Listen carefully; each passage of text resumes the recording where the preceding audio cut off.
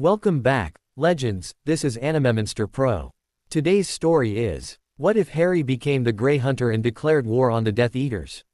Here's a quick glimpse. After watching his friends die one by one, Harry abandons mercy and embraces the Grey Path.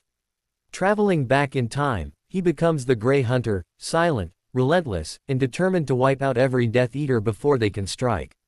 In a world where shadows choose sides, Harry becomes the one force Voldemort never prepared for. Before we dive in, if you enjoy powerful stories like this, make sure to subscribe to Animemonster Pro and share it with your friends. Now, let the story unfold. The doors to the large room swung open. A tall man in light gray robes with red and gold trim strode into the chamber. "Lord Protector," he called out, "they are here. The final fugitives have been apprehended hiding in Muggle Switzerland. They have been brought here and they are awaiting your judgment in the side chamber." The Lord Protector made no verbal acknowledgement of the announcement. He stood up from his chair, which was more of a throne in the middle of the large chamber lined with obsidian walls. The few magical lights around the hall caused an eerie glow as it reflected off of the shiny black walls. The Lord Protector moved slowly at first, stretching his long and powerful legs and arms as he strode up to the man who had interrupted his meditation. He looked at the tall man in front of him, with the dark hair, slightly rounded face which was marked with a scar across his right cheek. He gave the man the slightest of smiles. "So, we are done then, as soon as this is finished," said the Lord Protector, without any emotion in his voice. "Very well, then I suppose that I will need to appear at the ministry next week, as I had ordained." He walked towards the doors to the side chamber and called back to the other man. "I shouldn't be too long, Neville." The Lord Protector opened the doors before him with a wave of his hand and then he stepped into the room. He eyed the occupants who were all seated in a row of chairs. The group included 2 young boys, 2 young men and a young woman, in addition to another gentleman who appeared to be the patriarch of the group. The 6 individuals stared at the man who entered. He was wearing dark robes and dragon-hide boots. His long jet black hair was streaked with silver-gray strands, as was the goatee he wore. The tall dark-haired man just sneered at his captives. "You do understand why you are all here today, do you not?" asked the Lord who stood there, clearly a malevolent presence in front of them. The boys remained silent as they just stared at the man in front of them. The 2 young men, in who appeared to be near 30, glared at their captor. The Lord Protector only glanced at the 5 younger people briefly, and then his eyes settled on the older man, with thin hair that was starting to turn gray. He was a little overweight, which surprised the Lord as he took in the man's features. "So, Theo," he spoke with venom, "years on the run seem to have not been too unkind to you. I would have thought that you would have had to keep in better shape than this." "What would you know about this?" spat Theo, but he was cut off by a wandless silencing spell by the Lord. Now, chided the Lord Protector, almost mockingly, "let's have none of your previous vitriol. I had to listen to too much of that all those years in school from you and your junior Death Eater friends. Draco was the most irritating and vocal of your little group, but I heard all of your comments." The Lord paused for a moment as he walked over to stand in front of Theo. "You know, Theo, I am quite surprised. I am surprised that it was you and your family who were the last ones to be found and caught. I was sure that some other family would have eluded me much longer than you would. Avery and his family, I was sure they would have been harder to track down. Maybe it was simply because you just did a fairly good job of trying to remain quiet for the past 10 years. So, you have us now," sneered the captive Theo. "Are you going to hand us over to the Wizengamot? Send us to Azkaban?" The Lord Protector laughed. "My, Mr. Not, you have been on the run for a long time. I guess the news of our society and all of its changes has not reached you and your family while you have been away. Why is that? Could you not find a single issue of the Daily Prophet for over 20 years? Or have you been so far immersed in Muggle culture that you never came across a single magical publication? It's a shame really, that you have to learn now, and from me." The Lord Protector paused and spun in a circle on his heel, waving his arms about. "This beautiful castle, this dark fortress, this is Azkaban." He waited as his words sunk in. Then he glared at Theodore Nott. "This is my home, it has been for years. We have not needed to have a prison since I became Lord Protector and the Ministry of Magic gave me all power for being judge and jury for all crimes against the magical world. That is when I earned the title of Lord Protector. However, you need not worry about the Wizengamot. It was disbanded years ago, in favor of a more egalitarian type of rule. You would probably hate to hear about it, so I will tell you anyway. The ministry now has two governing bodies, a House of Lords and a House of Commons. We took the idea from Muggle England. Now that is a concept that must make your blood boil. It seemed to have a similar effect on many pure blood families. Well, to be fair, the ones that survived the change are able to continue with their aristocratic life, as all the heads of house of the old families still have their positions they hold by family title, but that is only half of the legislative body for the ministry. The House of Commons is the other and perhaps more powerful branch, where Muggle-born and half-bloods and other such magicals are elected to serve. Theo was in shock. He had heard rumors that there had been sweeping changes brought about by the Lord Protector. He had heard only bits and pieces of the news, but it had been years since he had any contact with his former friends from school. He was aware that those families were being wiped out. As he thought about this, he wondered, silently, how could the man in front of him could have become what he is. From the tales that his former allies had told him, this Lord Protector was as vicious as Voldemort had ever been.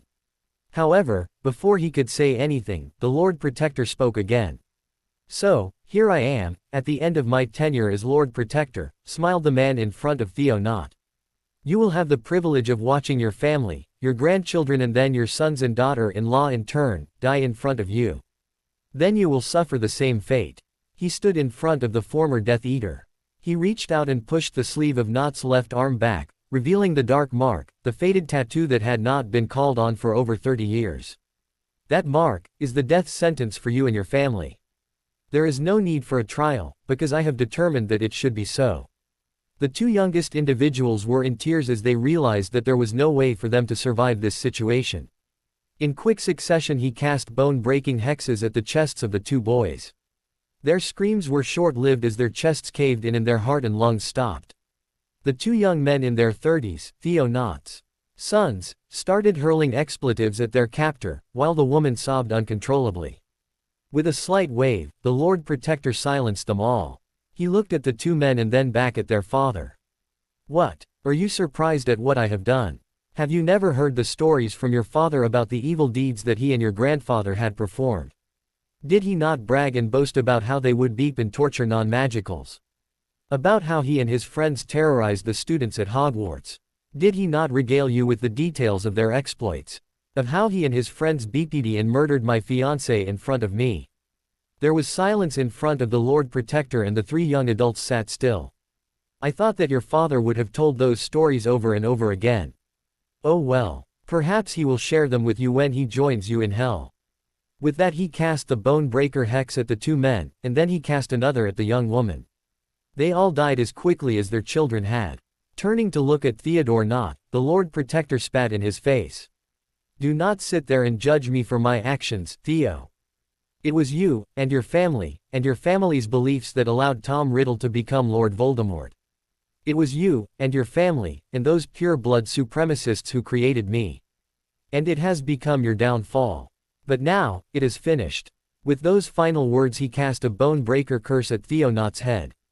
Then the Lord Protector turned and walked out of the side chamber and entered his main hall. Neville Longbottom was waiting for him.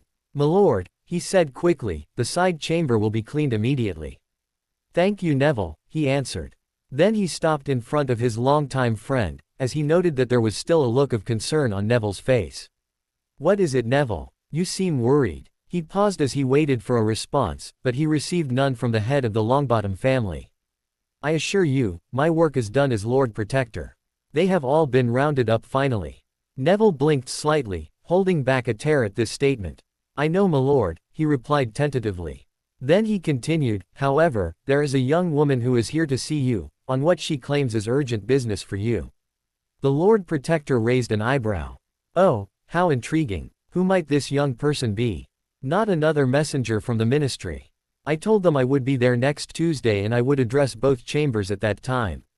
She stated that she is from the Department of Mysteries, my lord, said Neville, who was a little nervous as he remembered the last time he had personally been to that department at the Ministry of Magic, at the end of his 5th year at Hogwarts. A brightness filled the eyes of the Lord Protector. A mystery from the Department of Mysteries, this sounds like it could be fun. Very well, my lord, answered Neville, I will have her sent in shortly. Thank you, Neville, replied the Lord Protector.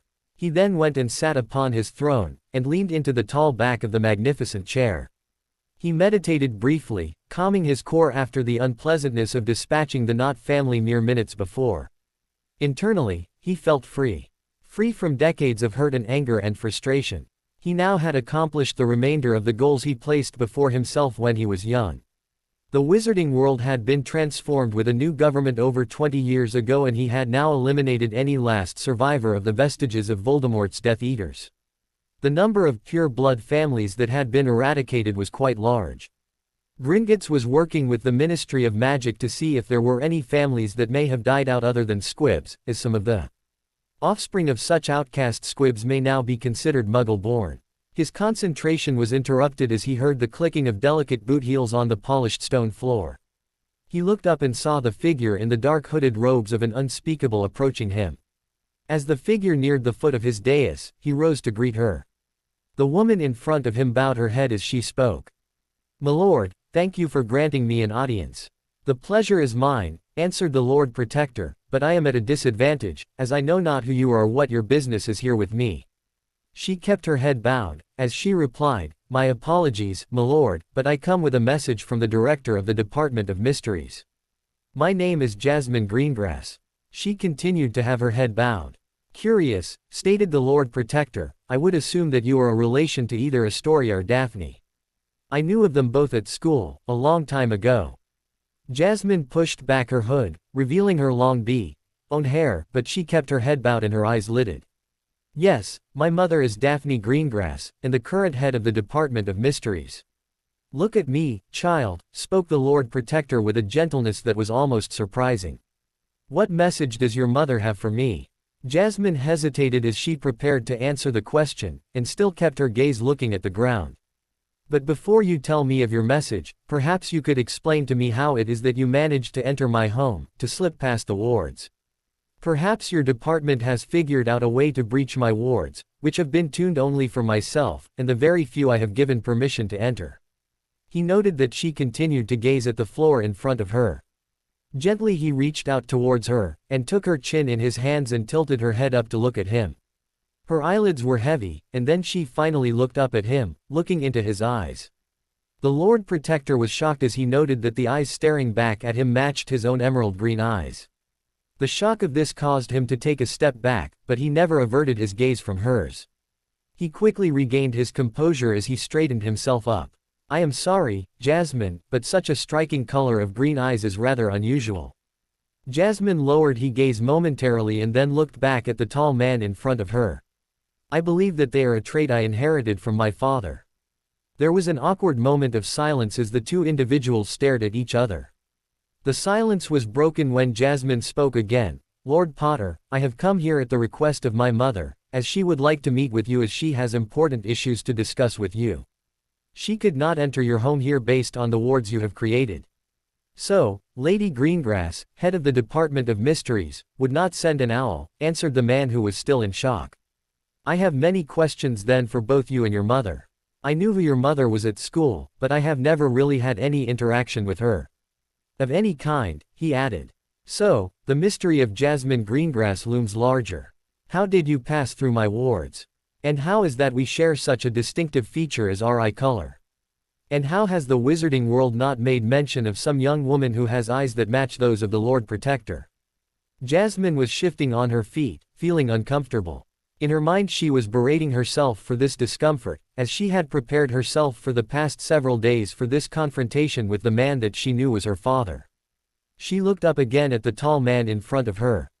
My mother, the Lady Greengrass, and head of the Department of Mysteries would like to meet with you so as to discuss a unique proposition as well as afford you the opportunity to ask of her any and all questions which you may have, considering the awkwardness of the situation which you currently find yourself in.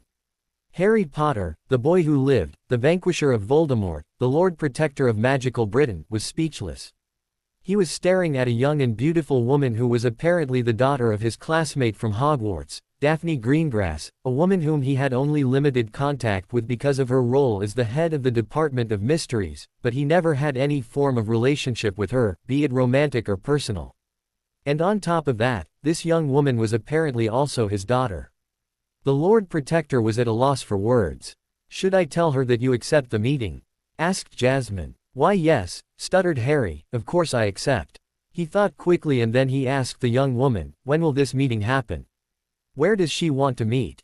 Jasmine pulled out an envelope from within her robes and handed it to Lord Potter. As he grasped the envelope, she turned and started to walk away towards the entrance doors. Harry called after her, "Jasmine, will you be joining us?"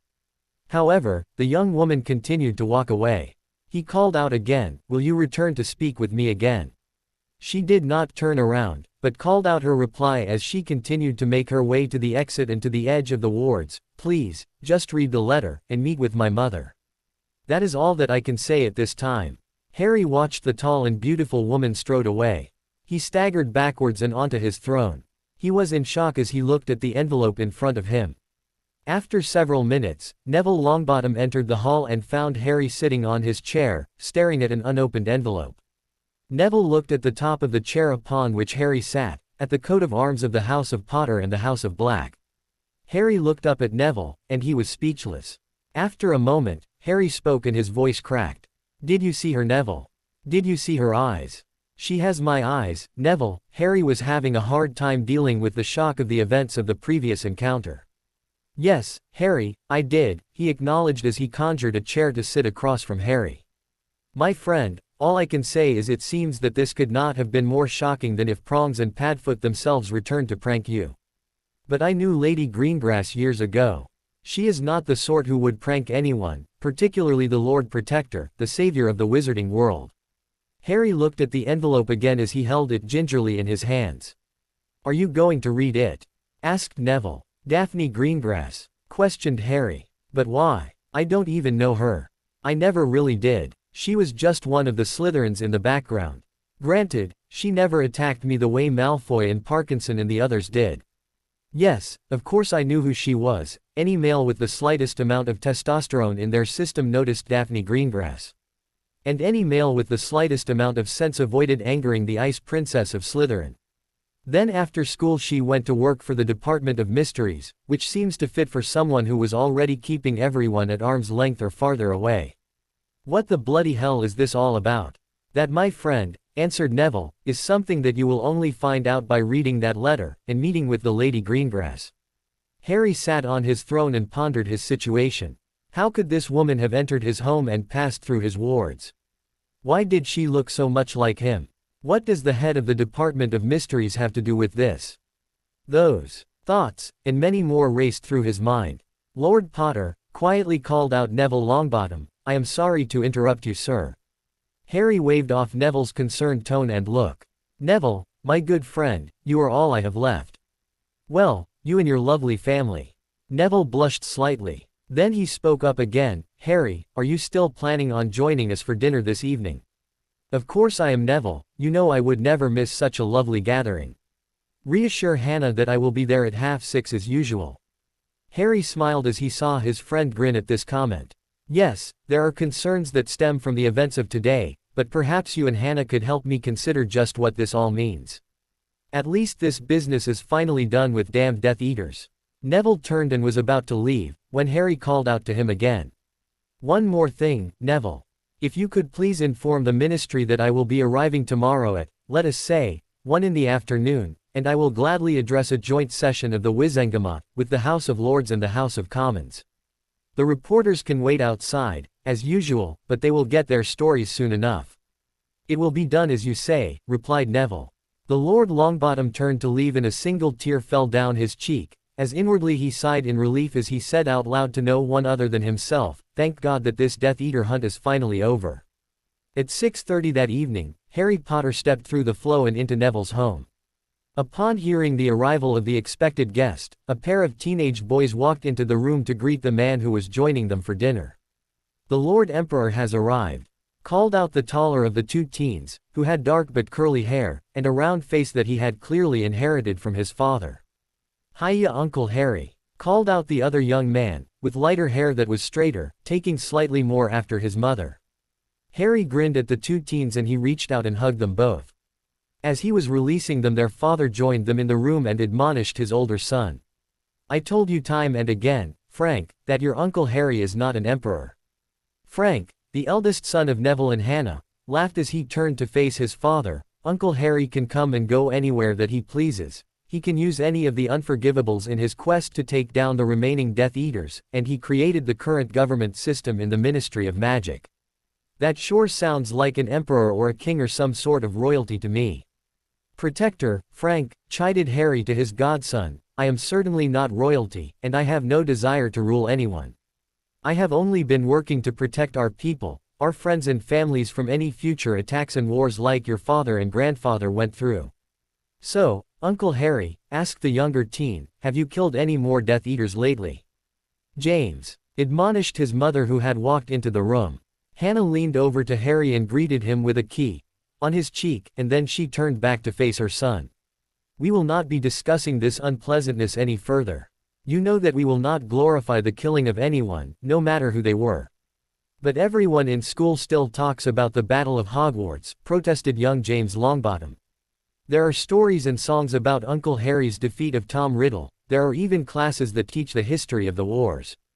Harry sighed as he recalled the events of the war and the atrocities that continued for years afterwards. "James, Frank," Harry spoke to them softly, "your mother is right. We should not be making light of any of these events, and especially not of the actions I have undertaken on behalf of all witches and wizards in our land. It was a necessary evil, or at least a deed that needed to be done." Hannah gasped at Harry's words. "Was a deed that needed to be done? Does that mean you have finally finished it? You've really tracked down the last Death Eater?" Harry nodded solemnly. Neville then added with pride, "The Lord Protector apparently will be making his final appearance in front of both houses of the Wizengamot tomorrow. Just as he swore to do when he took on this role." Hannah gave Harry a hug that reminded him of the ones he used to get from Hermione. He quickly forced that thought away from the front of his mind. "Yes, Hannah, I am done." He gently removed her arms from around him.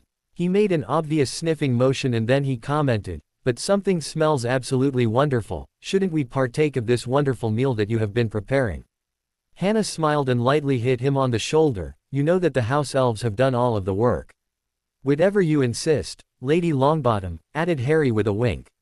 Then he turned to the two Longbottom teens. "So, why are you here tonight? Shouldn't you two be at school?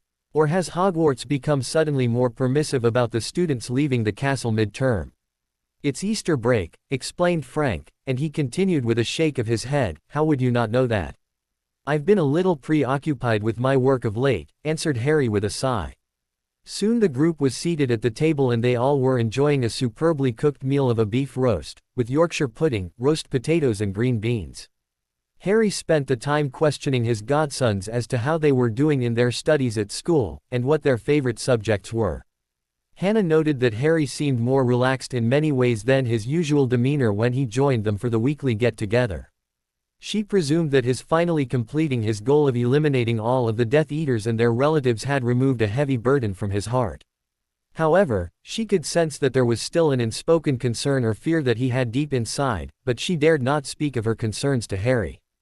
Hannah contemplated asking her husband later after their guest had left if there was something else that might still be bothering Harry. As she paid only partial attention to her son's tales of their exploits at Hogwarts, she wondered if Harry's hidden melancholy might just be due to the incredible losses of so many friends and loved ones, the very events that drove him to take on the task of the Lord Protector. Suddenly, her attention was drawn to a question that seemed to startle Harry, and the table was now surrounded in silence. Hannah's mind quickly replayed the question that Frank had asked. "Just how did you track down all of those Death Eaters?" Hannah's face became a mask of concern and worry. No one had ever asked Harry, the Lord Protector, just how he managed to track down all the Death Eaters. There were rumors of course, and she had heard many different explanations, but she chose to ignore every one of them. Harry sat there in a stunned silence, contemplating the question before him. At the same time, Neville's face went pale. "I went to speak with someone at the Department of Mysteries, after the Death Eaters had captured me that time," said Harry softly, trying to remember exactly what happened. His features tightened as he struggled to remember what exactly he did do. Harry looked over to his friend Neville, and he let out a little laugh that was disconcerting to those who were gathered around the dinner table. I'm not sure why I am having a hard time remembering this, Nev. Was it Daphne Greengrass who was working there? That day I went to speak with someone on this issue of how to track the Death Eaters. Neville avoided looking Harry in the eyes as he responded dully, I think that is who you told me you originally met with at that time. Odd that I would have trouble recalling that detail, commented Harry. Hannah spoke up, but that was right after they. Hannah's voice trailed off as she realized what she was about to say, and she was worried about bringing up any painful memories for Harry. Harry looked at her as his eyes watered slightly. Yes, Hannah, it was shortly after they did that to Ginny. And they had already gotten to Hermione and Ron by that time. The teenaged sons of Hannah and Neville were feeling uneasy as they had heard only limited stories of their father and Uncle Harry's close friends who were hunted down by the Death Eaters.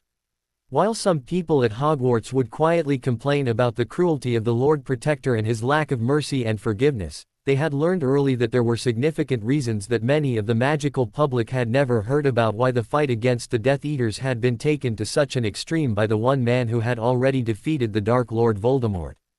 Neville tried to change the subject. Have you set a time to meet with Daphne after the request you received today? Hannah's eyebrows rose as she heard Neville's question. Harry shook off his own confusion, and then answered his friend, let her know that I will meet with her directly after I address the Wizengamot and the House of Peers. Harry then turned to Hannah, thank you once again for a lovely meal, however, I have an ever-expanding agenda for tomorrow and a speech to prepare, so I will need to return to my home for the evening. Hannah smiled and let Harry know she understood. She stood up from the table and hugged him gently as he arose and then turned to head for the flow in the other room. Harry quickly exited from Longbottom Manor. Hannah eyed her husband closely, obviously something else happened today, which neither of you spoke about. Neville nodded silently in reply. Then he reminded his sons that they had homework they needed to get started on while they were home on break. After the teenagers left the room, Hannah turned back to her husband. You know something more about this whole Department of Mysteries thing that Harry seems to be having trouble remembering, don't you? Her words were clearly a statement and not a question. Neville closed his eyes slightly and after letting out a deep breath he simply replied, I am bound by an oath to not say anything further at this time. Please, let it go for now, hopefully soon more will be understood. Harry will need to learn the truth that he has forgotten, and he will learn it soon. Neville then turned and walked to his own private study to retreat to the solitude of his own memories. Harry returned to his stark stone mansion on the island that used to be the home to the prison Azkaban. He strode into his private quarters and tossed his robes to the side as he threw himself onto his bed, holding his head as he tried to figure out just what was happening.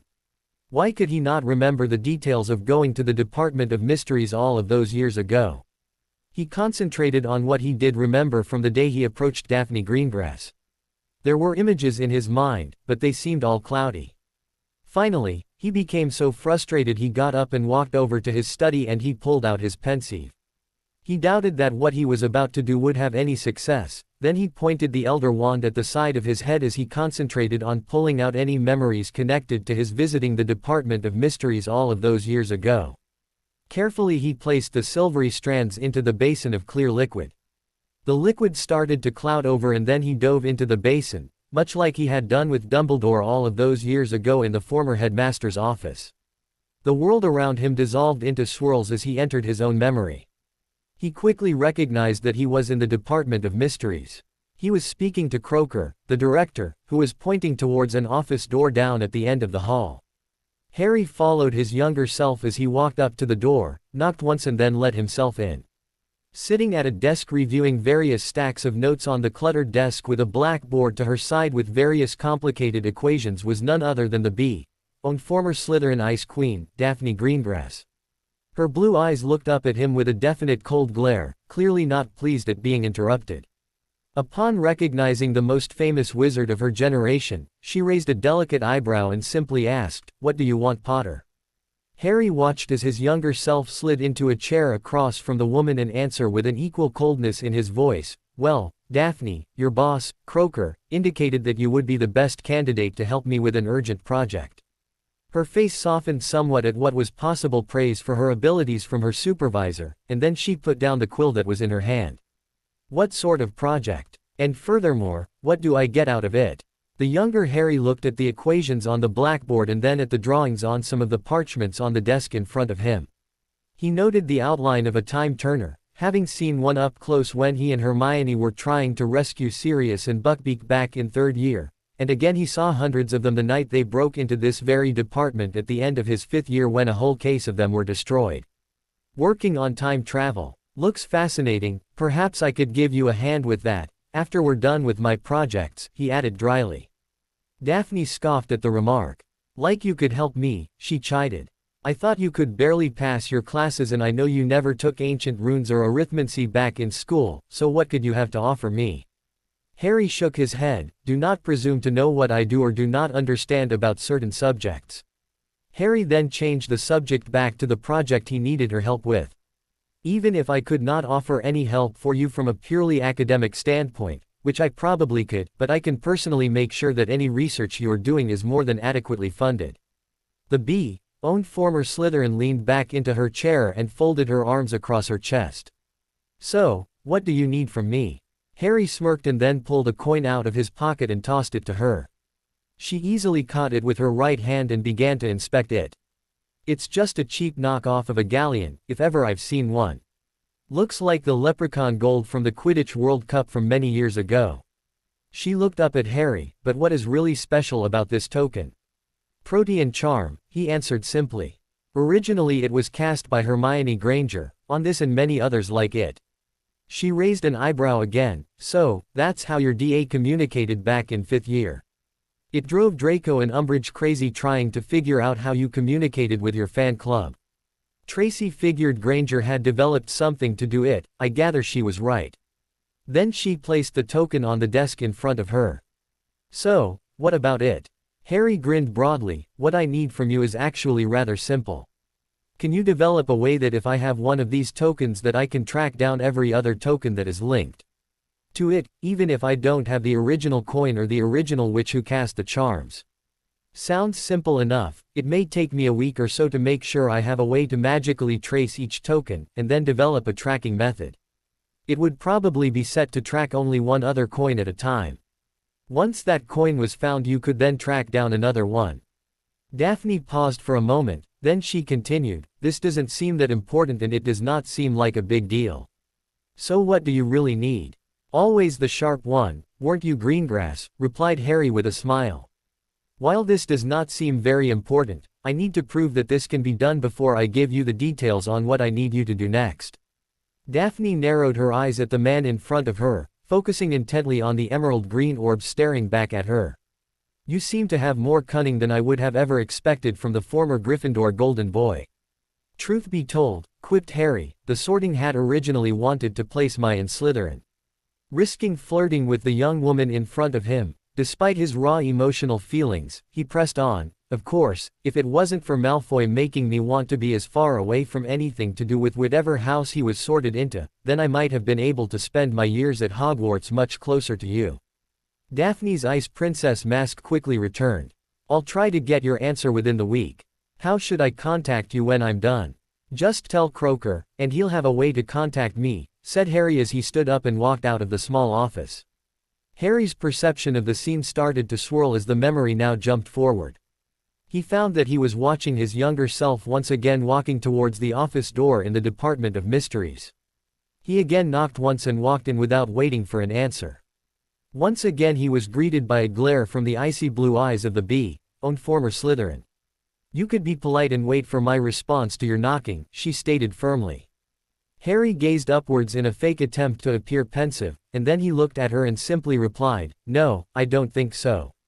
What if I was busy doing something important when you just barged in? She demanded. Harry sat himself in the chair opposite her desk as he smirked back at her. The only important thing that you could be working on right now is my little project. Daphne was clearly about to make a retort to his comment when he cut her off. Right now I am funding all of your projects, so you can at least humor me with this. She started to visibly relax and he then continued. I understand that you have made progress with the Protean Charm Tracker. Daphne smirked back at him. Progress. I have been able to identify several of these coins here in this building, as I presume that Ernie Macmillan, currently working in the improper use of magic office, was in the DA, as he has one of the coins on him. He always has it with him, even all of these years after the war. Also, Michael Corner, who works on making potions for the DMLE, he also has one of these coins. I also tracked one down to a shop in Diagon Alley. Harry cut her off at that point. Thank you, Daphne, you have done most excellent work for me. I am sure there is but, coming along here now, interrupted Daphne. She noted that Harry seemed to be a little emotional at this point and not filled with the previous bravado as when he first walked into her office today or the previous week. Harry opened his mouth to say something, but quickly turned away from her. After a moment of collecting himself, he turned back to face the woman in front of him. My apologies, Greengrass, but this is very important to me, and to the rest of our world. I think before we continue I need to know that I can trust you, that you can fully support me in what I need to do, that you will help me accomplish everything that I need to set out to do. Daphne could sense the sincerity and the raw emotion in Harry's voice. She knew very little about the young man sitting across from her other than what she had read in the paper. Of course, everyone knew how he ended the war by defeating Voldemort back in May of 1998, but there was so much more. Specifically, the incredible stories of how Death Eaters were still active and causing terror. It was only last month that she read that Potter had somehow single-handedly escaped from being captured by Death Eaters and how friends of his, even his fiancée, had been murdered. She calmly asked him what it was that he needed to do. It is more than apparent that tracking down old coins that Granger made back when we were students is not what you need me for. Harry rubbed his hand through his shaggy black hair that was already a couple of inches longer than he had ever worn it back when they were in school. How about I tell you more about this over dinner tonight, he suggested. Daphne thought for a minute, considering how forward the request was, but she could hear the heartfelt concern he had in his voice as he broached the subject. She realized that Harry Potter was not just a glory-seeking prat as Malfoy used to claim, but a caring young man who had suffered repeatedly throughout his life. Sure, that sounds great, she answered with a genuine smile. The memory dissolved suddenly and Harry once again saw his younger self walking down the hallway towards the office door, towards Greengrass' office. He really wanted to remember what happened that night at dinner, but this was not that memory. The time was apparently some time after the last memory, as Harry noted that his younger self had a short growth of a scruffy beard. He was also carrying some sort of canvas bag, large enough to carry a broom or Quidditch gear. The younger, scruffier Harry Potter again knocked once on the door to the office and entered immediately. "What have I told you about knocking and entering?"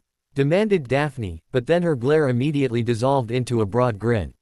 "What? Am I really supposed to worry I am going to walk in on you with some bloke if I enter unannounced? You may have been the Ice Princess, but your hard exterior has already melted." He grinned back at her.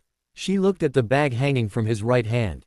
"What is that?" she asked, as a shiver ran through her as she started to figure out what he had brought to her. Harry cast a charm across her desk to protect the parchments and stacks of folders she had been working on. Then he lifted the bag and dumped the contents out. An arm, a single left arm from some unfortunate person, was unceremoniously dropped on top of her desk, or more specifically onto the shield protecting her desk. Daphne shrieked in surprise. She stopped the bile from her stomach from arising all the way to her mouth. Covering her mouth to prevent any further possible reactions, she screamed at Harry. "What the hell is that?" she demanded. "That," said Harry simply but with clear pride in his voice, "that was the left arm of a Death Eater. He really won't be having any use for it anymore, as the rest of this Death Eater is no longer alive. But what is most important is the tattoo on the forearm."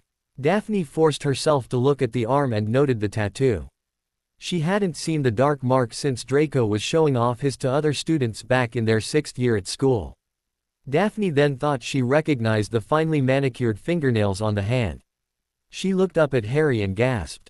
"You killed Draco." "Actually, no, I didn't," said Harry calmly. "I had found him, and he was with several other Death Eaters at the time. They had heard what I said about hunting down Death Eaters several weeks ago at the Wizengamot meeting. When I walked into the pub where this group was, Draco saw me and came to speak to me. The Death Eaters there thought Draco was betraying them and they killed him with an Avada Kedavra from behind. They then sent various curses around the pub, causing the place to explode around us as they apparated away. I left with Draco's body, leaving it with the DMLE, but keeping the left arm for my own needs. Daphne was pale as she listened to Harry's story. So, he has the dark mark. It is partially based on a protean charm. I saw Tom Riddle use the dark mark on his followers to summon them to his side. What I need is a way to track Death Eaters through the dark mark. Daphne nodded silently, trying not to vomit as the sight of her former housemate's arm on her desk was more than a little disconcerting. Daphne, spoke Harry as reassuringly as he possibly could, I will personally make sure that no one will ever know that you have helped me with this. And as I promised, as soon as this is done I will support you in finishing your other project. Daphne looked over her shoulder at the canisters on the counter that contained the sands of time that had been released from the hundreds of destroyed time turners from the events of the attacks in the Department of Mysteries in 1996. She looked back at Harry and then down at the arm on her desk. I can do this, she muttered quietly. She looked back up at Harry and gave him a half smile. I can do this, she said with a little more conviction. The image of the memory started to become foggy and Harry found himself back in his study. Bloody hell, was all he could manage to say. Once I finish with my speech to the Ministry of Magic, Daphne is going to kill me when I see her, and I still don't remember anything beyond what I just saw. Harry let his head fall onto his desk, realizing that tomorrow would come all too soon. Harry awoke in the morning, having slept poorly as his dreams kept showing him the memories he had unlocked the night before. He had determined that the events must have occurred shortly after he had escaped from the Death Eaters that had ambushed him. Not just him, but Ginny as well. The memory of that ordeal was still painful more than 20 years later. Finally he remembered that Jasmine had handed him an envelope that reportedly contained a letter from Daphne Greengrass. At least he now realized he knew her as more than just the current head of the Department of Mysteries, and apparently he had had a relationship with her. Harry cursed quietly as he was trying to remember more than the few memories he managed to pull out of his own mind the night before. Harry dragged himself out of bed and into his study as he decided to try and work out as much as he could about the situation. Sitting down at his desk he pulled out the envelope from Daphne. Dear Harry, I am sure that you must be wondering what is going on upon meeting Jasmine today. I do not have all of the answers to the questions you must be asking, but apparently we will be able to receive these answers together. I can tell you that I have raised Jasmine as my daughter since the day she was born. She has never known her father, and it is now clear that her father's identity had been obliterated from my mind from before she was born. Some event occurred earlier today that triggered a cascade of magical phenomena, including the unlocking of a few memories, and my receiving an anonymous letter explaining how you would need to be contacted. Right now I am struggling with old forgotten memories coming back into my mind, and all I know is that we really need to talk. Perhaps even as important as to the mystery that surrounds Jasmine is the mystery of a special project I had been working on, apparently with your help, some 20 years ago. The project was a success, but the knowledge of this project has been long hidden, and only today has it become apparent to me the magnitude of this project. For your sake, for my sake, for Jasmine's sake, for sake of the magical world, we do need to meet. The sooner the better. Daphne Greengrass. Harry read the letter over several times. He could only assume that the project she mentioned in the letter may very well be the same project that was alluded to in his newly recovered memories. What had she been working on, he wondered. He closed his eyes and tried to remember everything he saw in the memory, the notes on the desk, and the equations on the blackboard. Then he remembered the comments about the time turners. He reconsidered the equations on the board. He had studied arithmancy upon enrolling in Auror training, as he needed to understand how to research and identify curses, and he also needed to learn curse and ward breaking. Harry's critical thinking and reasoning skills had been sharpened by his work as an Auror, and even more so over the 20 years he had been hunting down every last Death Eater. It was suddenly clear to him that Daphne must have been working on a means for time travel. Somehow, she must have been successful. Harry tossed the letter on his desk, and he was grateful that his meeting with the head of the Department of Mysteries was already arranged to happen after he addressed the joint houses that made up the current Wizengama. He only wished that the meeting could happen sooner. As he contemplated this, he further reasoned that perhaps it would be best to meet with Daphne after his meeting was done and hopefully solve more of the mysteries that were surrounding the recent events. Harry then pulled out the roll of parchment that he had been using to prepare his speech to the two houses of the Wizengamot. He had actually written the majority of the speech several years ago, as he had been planning for this day for quite some time. He had hoped that he would have been doing this long before this day, but as the number of Death Eaters dwindled, they actually did learn to make his job that much more difficult to complete. Harry finished scanning his prepared speech, and then he crumpled up the parchment and tossed it away, deciding that he would at least stick to the basic outline he had drafted, and just speak on the fly as it were. He then went to go and prepare himself for the day that was ahead of him. He shaved his cheeks and trimmed his goatee, mentally telling himself that he was doing this more for Daphne than for the Wizengamot. Neville arrived at the Great Hall of what was now the palace for the Lord Protector and what was once an infamous prison. As was his custom, he walked up to the middle of the room and silently waited in front of the dais for his closest friend. As he waited patiently for the Lord Protector, he let his eyes wander and examine the ceiling in the large room. He wondered how the room could actually have any warmth in it at all, considering its location on a rocky island in the North Sea and no obvious source of heat. Neville's thoughts wandered as he considered how Harry had grown to be so much like the home he had created, having a hard and cold exterior which hid a warm interior that only a select few would ever be allowed to see. "What are you thinking about?" questioned Harry as he surprised his friend and aide when he approached silently from behind. Neville jumped slightly. "Bloody hell, would you stop sneaking up on me like that?" "Sorry mate," came Harry's half-hearted reply. Then he asked again, "So what had you so preoccupied that you couldn't hear my approach?" Neville quickly dismissed the notion of telling Harry what his actual thoughts were, and he knew Harry well enough that he would not use legilimency on him, so he answered with a partial truth. "I was thinking about your home, this palace," as he again searched the dark ceiling with his eyes. Then he turned to face his friend once more, "And I wondered if you would continue to live here, now that your mission, your job, is coming to an end." Harry turned his eyes to search the ceiling as Neville had done, and then he looked back at his friend and studied his eyes and his face more closely before he finally added, "It's hard to say, I am not sure just where things will lead after I address the ministry." Neville smiled. "It's more like that you have no idea where things will go after you meet with the director of the Department of Mysteries." Harry's gaze scrutinized Neville upon hearing his quip, and he wondered to himself just how much Neville really did know. Harry dismissed any further thoughts on that subject as he quickly reasoned that Neville was the one person whom he still trusted completely. "Well my friend, let us be off then," said Harry as he led the way to his fireplace, which had a direct connection to the ministry.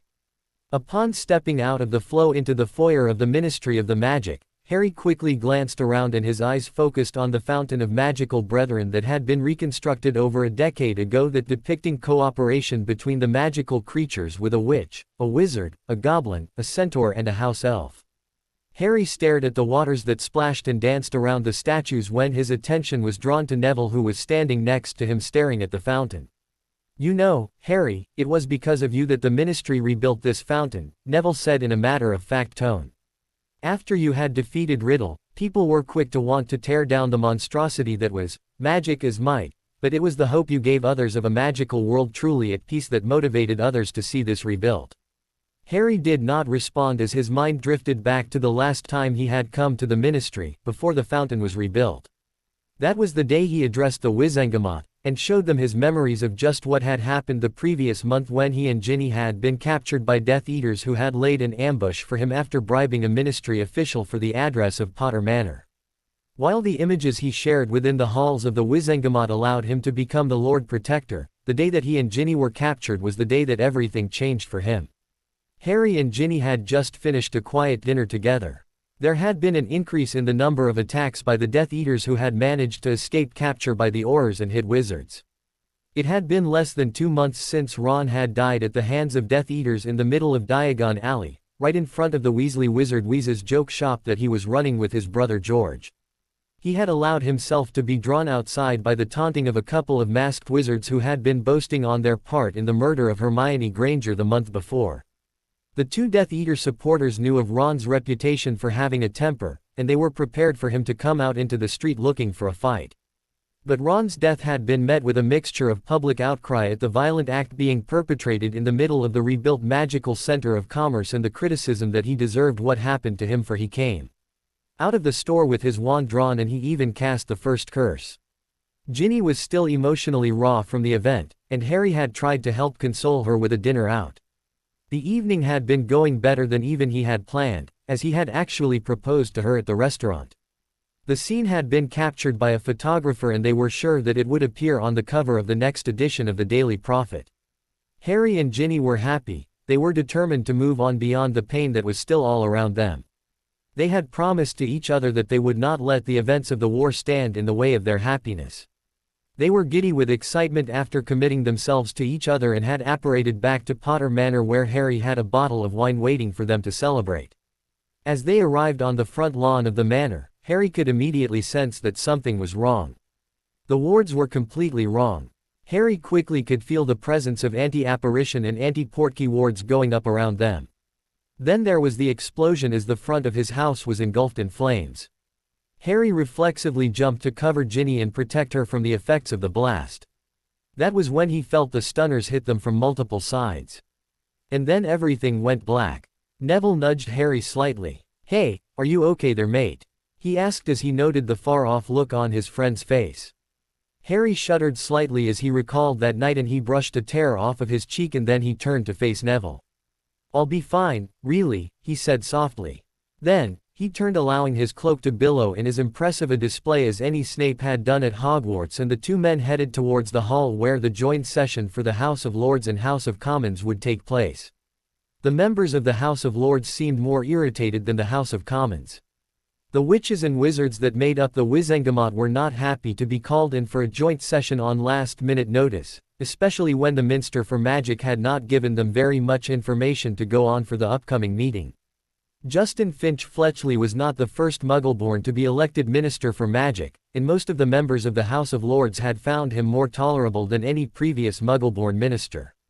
The House of Commons found him about as effective as any of the previous ministers.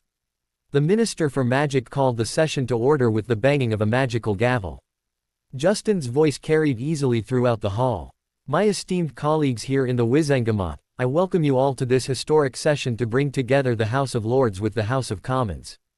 About 20 years ago, when the current system for the Wizengamot was formed, the august body agreed to give special rights and powers to one individual, the Lord Protector for Magical Britain. The Lord Protector made an oath at that time that he would only use those rights and powers for one purpose, and upon completion of that mission, he would return to this body, and proclaim his work to be completed and relinquish the rights and powers that he has been granted. While I was a newly elected representative in the House of Commons on that day, I still remember the reaction of our fellow witches and wizards upon hearing the news of the appointment of Lord Harry James Potter as the Lord Protector. Some decried him as a despot, working to become the next Dark Lord.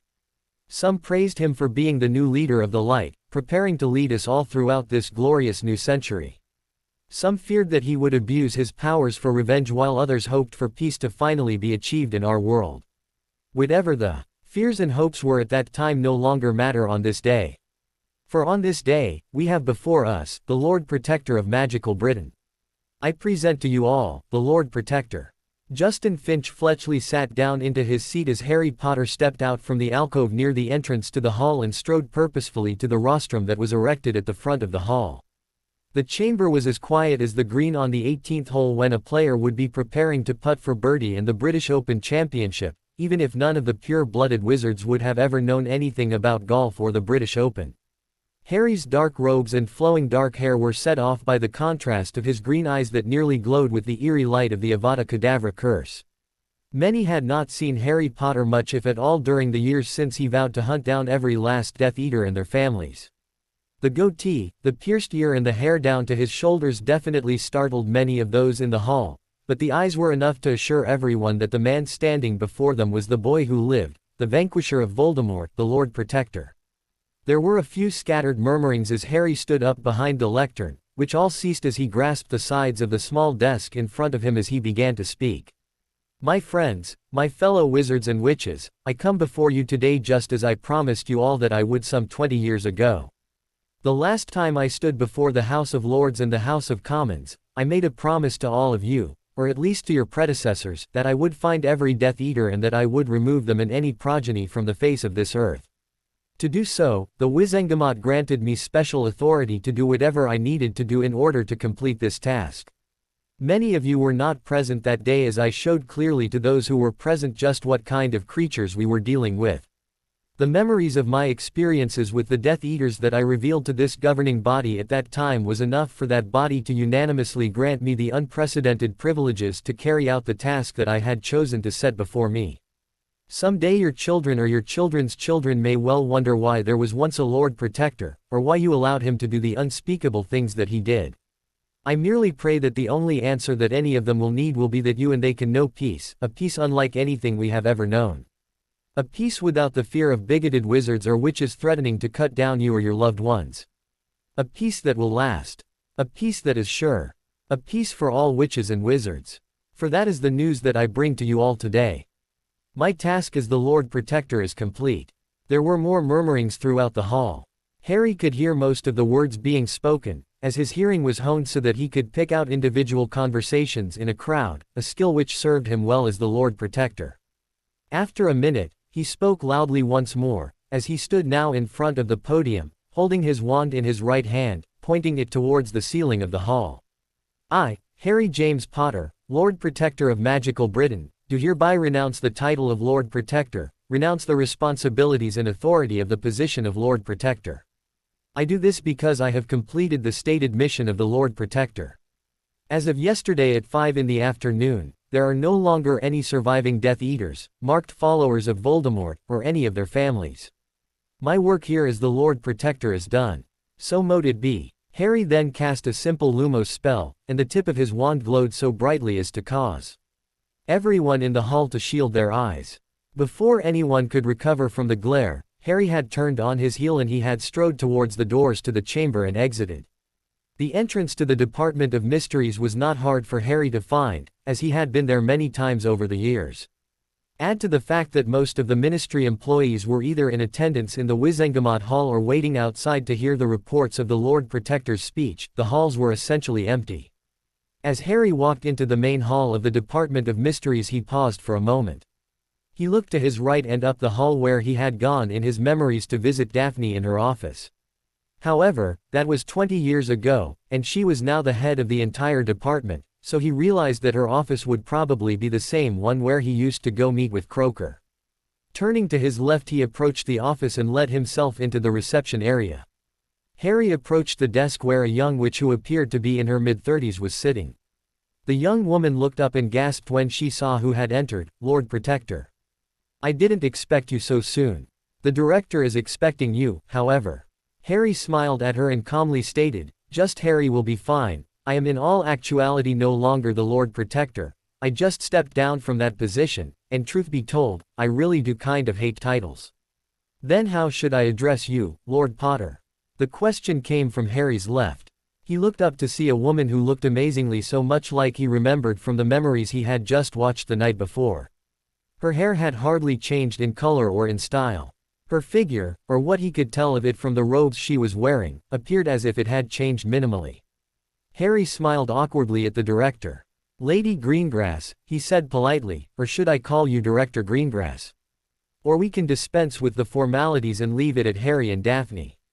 Harry noted a smile start to appear on her lips, which she quickly covered with the stern mask he remembered had earned her the nickname of the Ice Queen of Slytherin all of those years ago at school. "Well then, Harry, we do have some important issues to discuss." She then turned to her receptionist. "Elizabeth, I will be busy for the remainder of the day, and I will not tolerate any interruptions this afternoon, so, if you would be so kind as to make sure that we are not disturbed, then I would be ever so appreciative." With a flash of a smile, Daphne then turned and walked back into her office, pausing only at her door to make sure that Harry was still following her. Harry stepped into the office and immediately looked around to inspect the decor. It had changed somewhat since the times that he met with Croaker all of those years ago, and he felt that the green and silver motif suited Daphne quite well. He walked over to a small table in the corner that had two cushioned chairs on either side, and he sat himself down and waited for Daphne to join him. She walked across the office and sat down facing him, and the two sat there in silence for a minute. The silence was broken as Daphne finally muttered, "Damn it all." She startled Harry slightly as she quickly stood up, leaned across the table, and pulled Harry to her and gave him a searing kiss on his lips.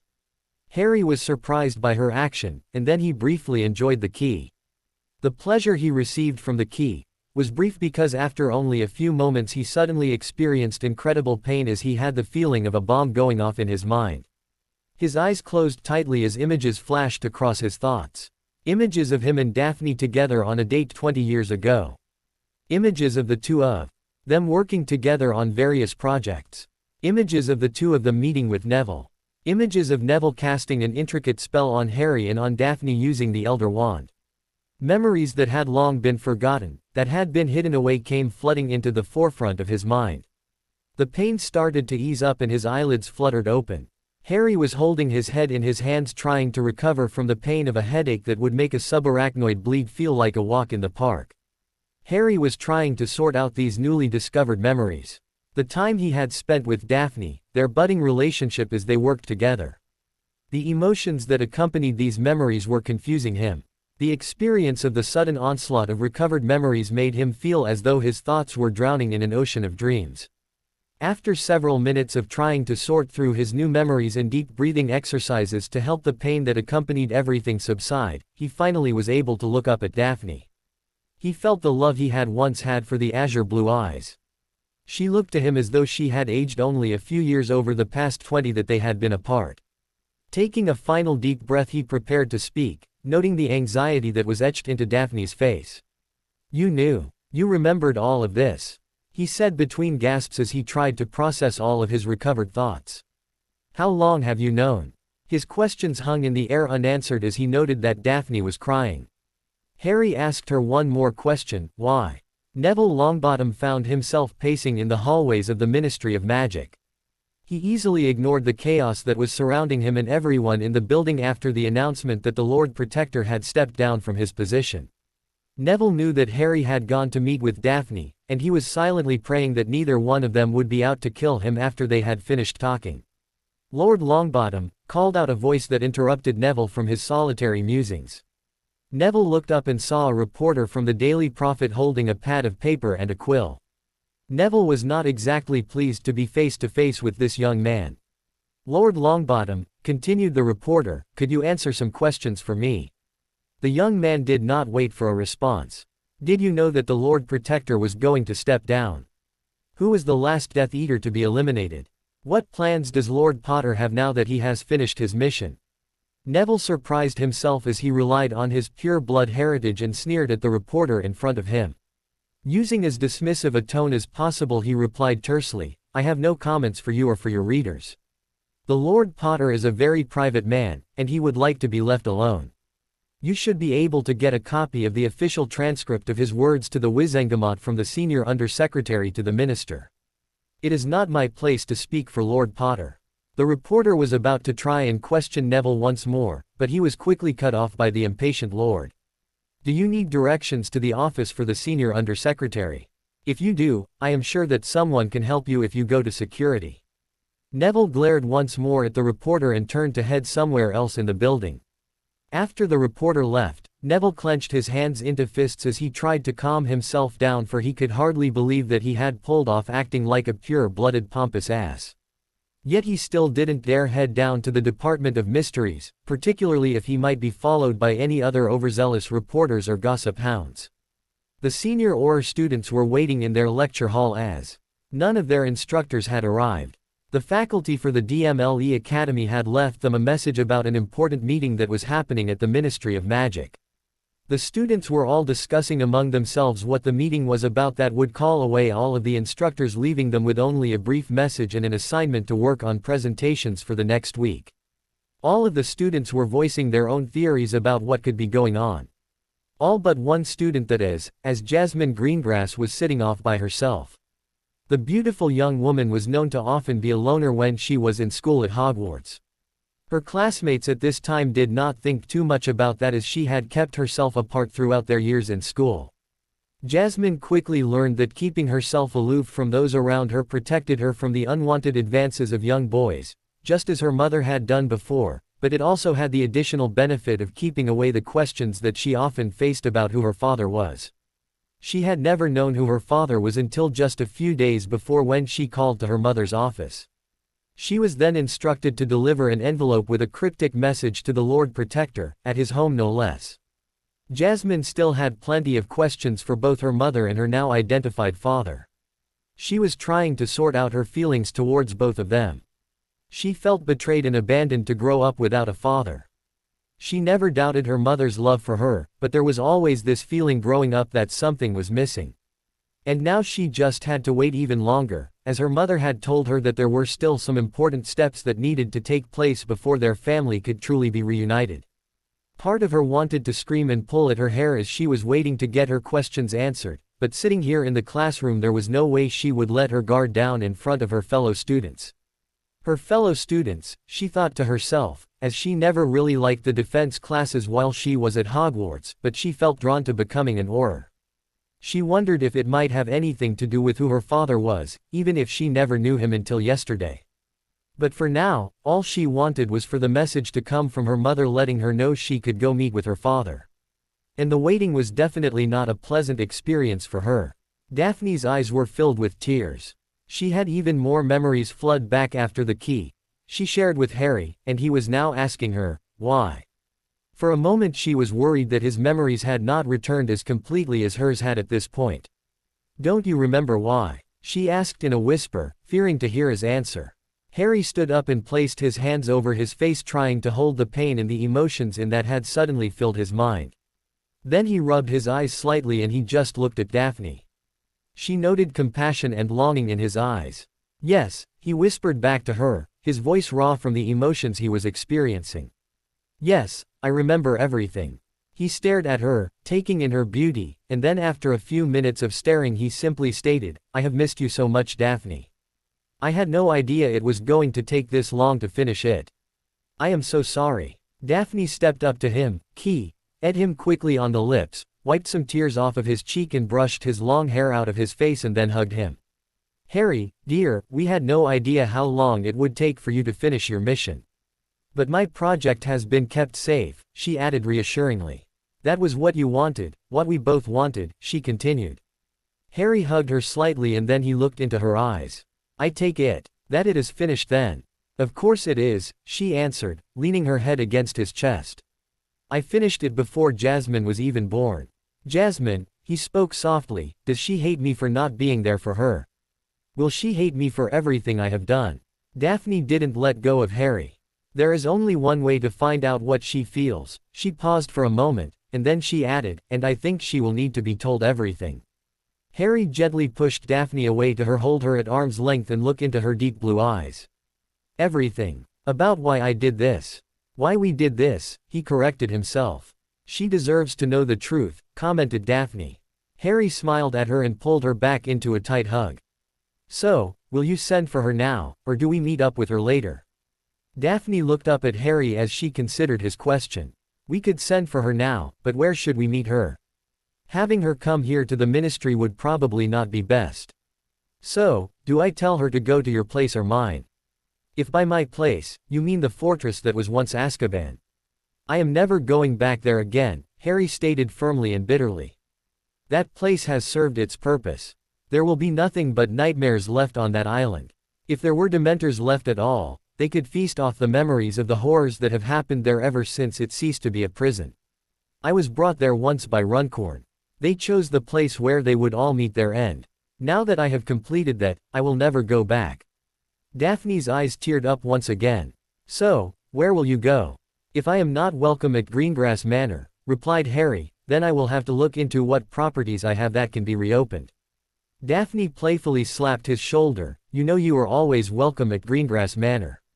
She looked up at him and at him once more. After breaking off the key, Harry suggested that they tell Jasmine to meet them there. Then he added, Daphne, my love, I think we really need to consider having Neville over. We need to thank him for all that he has done. And he kept it all secret even from Hannah and their boys. Daphne frowned slightly at Harry's comments. Harry, we just found our memories, we have found each other after 20 years. I think we need time together, as a family. I know Neville is important to you, well, to us actually. Perhaps we should wait a day or two before inviting them over. Harry nodded in agreement. You have a valid point. So, why don't you send a message to Jasmine, and then we'll plan to meet at Greengrass Manor for supper.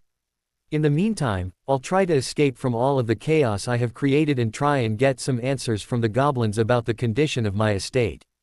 It's been years since I even considered going to one of my properties. Daphne smirked at him. This is the Department of Mysteries and I am the head. I think we can arrange for you to avoid the crowds upstairs. Harry stepped through the flow from Department of Mysteries into Daphne's home. He took a brief look around and then grabbed some flow powder and tossed it into the flames as he called out, Diagon Alley, as he stepped back into the flow.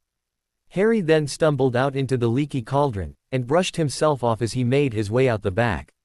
As it was mid-afternoon there were few patrons in the well-known magical pub and he quickly exited before anyone of the guests noted who had just passed Trough. Harry let out a brief sigh of relief as he had managed to make the first part of his journey without any difficulty, and he hoped he could make it the short walk down the alley to Gringotts Bank before too many people recognized him.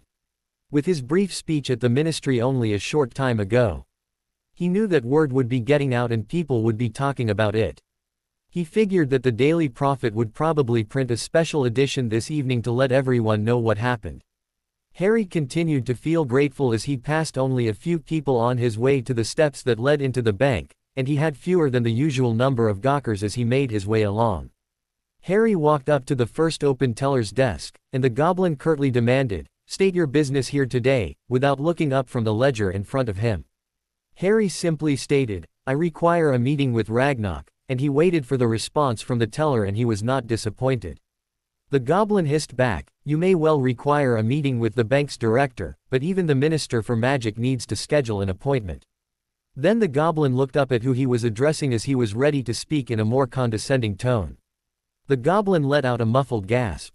"My apologies, Lord Protector, I will notify the director at once." The short creature hopped off of his stool and ambled as quickly as he could to the area behind the teller's desk.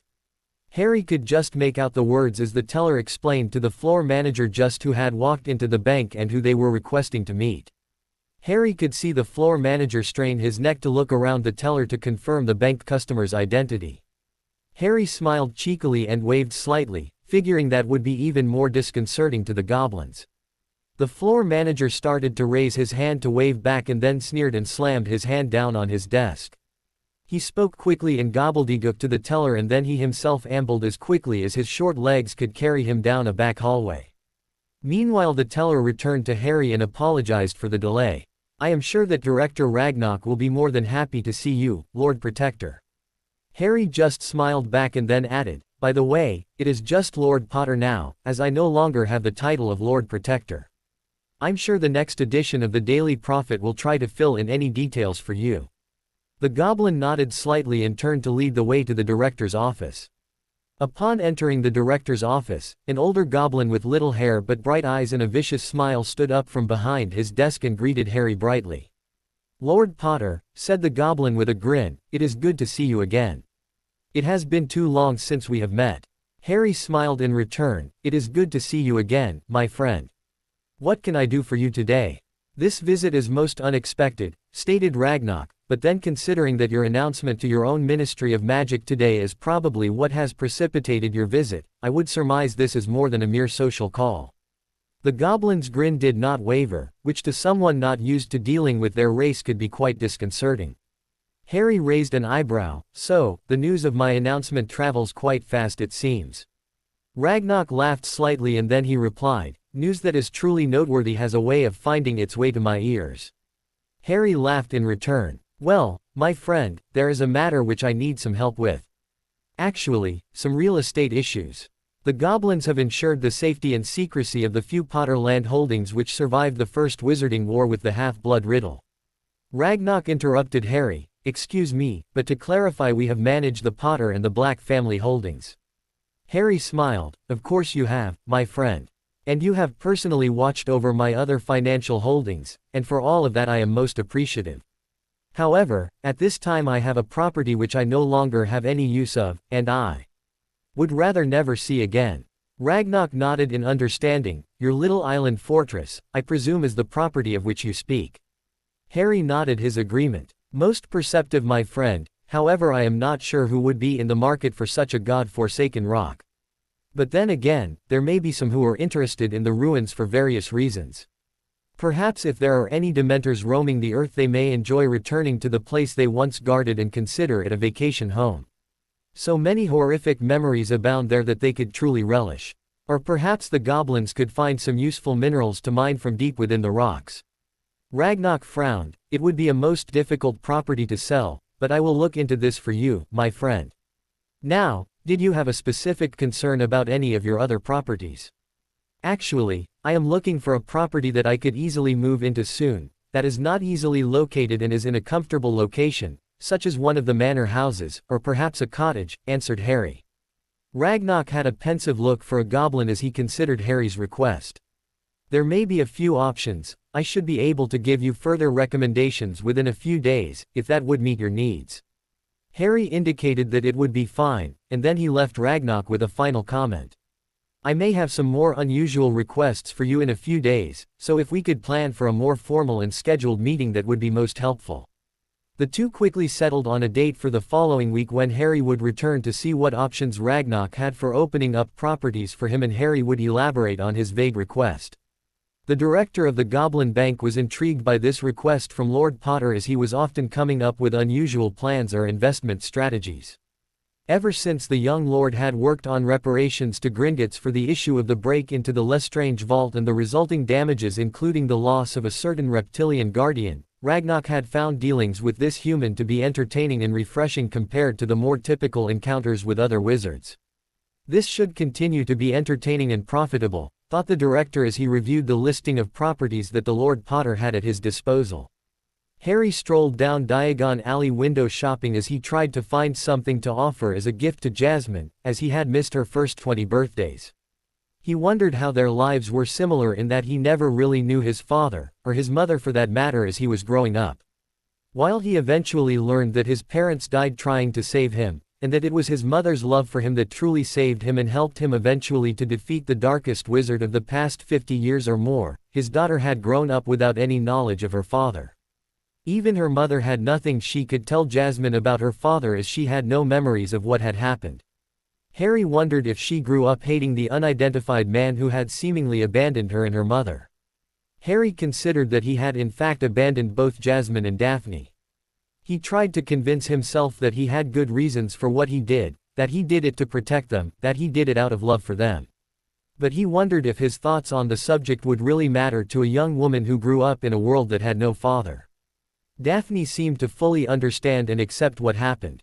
At first Harry was surprised by her reactions, but as it became clear as their memories were returned, Daphne was involved in making the decision to do exactly what they did.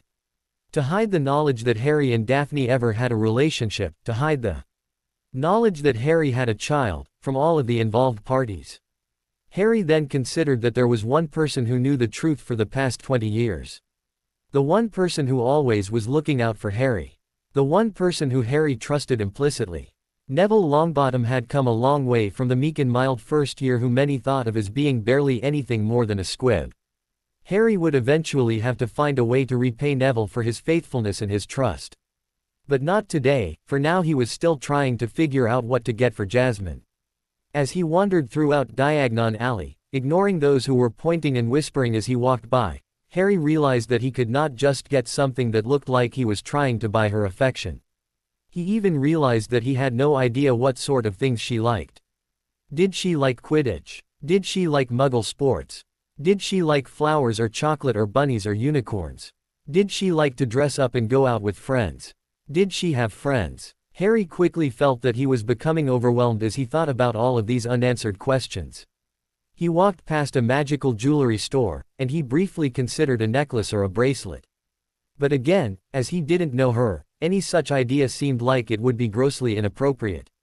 Harry continued down the alley, quickly passing Weasley Wizard Wheezes, which looked to be as successful as ever, and again woefully inappropriate for a gift for a 20-year-old daughter whom he had never truly met.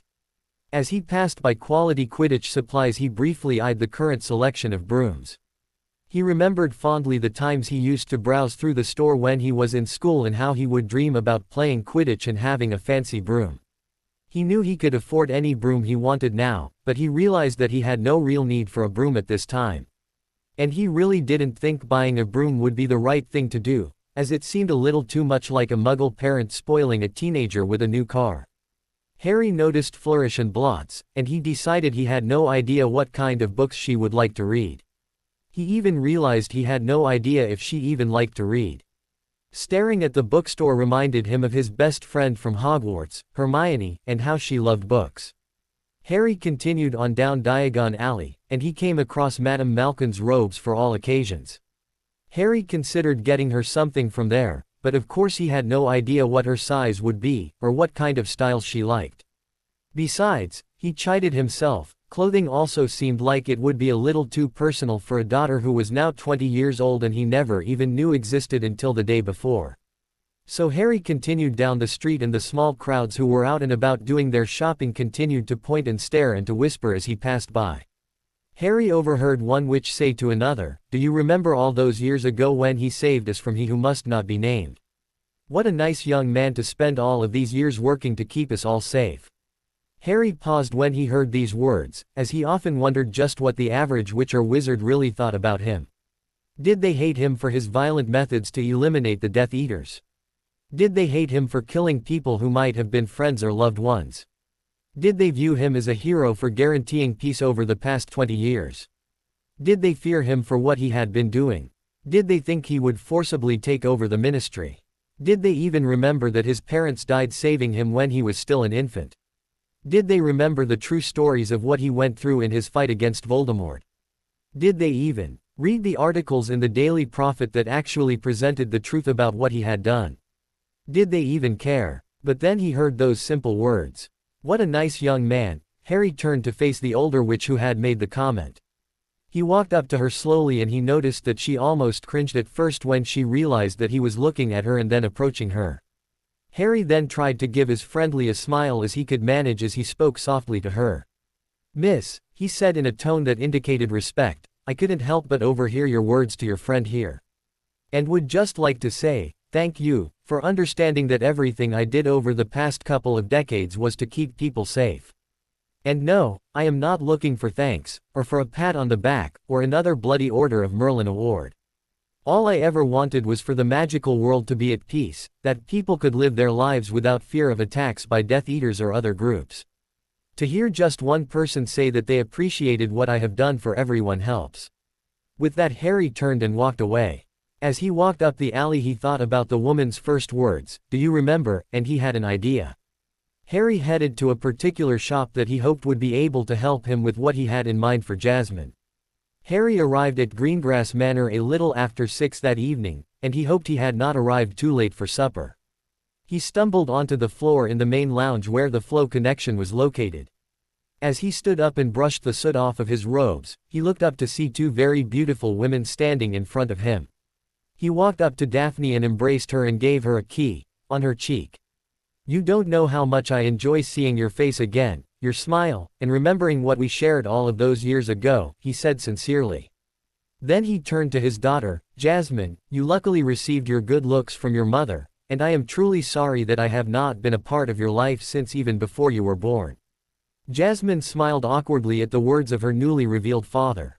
The day before was simple enough for her, as all she had to do was make a dramatic entrance and deliver a mysterious letter to a man she had heard only stories about. He just so happened to be one of the most famous wizards who ever lived, and now she had learned only recently that this same man was her father. She blushed slightly as she realized he was staring at her. "You have your grandmother's eyes," Harry added. "Some might even go so far as to say you have your father's eyes." Jasmine blushed slightly. "Apparently there was a charm placed on them from when I was born, to hide this color from everyone who saw me, as it was feared that they might lead someone to figure out who my father is." Harry could tell there was some pain and some bitterness as Jasmine spoke those words. "If there was a way that I could make up for the past 20 years, please know that I absolutely would do it," he said with conviction. "But having grown up with only the love of your mother, and probably doubting that your father could ever care for either of you, or else he would have been there for you both, I can only imagine that you must have doubts and fears about meeting me now." Jasmine remained impassive as Harry spoke to her. After a brief pause and hearing no comments or replies from either of the women, Harry reached into a magically enhanced and protected pocket within his robes and pulled out a framed picture. In typical magical fashion, the two people in the picture were moving. They appeared to be holding each other close and dancing together, all alone in an otherwise empty room. Jasmine looked at the magical photo and then looked at her father. She obviously recognized that it was her parents together, some years ago. Harry noted the tear that formed on Daphne's cheek as she looked at the picture with Jasmine. Harry then went on to explain why he was giving her this picture. "I am sure that your mother told you that all of our memories were affected by a very powerful spell. However, for the past 20 years I would occasionally have this dream of dancing with the most beautiful woman I had ever met. In those dreams I could never see her face, and I often wondered where the dream came from. After getting the spell lifted and my memories returned, I quickly recalled this night.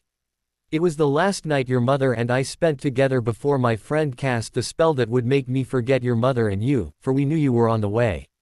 I had this photo made from my memories so that you could see that yes, we were in love back then." Harry was having a hard time maintaining his own composure when he felt Daphne wrap her arms around him and she at him on his cheek. Jasmine looked at the photo as she held it in her hands and then at her parents, who she could tell were still in love. She could sense the pain they both felt for 20 years of separation. Jasmine looked up at her father's matching eyes to her own, and simply said, "Thanks Dad, this means a lot." At that moment a house elf appeared in the room. "Mistress Daphne, the dinner is ready to be served, if you could all come to the dining room." "Thank you, Gertie," Daphne said to the house elf. "Why don't we continue this reunion and take some time to get to know each other over dinner," she added. The trio followed the house elf as she led the way to the dining hall. As they enjoyed the delicious meal that had been prepared for them, Harry tried to explain to Jasmine just what he had been able to remember over the past 24 hours. How their friend Neville had borrowed a particular wand of Harry's that was very powerful and cast the intricate spell that Harry and Daphne had designed that would obliterate their memories of their relationship. Harry was also obliterated of all knowledge of Daphne's project on time travel. Jasmine was listening intently as she tried to understand why her parents would go to such an extreme measure to ensure privacy or secrecy. Harry paused for a moment as he considered her question. He looked away from his daughter as he answered her question. Then he simply stated that he did it out of fear. Out of fear of retribution if the Death Eaters ever found out about his relationship with Daphne, or that he had a child. Harry explained how he had initially gone to seek advice and help from Daphne in creating the tracking device so he could find every Death Eater. Because of his mission to eradicate the Death Eaters, Harry wanted to make sure that they would never have the opportunity to learn of the time travel device that her mother was working on, for if they did manage to use time travel there would be untold horrors that they could have enacted. Harry also explained that the spell was cast in such a way that the time travel device would not be used by anyone until after the Lord Protector had completed his mission of eliminating the Death Eater threat completely. Jasmine listened to all of Harry's explanations, and then she started to ask more questions of Harry and her mother. If the spell made you both forget things so thoroughly, how did you both start to remember? She asked of the couple. Harry looked over at Daphne, who began the explanation. The spell was designed with a method to start to reverse the effects. It was keyed to the very tracker that I had helped your father create to find every last Death Eater. Once that last Death Eater was captured and brought to your father's hidden fortress, my memories would start to recover, with the compulsion to contact Harry with the letter that you brought to him yesterday. Jasmine raised an incredulous eyebrow, having a hard time accepting the simplistic explanation. Harry added, "Like I said, we developed the spell together, including many detailed parts of the spell." "How detailed?" asked Jasmine. "Detailed enough to give you a glamour for the first 19 years of your life so that your eyes would not be recognizable as matching your father's," explained her mother. "Detailed enough so as to prevent either one of us from falling in love with another person, or even developing a relationship with another person," offered Harry as a further explanation. "We had no idea how long the spell would need to last, as we had no idea how long it would take to find every last Death Eater, but we didn't want to ever give up the hope of getting back together, even if we didn't know it because we forgot each other." Jasmine looked at her parents with a slight frown. I don't know if you two are pathetic or hopeless romantics, she added. Harry gave a lopsided smile to his daughter at her latest comment. Then he offered a further explanation. The spell had a form of the Fidelius charm added to it. I presume you have at least some knowledge of that charm. Jasmine returned his smile with a confused look. What would a charm for protecting a location of an object have to do with this spell you two created? Daphne answered for Harry. The spell had a secret keeper, someone who knew the truth and was able to help with the reversal of parts of the spell once certain criteria were met. Jasmine raised her eyebrows as she started to understand a little more about what her parents were saying. So, this friend of yours, Lord Longbottom, he cast a spell for you and he was the one who knew the truth all along and he helped with ending the spell once the Lord Protector had finished his mission. That would be it in a nutshell, said Harry as it seemed that his daughter was understanding everything. Harry felt relieved that so far she seemed to be taking everything rather well. She seemed to truly appreciate the magical photo that he had given her. She seemed to understand the intricacies of the very detailed spell that her parents had created. Harry just hoped that she would be able to understand enough about what they did and why they did it so as to be able to forgive him for not being a part of her life. He felt horrible that he may have caused her to feel abandoned by him, and he knew it would take quite some time to make that up to her, if he ever could do that at all. The conversation was interrupted as Gertie came back into the dining room and announced that dessert would be served shortly. Treacle tart, proclaimed the house elf, Mistress Jasmine's favorite. Harry shared a look with Daphne, who now recalled that she had learned years ago that was Harry's favorite dessert.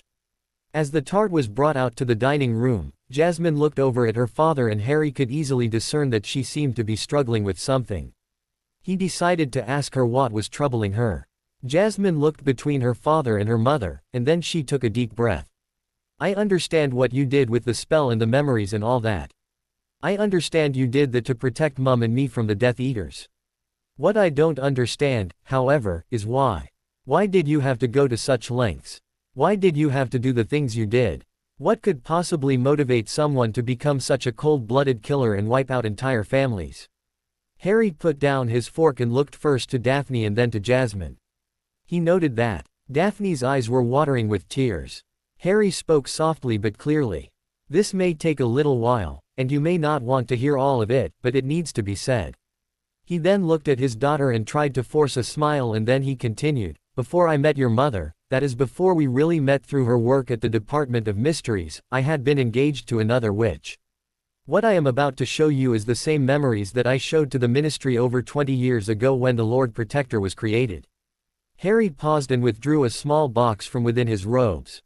He expanded the box and retrieved a projecting pensieve and placed it on the table in front of them. Let me know if you need me to stop showing the memories. Harry placed the pensieve on the table. He pulled out his wand and started to point it towards his head, and then he stopped and placed it on the table next to the pensieve. Harry then asked her, Jasmine, how much do you know of the history of what happened within the magical world after the end of the Second Wizard War, and the defeat of Riddle, also known as Lord Voldemort? She wrinkled her brow at his question. Well, everyone knows how Harry Potter, or you, defeated Voldemort in a fantastic duel at the Battle of Hogwarts. A lot of people died that day, but some of his followers got away. Some were imprisoned, and then they were eventually released. Daphne interjected, that's the teaching at school. What did they teach about the Lord Protector? Jasmine's eyes widened a little. Hogwarts never had any official teaching on the Lord Protector. There were rumors, of course. Some said that you had gone round the twist and were vengeful, taking out your anger on those who were just remotely associated with the Dark Lord. Others said you were a crusader, like a superhero, trying to protect our society from those who wished to harm others. Some said you were the new Dark Lord who was eliminating his competition and then you would plan to take over the ministry. Harry leaned back into his seat. But what do you believe? What do your friends believe? H's daughter blushed a little. I never really had a lot of friends. Apparently growing up with a mother who runs the Department of Mysteries and the biggest mystery is how she got pregnant and who the father is was enough to make me labeled as an outcast. There are still some pure-blood bigots, and then there are the pro-Muggle-borners. The what? Asked a surprised Harry. Pro-Muggle-borners, stated Jasmine more slowly. It's a new kind of radical group that feels that the Muggle-born witches and wizards should be leading the magical world as they understand the Muggle world better and would do a better job maintaining equality for everyone. Harry shook his head. I guess I need to get out more. I've been so caught up in my mission of eliminating every last trace of the Death Eaters that I've lost touch with what's going on right now.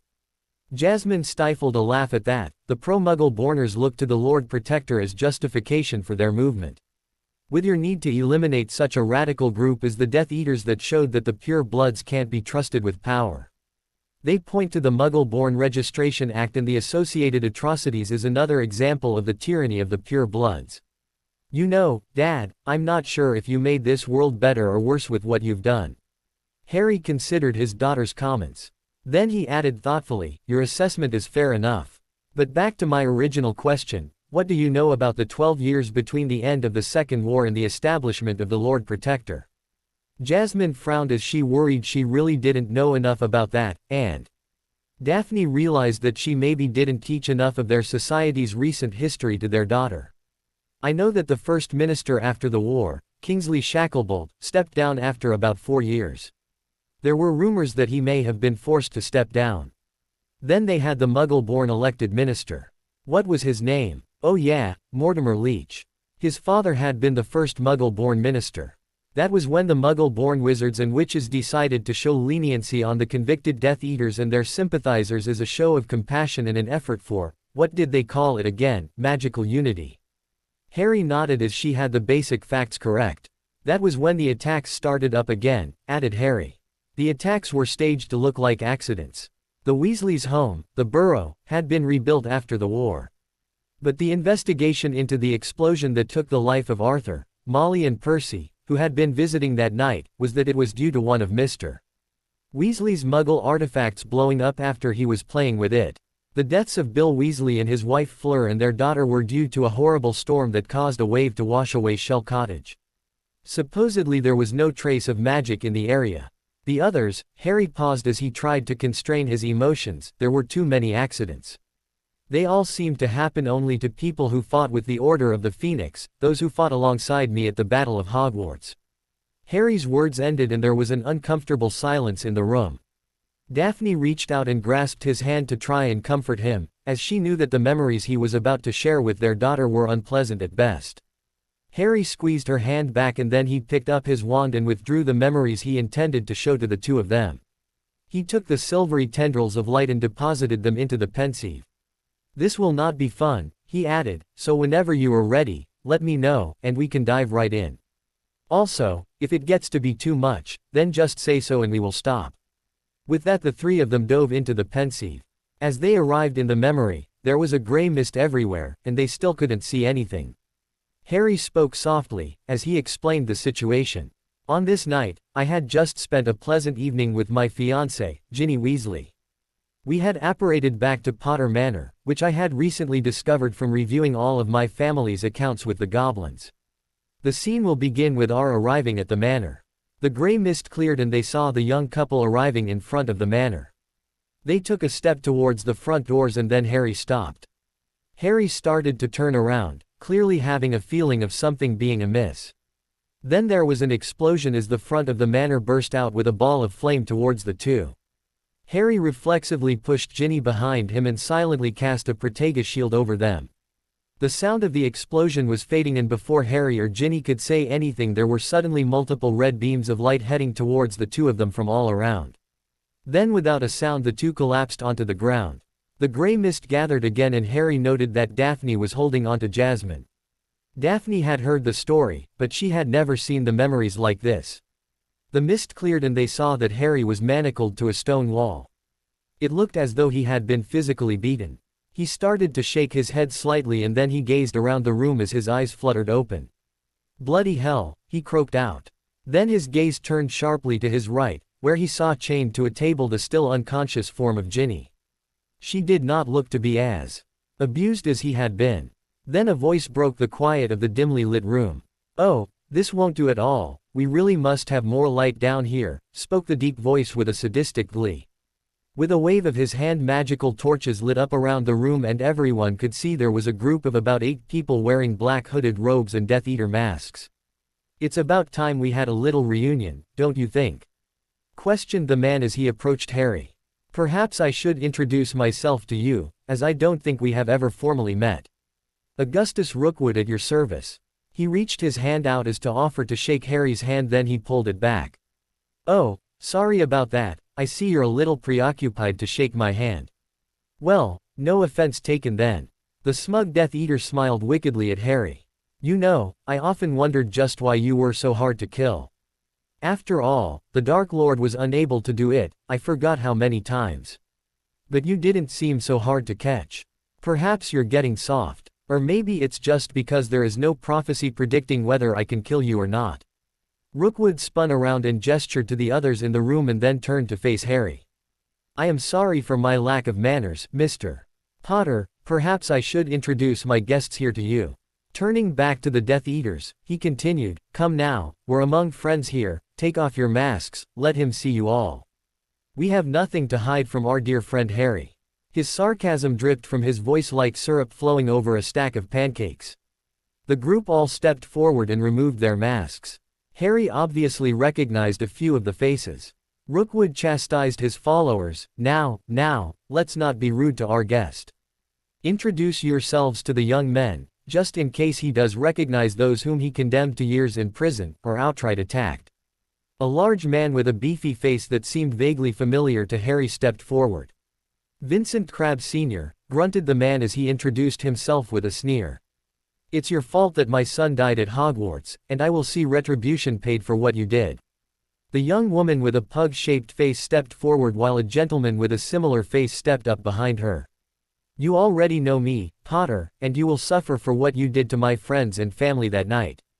Now settle down, Pansy, said the tall man with his hand on her shoulder. I'm glad to hear you stand up for me. Like you stood up for the right cause that fateful night when the school wouldn't follow your courageous lead and turn him over to the Dark Lord. We can't all be as forward-thinking as you, my dear.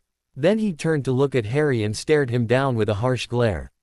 You disrespected my daughter that night several years ago. You caused me and my family to be disgraced when I was thrown into Azkaban. But here we are, in the very place I swore I would never return to, but Augustus here had quite the convincing speech for why I should return. I am grateful he told me to come back. A stocky man with a rough voice stepped up next. Artemis Selwyn, here, he said with a gravelly tone. I've seen you before. I think I took out your fancy little bird that night you tried to escape with that giant oaf. I have no idea how you ever survived that crash on that muggle motorbike thing, but enough is enough. We won't have to chase you down ever again. The man stepped forward and spat in Harry's face. Another man stepped forward and it was clear from Harry's reaction that he recognized this man. So, it was you who knocked me out that day you broke into the ministry and then you dared to impersonate me. Albert Runcorn sneered at Harry. I have been waiting for this moment of payback for quite a long time. It seems you have attracted quite the fan club, young Harry, added Augustus Rookwood. Then a tall man with short blonde hair stepped forward. Harry recognized him from the night that Dumbledore was killed on the Astronomy Tower and from when he and Dolohov tried to capture him and Hermione and Ron at the shop on Tottenham Court Road when they were escaping from the attack at Bill and Fleur's wedding. I experienced a lot of pain after you and your little friends managed to get away from me and Antonin that summer. Lots of pain. And I expect that you will receive even more from me before we are done here tonight, jeered Thorfinn Roll. Malcolm Mulciber Jr. stepped forward and placed a hand on Roll's shoulder. You will need to wait your turn, my friend. I know I will take my time repaying this young man for the problems he has caused. His father was a particular pest to us long ago, so I will be sure to take my time as I exact my revenge for the times I ended up in Azkaban. It really is quite a shame that the ministry never could keep us here very long. But I suppose it is only fair, as I am sure that your stay here won't be very long either. One of the other men stepped forward and spat at Harry. I don't need to stay to see how this ends, scoffed the man with wiry gray hair. At least my son, Theo, was not one of the many who were corrupted by your drivel. I trust my friends to know how this will end for you eventually, maybe tonight, maybe not for a couple of more days. But I won't bore myself with watching this spectacle. Then the elder Knott turned and spoke to Rookwood. Enjoy yourself tonight, my good friend. Do stop by for tea tomorrow if you have the time. With that he turned and walked out of the room and left. A man with long own hair pulled into a ponytail stepped up next. It is a shame that Not didn't want to stay to enjoy this. Personally, after what happened when you tried to escape from the ministry several years ago, I am looking forward to this. You all nearly splinched me when you apparated away, and then you left me to be attacked by that crazy house elf. Yaxley's demeanor became more intense and severe as he continued, you will wish you would have splinched yourself that day by the time I am done with you. Harry noted that the man had a scar running across the right side of his face that was not there back when he tried to stop them from leaving the ministry with the locket of Slytherin. He wondered if it could have been from one of the battles or from the near splinching that he had said occurred during the escape with Ron and Hermione. John Dawlish, the former Auror, appeared next. You always thought you were so smart. Always had the protection of the fabled Albus, for the greater good, Dumbledore. But he won't be showing up to save you tonight. And neither will your two chums from school. We already made quick work of them both. Although, not as quick with the mudblood. Now, she was fun for a little while. Rookwood then stepped forward and gestured for the others to step back.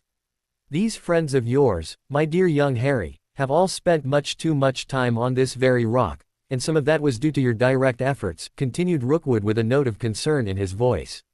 These upstanding citizens of our magical country were liberated because of the wonderfully forward-thinking new minister, Mortimer Leach. We must all admit that we so very much underestimated the power of the Muggle-borns. Their mercy and gentleness is amazing.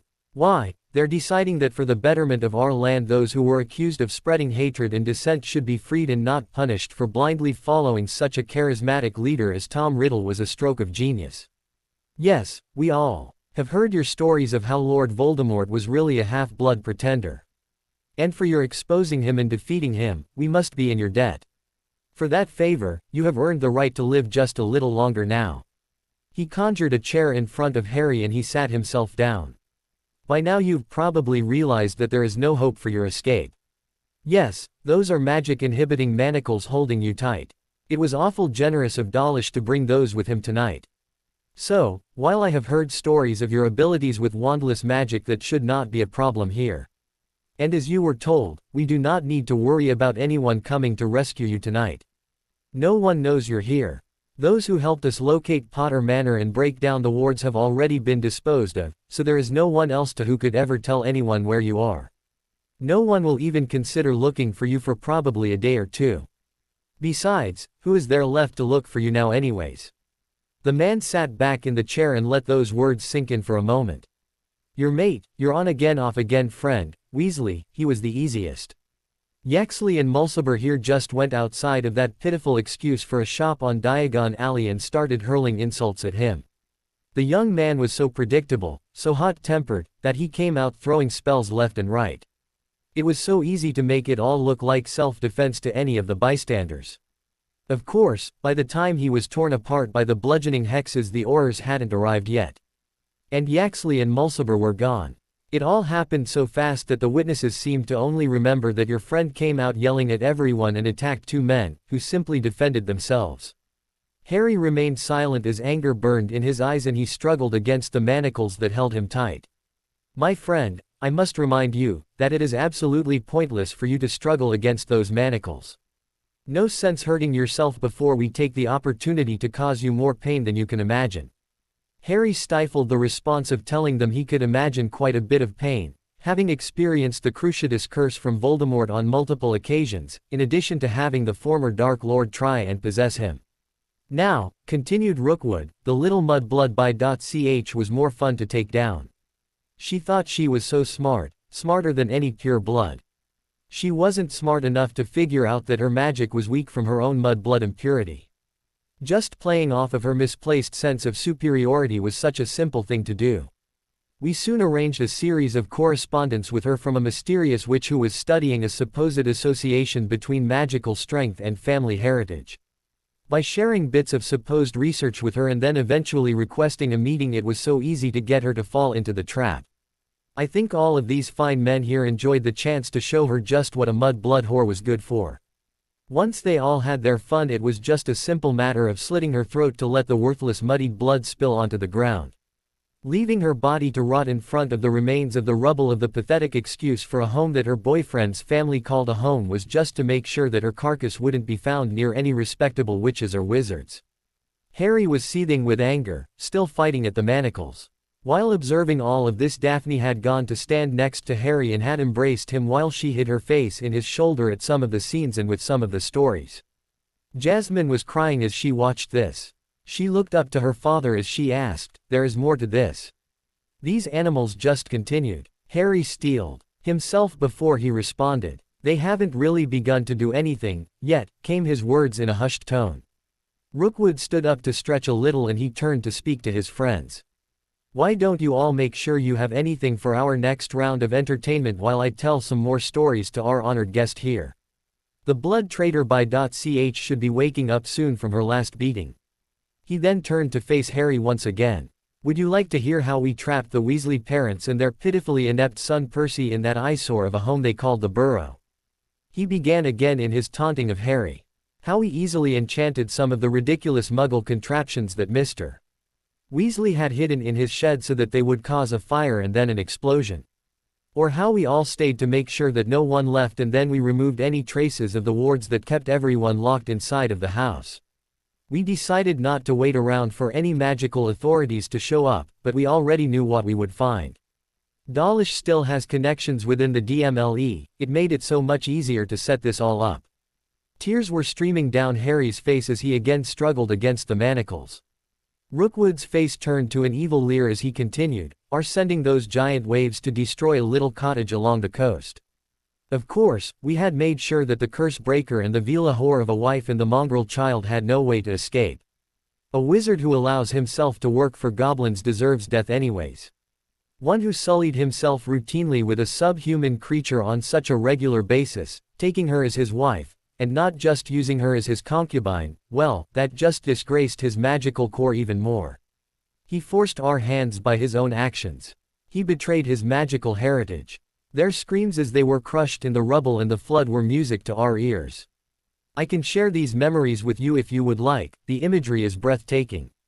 Jasmine and Daphne both felt that they could easily vomit as they watched the pure hatred displayed in front of them. He sat himself down once more in front of Harry. "You see, young Harry, this just proves why the Mudbloods have no place in our society. They are weak. Your wonderfully forward-thinking Minister for Magic wanted to make sure that our society remained peaceful, so he let all of those who fought in the war go free. I think there must be some ill-conceived Muggle logic at work here. This glorious forward-thinking was contributed to in the most wonderful manner, when Donhagen Tremlett, the bass player I think, for that loud band called the Weird Sisters. When he decided to get all political-minded and speaking out for forgiveness or amnesty or some other such nonsense, the tide began to turn as far as public opinion. We actually had sympathy from many of the fools who should have continued to fear us. But they had their new mantra. Be kind to your enemies so he will show you mercy. Well, that very kindness we graciously accept. And with that we will now teach you and all of our magical brothers and sisters what those in power really should do with that power. We now know we cannot lose. Our enemies want to love us, they want us to love them. They lead themselves to their own slaughter. It is so pathetic that we must out of good taste and a proper sense of duty finish the work they have bestowed upon us and eliminate those who are too weak to deserve to even live. This is just the beginning of our new revolution to take back what is rightfully ours, what we will fight for, forever, until it is ours and we cannot lose it. Make no mistake, we will no go quietly, for we will not go. Our work has just begun. And your minister and the rest of the ministry clearly don't have the stomach to do anything to stop us." He took a deep breath, and then he continued. "I must apologize, I am running on and on about things that really won't matter to you, as we will take care of you once we dispose of the dirty by.ch that we brought here with you. But, at least you will know well how you have truly and completely failed. And then you will die, Mr. Potter. And there is nothing you can do about it." Rookwood then gestured to the table where Ginny had been tied down and the other Death Eaters had gathered around. "Ah, I see my friends are about ready to begin. And you will be able to watch and listen as they slowly beat your precious fiancée, this blood traitor. They will do much the same to her as was done to the Mudblood Granger. You will understand well just what we think of you and your blood traitor friends by the time we are done, and she has breathed her last, and every last drop of magical blood is drained from her body before we burn her remains. She might be a blood traitor, but there might be some use for pure magical blood in some rituals banned by the ministry. We wouldn't want such a precious item as magical blood to go to waste, now, would we? Rookwood stepped back so that Harry had an unobstructed view of where Ginny lay. As the group began to beat her, cut her, attack her in so many ways, Rookwood's voice called out, "Now, we don't want to waste any of our magic as we do this, we'll just use Muggle means of making her suffer and die." Jasmine and Daphne both collapsed as they watched the beatings begin. Harry pulled the three of them out of the pensieve. The screams of Ginny as she was being beaten still echoed in their ears as they found themselves on their knees retching at the images they had just witnessed. The two women were sobbing after having witnessed so much horror in Harry's memories. Harry gave them time to recover. 30 minutes later they were sitting in the lounge on a sofa, drinking tea, which seemed to have settled them all somewhat, as even Harry was disturbed by reliving his memories. Jasmine whispered loud enough for her mother and father to both hear her words. That explains so much. Daphne was leaning against Harry to comfort him as much as she felt the need to be comforted. "How long was this before you came to my department and asked for my help?" "That was about 3 months prior to my showing up there," answered Harry. "I had already gone before the Wizengamot and showed them the memories. I had already spoken to the minister about my plans, and this led to the political changes to strengthen the magical government by allowing elected officials in addition to continuing the traditional family seats.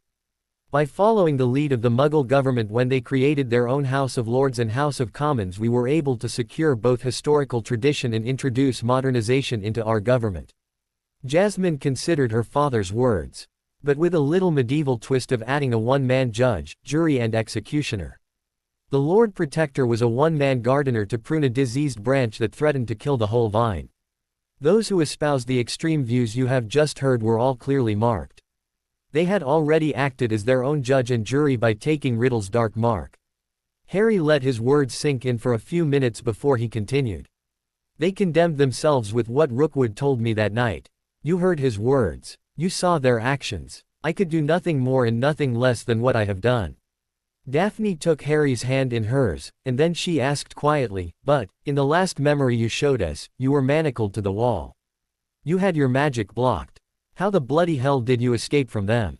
How did you survive?" "Lord Emperor, Dark Hunter, Harry's escape." Harry took a deep breath as he removed the memories he had placed into the pensieve. He did not want to have any chance of reliving those memories they had just shared. He then withdrew another silvery strand from the side of his head and placed this memory into the pensieve.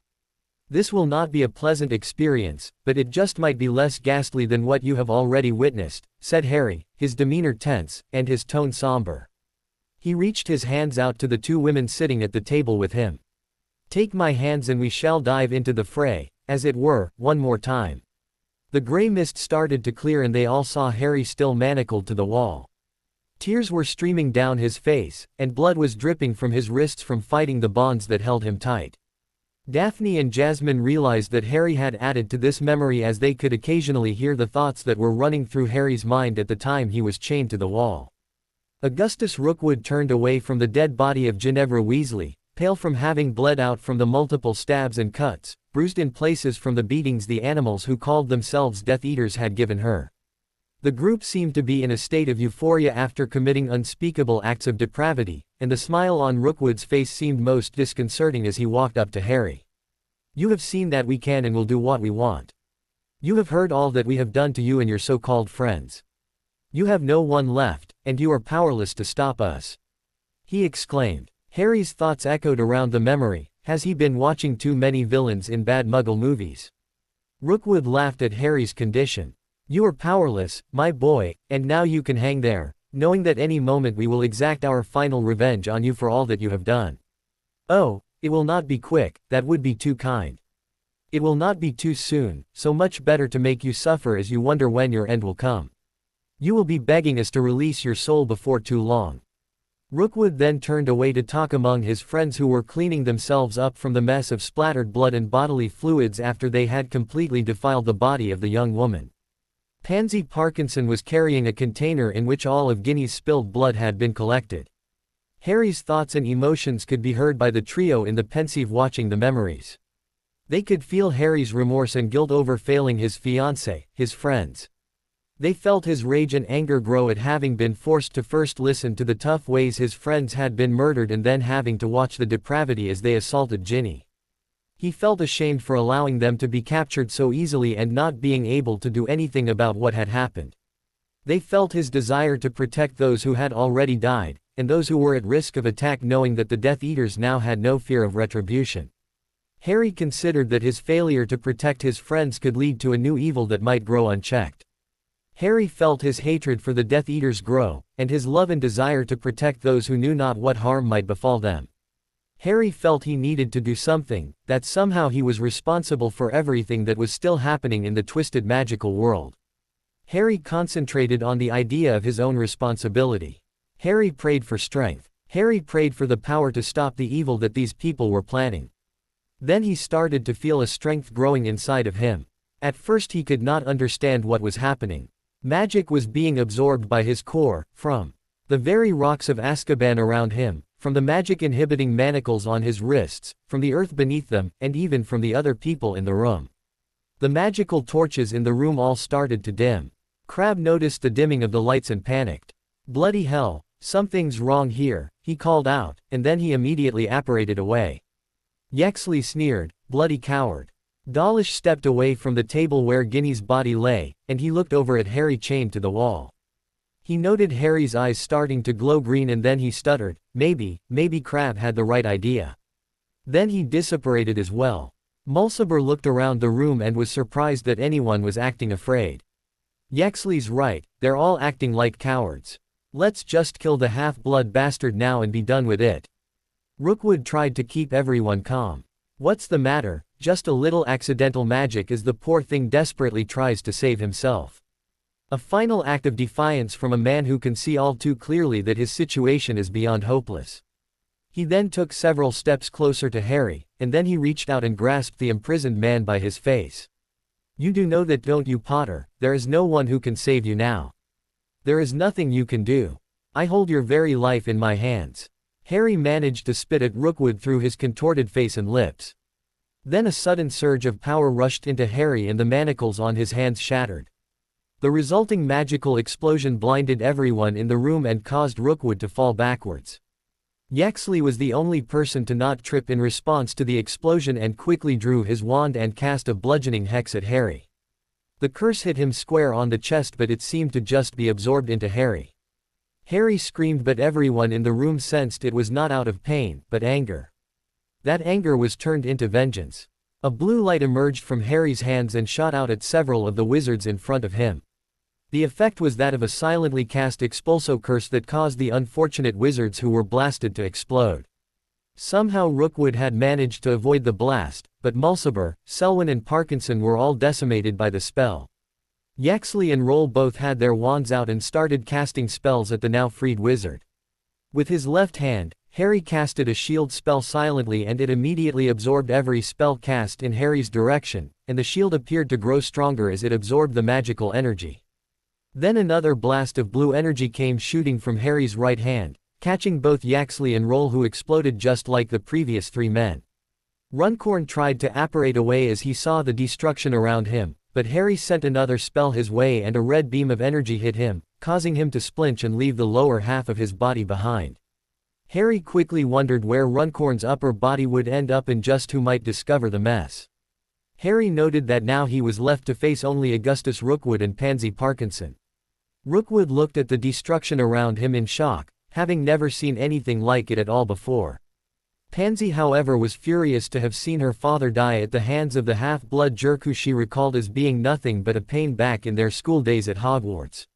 She raised her wand and with blind rage she shouted, "Avada Kedavra!" A bolt of green energy streaked towards Harry. To the amazement of the people in the room and the two women watching the memory, Harry's shield absorbed the curse.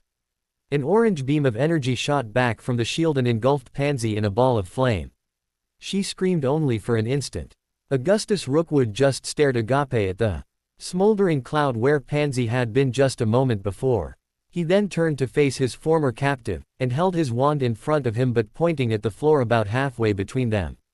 Now that is a most impressive display of magic, my young friend. It is clear to see that these attacks you have made have been defensive and reflexive. So, I'll go out on a limb here and not attack you. Let us have a nice little chat and talk this through. You have an amazing power, an amazing ability. We could put it to good use. Use for our mutual benefit. If I am not mistaken, you have me to thank for this newfound power. I gave you the motivation to access it. I gave you the willingness to seize it and use it. I can teach you how to use it to your advantage. You owe your very life to me now. You need me. Harry shook his head in disgust. I do not need you for anything, he snarled. I owe you nothing other than payback for the murder of my fiancée, for her torture before you and your group mercilessly killed her. I owe you for those friends of mine that you and your friends killed. Every last Death Eater will be found. I will find them all. And they will all taste retribution at my hands. What I have learned today is that the magical world needs to be protected from the likes of you. Before today, there was no one willing to stand up and protect this world the way it should be. But now, I think there is something I can do about it all. Without another word, a blue ball of energy formed around Harry's hand and then shot forth. Harry turned away and did not bother to even look at the resulting explosion as the energy came in contact with the only survivor in the room other than Harry. He walked over to the table and collapsed on top of the lifeless form of Ginevra Molly Weasley. They will pay for what they have done, he sobbed. They will pay for what they have done to you, to your family, and to Hermione. They will pay for what they did to my parents, to Sirius, to Tonks and Moony, to Cedric, to Neville's parents. After several minutes of silently crying over her, Harry stood himself up and cast a stasis charm over her body. He then turned away from the table and surveyed the room. He cast a Scourgify spell and the rest of the contents of the room were burned away, and then even the evidence of the explosions were cleaned away. The bodies of the Death Eaters were gone as well, or whatever was left of them. Harry considered that not, Crabbe and Dawlish got away. But he knew that their freedom would not last. As he thought about everything that had happened that day, he was overcome and collapsed onto his knees, retching on the floor in front of him. After several minutes he regained control of his bodily functions, and then he cleaned the room one more time. Harry laughed as he thought of a line from a Muggle movie he had once watched. By Granthar's hammer, by the sons of Warvin, you shall be avenged. Harry thought to himself something seemed really odd about that line. Then Harry looked around the room, and he decided that this place would be where he would bring every Death Eater, every last child of every Death Eater, and they would meet their end in this room. Harry could now sense the presence of an ancient magic in the rocks around him. He could feel a nearly overwhelming sense of dread in the place.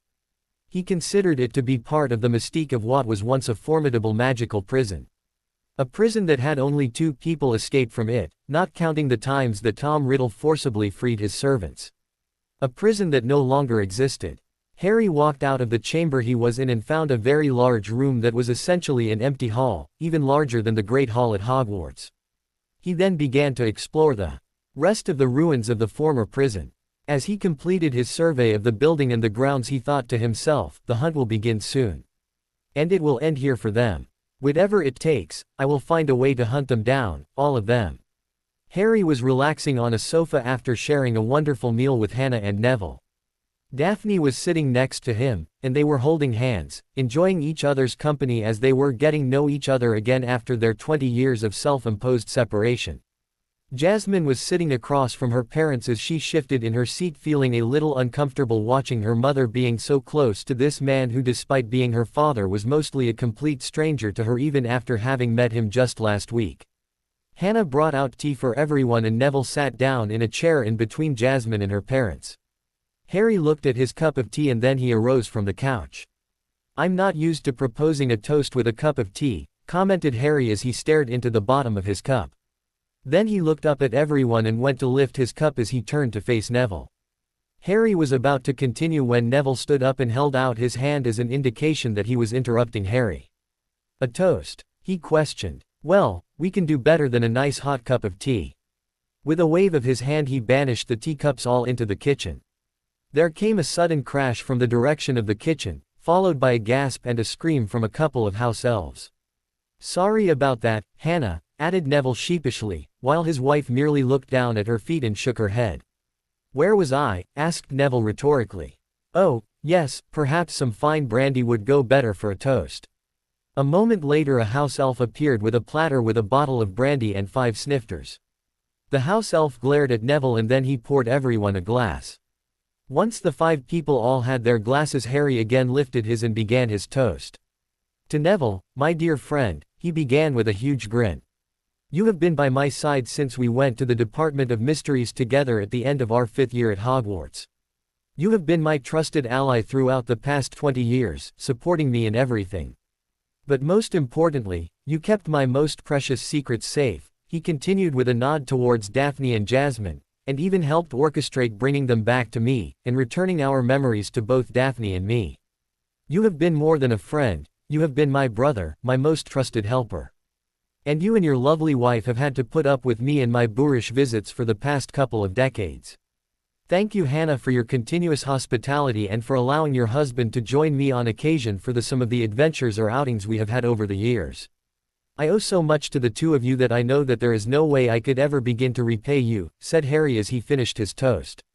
Neville walked over to Harry and embraced him with a hug. You have been my brother, Harry, smiled Neville, and you know I would do anything for you.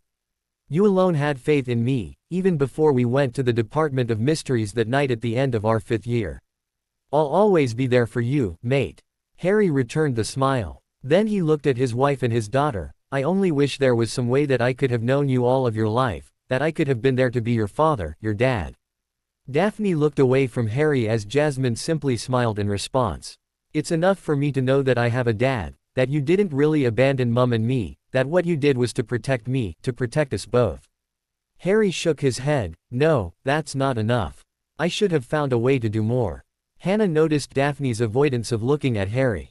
She gently pulled on Neville's sleeve. I think they need some time alone, she whispered. When Neville did not initially respond, she added, without us in the room. Neville raised an eyebrow in understanding and then he and his wife quietly slipped out of the room. The 3 people in the room followed the Longbottoms with their eyes and then turned to look at each other. There may be a way, said Daphne quietly. The time travel device, it just might work. It might be possible to go back and change things. Harry looked up at her.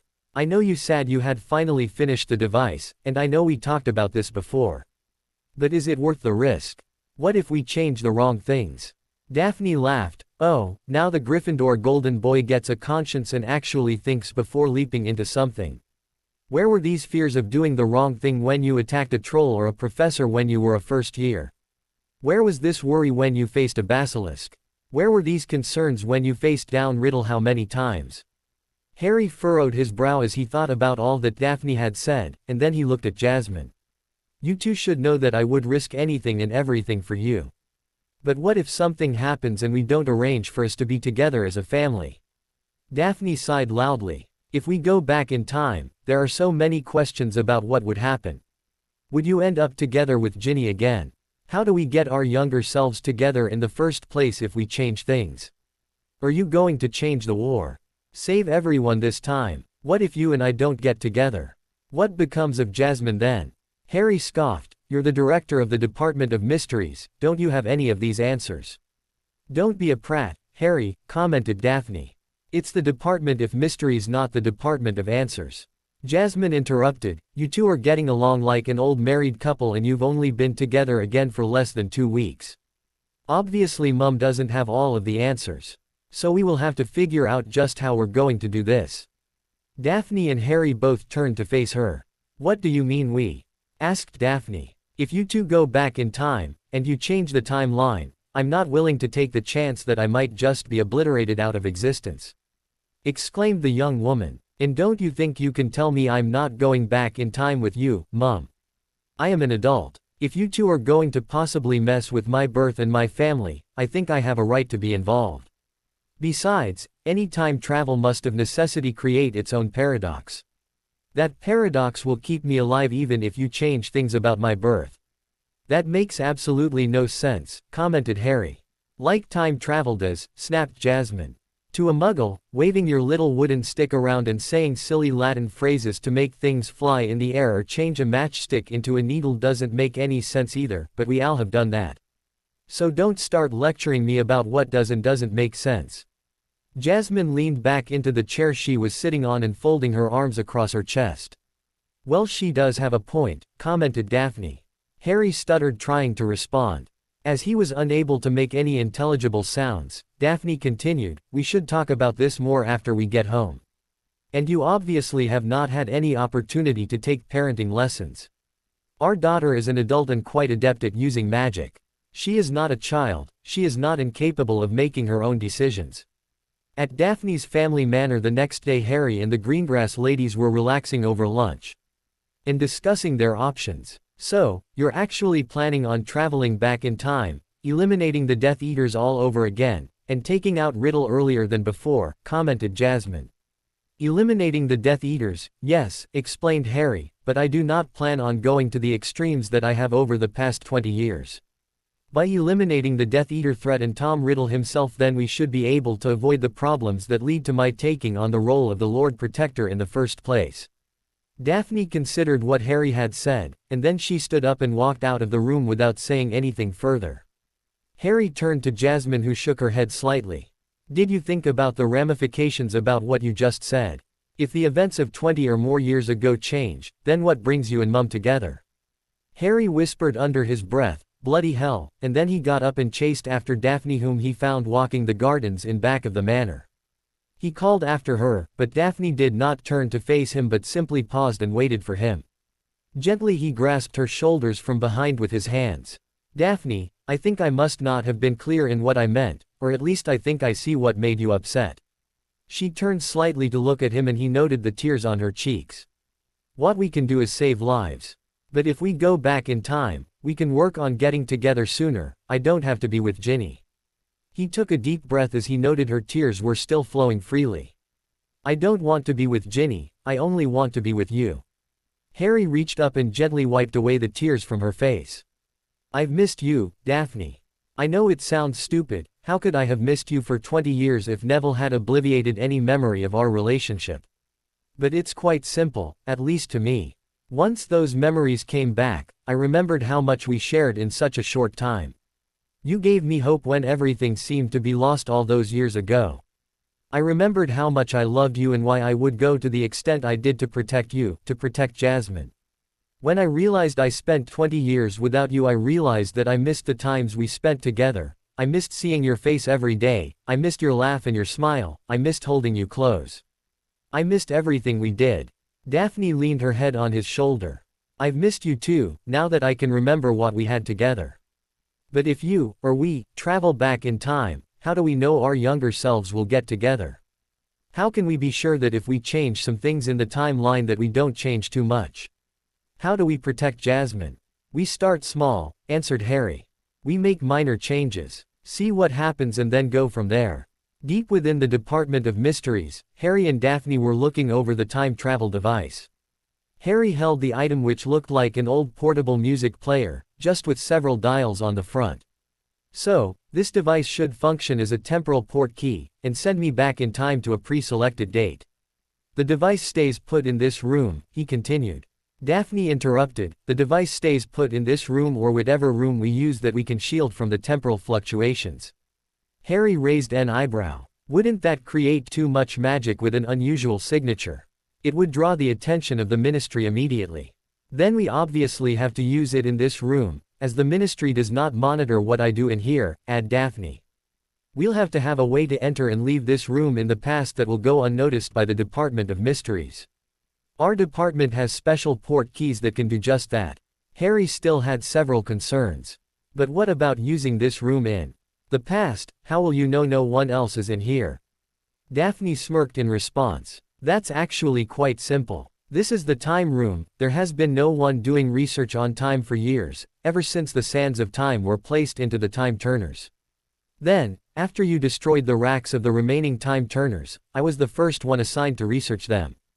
This room had been vacant since the early 1900s. It should not be a problem. Harry smiled as he listened to Daphne's explanation. So, what is to stop us from going back and killing Tom Riddle before he even made his first Horcrux then? We could save my parents' lives. We could change so much, exclaimed Harry. Daphne shook her head. That's the problem, it could change so much. It could completely change what happened in school. Would we ever meet? What would really happen? We don't know what that would do to the timeline. Harry paused for a moment in thought. Then we need to be very careful how we plan this all out. We can't take the chance of being found by the Ministry or by anyone. I need to establish myself with an alternative identity, one that neither Dumbledore nor the Death Eaters will suspect as being anything other than whom I claim to be. Who would you claim to be? Asked Daphne. And what about me?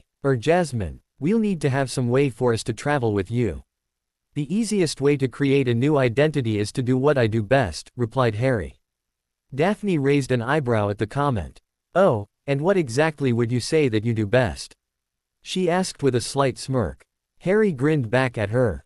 I have become quite skilled at hunting down others. Even those who know I am coming after them. I go back in time and become a bounty hunter. A bounty hunter? And how exactly would you go about doing that? Daphne asked. Quite simply by researching when various magical or even muggle criminals were apprehended by the various authorities, Harry explained confidently. Show up the day before and apprehend them myself. No one would be expecting me. We wouldn't be changing the timeline very much if at all. It seems that you have thought about this already, challenged Daphne. I have been thinking about this possibility, he readily acknowledged. Pick a name, set up a home in the past, far away from the magical world, use that as our location for time travel and our base of operations. The trick is to create a name for myself somewhere where there will be little or no questions, before taking that reputation and arriving in England. The more of a backstory that I can create, the easier it will be to prevent Dumbledore or Riddle from figuring out just who exactly I am. Daphne glared at him slightly. You are not doing this on your own, she stated firmly. I gave you up for the past 20 years. I am not doing that again. I thought that I had made that clear. Yes, dear. Now that you understand that, continued Daphne, do you have any more of a plan than those generalities that you have mentioned? Harry grinned again. We will need to meet with the goblins first. See if they have anything that can help us with traveling to the past. We will need galleons when we get there so we can create our home, our base. I am sure it will cost us plenty to get their help, but we have to start there. Then we need to begin to travel back in time. Far enough to find a home that will become our base of operations, and then plan the bounties that we will collect. I figure if we start in Australia, that would be far enough away from England that some mysterious bounty hunter arriving on the scene, say back in the 1970s, would not too suspicious, at least to those in England. Once I create a name for myself there, then move on to America in the 1980s. Then we can have more of a legend built up about this mysterious bounty hunter by the time we arrive in the 1990s in England. Daphne was puzzled. Why arrive in England in the 1990s? And what name would you take, oh dark and mysterious one? Harry laughed at her question. The first part is simple. I need to be in England so that in 1993 when my godfather escapes from Azkaban, the Minister for Magic, Cornelius Fudge, decides to hire me to hunt him down. The second part is a little trickier. I was thinking of various bounty hunters from Muggle movies and mythology. Jubal Early, Boba Fett or Django Freeman. Daphne frowned at him. I have never heard of any of those people. Harry laughed again. And probably no pure bloods will know those names either. Particularly if I go back in time far enough before they were used in popular culture. Then the Muggle-borns might think that the character in the movies was named after me. I like the sound of Django, commented Daphne. Then Django I will be, declared Harry. And then we head to Gringotts tomorrow to see what they can possibly do to help us, and then we begin to establish ourselves in the past. Harry and Daphne arrived at the Gringotts branch in Diagon Alley early the next morning before many customers would deem it an appropriate time to begin the business of the day. Harry calmly walked up to the counter and greeted one of the tellers in gobbledygook. Kind sir, he said in the goblin's native tongue, may your gold flow freely and your enemies lie crushed at your feet. The goblin gave a slight toothy smile in response, but before he could reply, Harry continued. Would you be so kind and see if Steelclaw is available for some private business with the Lord Protector? The goblin looked more closely at the hooded man with the graying goatee in front of him and then he noticed the fading scar on the forehead that was partially obscured by the dark hair. I will do so at once, exclaimed the goblin teller in English. He nearly fell off the stool he was sitting on and quickly disappeared down a hallway behind the where his desk was located. Daphne lightly tapped Harry's boot with her own and then she quietly commented to him, don't you think you would have startled him less if you had your hood removed? Perhaps, he answered slyly, but I would rather the few customers who might be here at the bank be left to wonder just who I am. As he was answering, the goblin teller returned, still seeming to be out of sorts. Right this way, if you would please, your lordship, commented the goblin as he waved for the two to follow him. Harry and Daphne followed the goblin down a series of corridors and then were shown into a room with a large stone doorway. As the door silently slid open to reveal a rather ornately decorated office and conference room, the teller indicated for them to have a seat. "Steelclaw will be with you shortly, your lordship." Harry gave a simple thank you in gobbledygook as the teller left. Harry and Daphne sat in silence for only a minute before another stone door opposite from where they had entered opened into the room. A slightly taller than average goblin with a scar over the left side of his face and thinning hair limped into the room. "Greetings, Lord Potter," began the elder goblin. Then he turned to Daphne, "And to you as well, Lady Greengrass. To what do I owe the pleasure of this meeting, my friend?" asked Steelclaw as he once again directed his attention to Harry. Harry smiled slightly, showing his teeth briefly. "I have a proposition for you, that may help you more than you could imagine, but it would require some extremely confidential assistance from yourself and the cooperation of the whole of Gringotts Bank." Steelclaw was both intrigued and confused by this statement from Harry. "You seem to be proposing a business deal to me, yet your words are still not clear. You know you can trust us to be discreet in all things, but to explain yourself further. I might need some advice and assistance with some upcoming travel plans, my old friend," commented Harry. "Where will you be planning to travel?" asked Steelclaw, still not sure where Harry was heading with this conversation or why he needed to have it with him. "You know that my trust in you is unparalleled after you assisted me with my debt to the bank after the defeat of Tom Riddle. So I feel that I can trust you with the information that I am about to share with you, information that may just lead to a sizable profit for you." "Please continue, my friend," added Steelclaw. "As I said, I am already more than intrigued." Harry smiled and then he began to explain himself. "I find that I am in need of a vault that I may have access to, not just now, but perhaps 40 or 50 years ago." Steelclaw did well to hide his reaction from Harry, for although Harry noted a barely detectable flinch, there was no other outward sign of the goblin having any sort of reaction. "It is good then that we meet here, where the prying eyes of your own ministry cannot discern anything about which we are to speak," explained Steelclaw. "I assume it would perhaps be too much of a thing for you to explain more about the how or even the why, but I may be able to help you with the means to solve your dilemma." The goblin then stood and proceeded to sit down behind the large oaken desk that was located at one end of the room. He reached into a drawer in the desk and pulled out an ornate box that held a stone basin. The basin appeared to be not particularly valuable, with a handful of scratches along the surface. Steelclaw placed the goblet in front of Harry and then he pulled out a blank parchment from the box that contained the goblet. Steelclaw returned to the desk, and withdrew another box, this one smaller and more ornate. Placing this on the table next to Harry, he then opened it and revealed an ornately carved knife with various runes and also a small vial of a clear fluid. "Now, we are almost ready to begin, my friend," said Steelclaw as he handed Harry the knife. "We are about to have you perform an inheritance ritual, which will determine the magical families to which you belong. Usually, we only require a few drops of blood as we are looking for simple lineage. However, as I am expecting that our goal here is to find a relation to which you could claim a long-sealed vault for a presumed extinct family line. To be as thorough as possible, we will require more than just a few drops of blood for the test." Daphne paled at the comments from the goblin.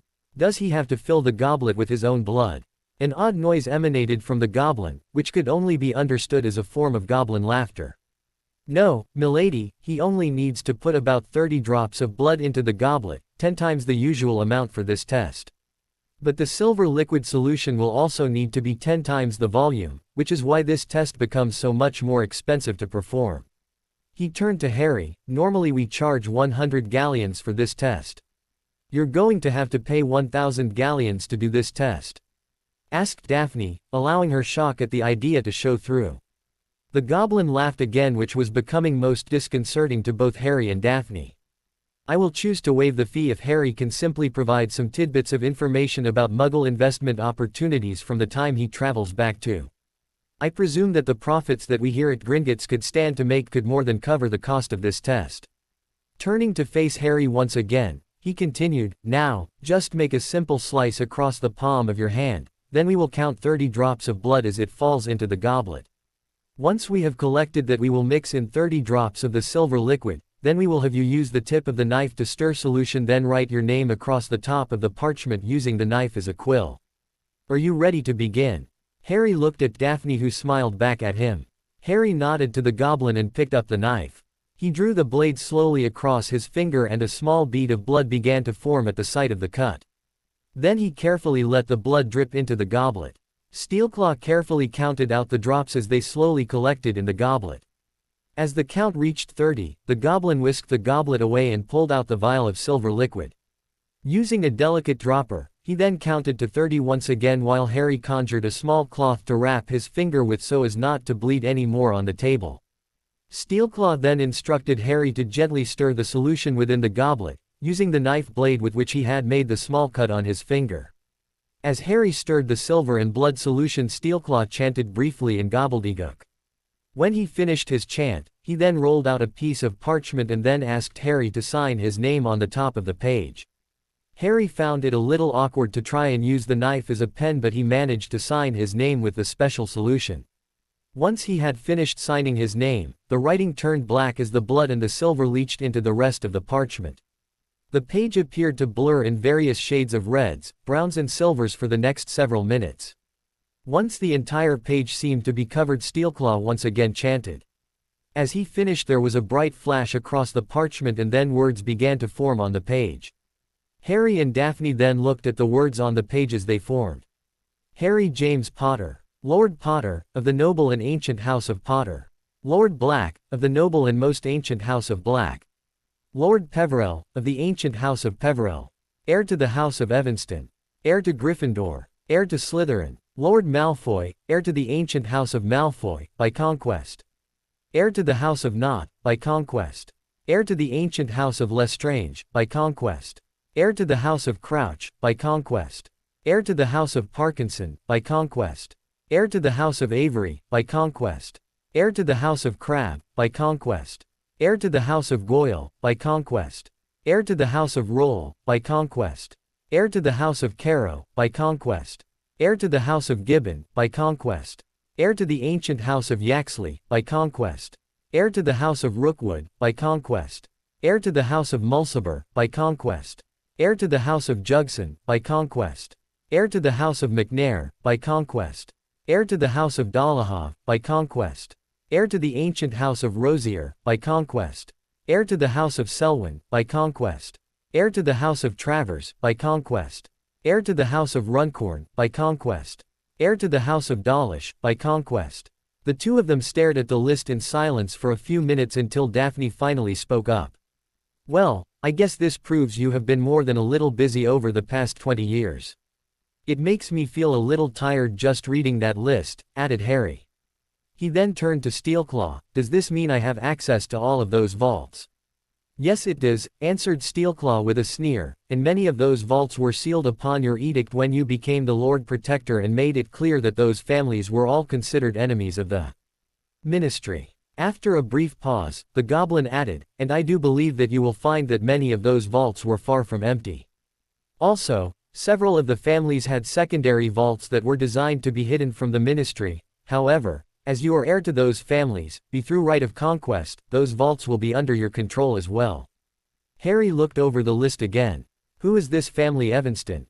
Steelclaw grinned again. I do believe that would be the lineage of your mother, Lily Evans Potter. When the family devolved into squibs, they changed their surname and the vault has been effectively in stasis for the past 150 years. If your mother had come here to perform an inheritance test before her death, it would have been revealed that she was the heir to the Evanston family vault. What does this all really mean? Asked Harry. What is my bottom line? Daphne added, and what can we take back with us? She asked the goblin who had been working with them. I can have the tallies for you by tomorrow morning, replied Steelclaw. He then continued after a moment of thought, as far as taking it with you, it would be most awkward to have galleons show up in the past that might possibly have been minted after you arrive. So it might be best to convert some of your assets into gold bars and gems, if you could take them on your person when you travel. I think that should be possible, commented Daphne, as the basics of what we are doing is similar in some ways to a time turner. A traveling trunk that is shrunken and kept in a pocket or a bag that you bring with you should suffice. The goblin nodded in agreement with her assessment. Very well, my friends, then I shall see you tomorrow, no sooner than 10 in the morning according to your reckoning. I shall have the details you ask for by then. At precisely 10 o'clock the next morning Harry and Daphne arrived at Gringotts to meet with Steelclaw. It was apparent that they were expected as the goblin guards ushered them past the security checkpoint and into the main corridor that led to Steelclaw's office without so much as a single word. Steelclaw was sitting behind his large desk with various stacks of papers. His sharp teeth were apparent as he grinned broadly as Harry and Daphne arrived. Prompt, as usual, Lord Potter, commented the goblin. That is so refreshing to see in a wizard. But you never do things quite the way the rest of your fellow wizards do you? Now to the point of this meeting. I have here the documents of the records of your various family holdings. Steelclaw slid a parchment across the desk to Harry. As you can see, even with the various fines and penalties you accrued due to your misadventures within this establishment in your youth, you are still quite well off. The Black and Potter holdings have continued to do well over the years. The Peverell Vault has remained closed for several hundred years. It has had minimal contents as you can see in this statement. Steelclaw handed another parchment to Harry, and it is one of the few vaults that the Ministry has been monitoring to see if it becomes active again. Harry frowned at this idea as he had been hoping to use the vault as a place to hide the money he planned to travel back in time with so as to be able to establish a home and an identity. Steelclaw noted the change in his visage and quickly spoke up to give Harry some more hope. But you do have access to the Evanston family vault. Once a proud family, it was thought to have died out a few hundred years ago. However, at the time they were considered just an average family of witches and wizards with little to no assets, so when the family vault went into stasis the Ministry did not care. They have not monitored that vault in any way. Harry and Daphne were both hopeful with this announcement. In fact, there is a significant amount of family heirlooms as well as a decent amount of gold in the vault, added Steelclaw. Apparently after one of the Goblin Wars, the Lord Evanston had done quite well for himself in trade with the Goblin Nation, but so as not to arouse contempt from his fellow wizards he kept his earnings in the vault, and he lived a simple life. His family needed very little support and so the holdings in his vault were left largely untouched. But what happened to the family? Asked Daphne. Our records indicate that the line ended with a number of squibs. The last Evanston magic user left for the Americas at the time of what the Muggles call the American Revolution. There is no record of an Evanston witch or wizard setting up any sort of account with the western branch of Gringotts, which would mean that you are the only known magic user who has access to the Evanston family vault. If you are establishing yourself in the past it should not be hard to gain access to the vault as you have the blood of Lily Evans and the Ministry is ignorant of the resources that are held within the vault. This sounds too good to be true, commented Daphne. What if someone decides to look into this, or what if Harry's family in the past finds out about the vault? Before Steelclaw could answer, Harry gave his own thoughts on the matter. We open the Evanston vault, and then we create a separate vault, under a new family name. Steelclaw considered Harry's words and quickly agreed that his idea might be the best way to secure their gold and possessions without fear of anyone else gaining access to the vault, no matter how remote a chance that might be. After they returned to Daphne's home, she finally asked Harry. So, the statement of your assets, just how rich are you? Harry looked at her and smiled. Then the smile grew into a very large grin. Richer than the Malfoys ever were, more than 20 times over. Daphne glared at him. That means nothing when no one really knew just how much money Draco's family ever really had. Harry smiled as he answered her, well, between the various family vaults and investments, my total assets are over 50 million galleons.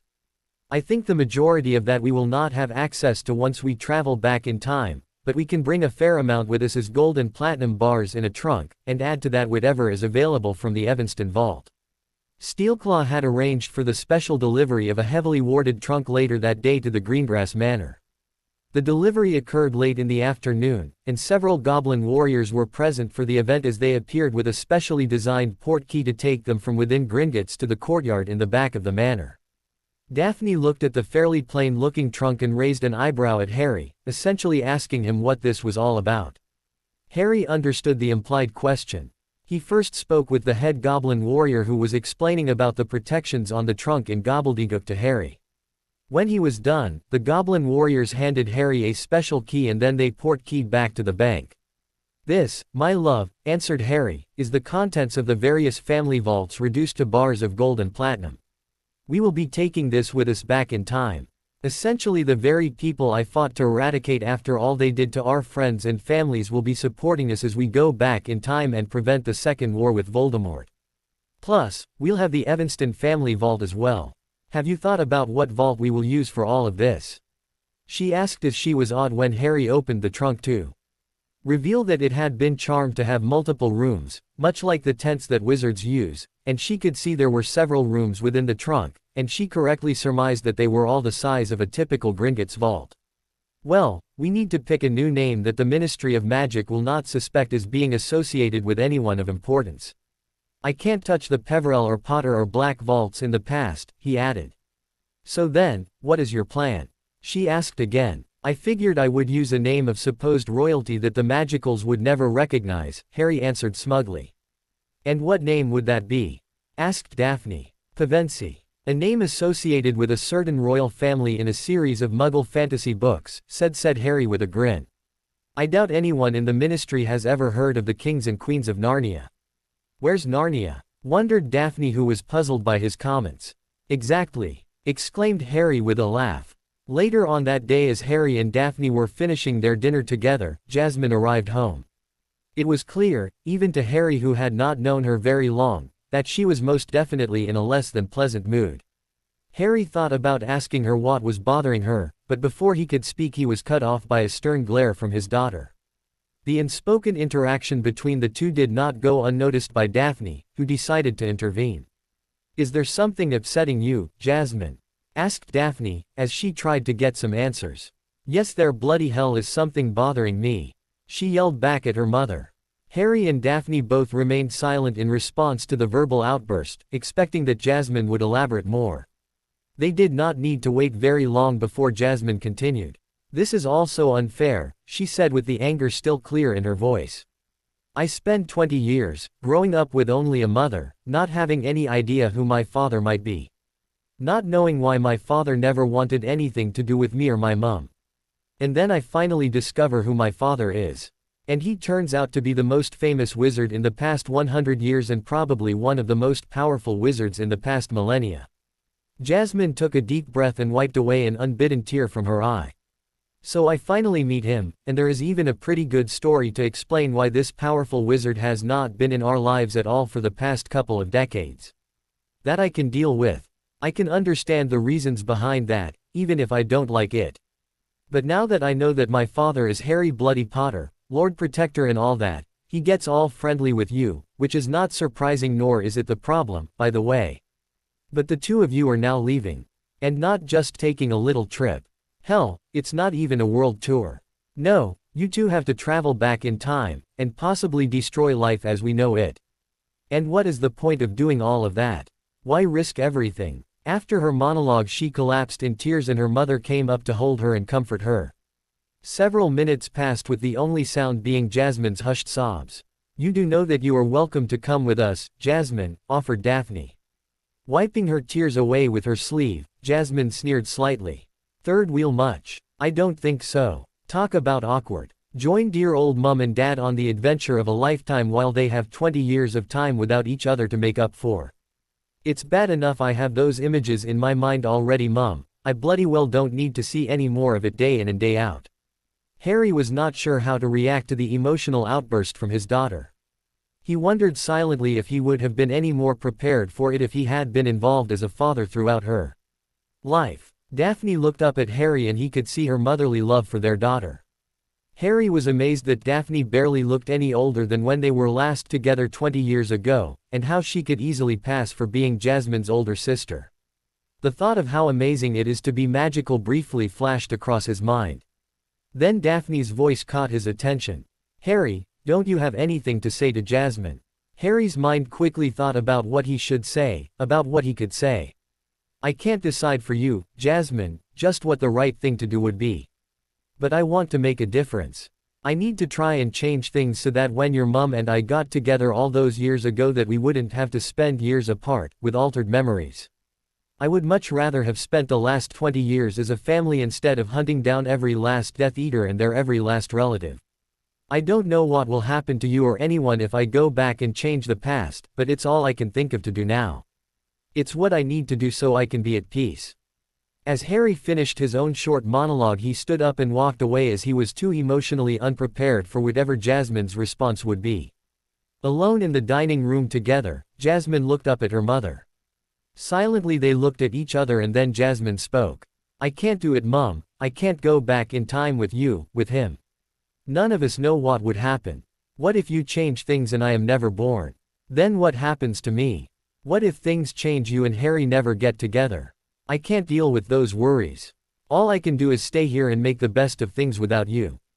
Besides, someone has to be able to explain why the head of the Department of Mysteries and the Lord Protector suddenly vanish off the face of the earth.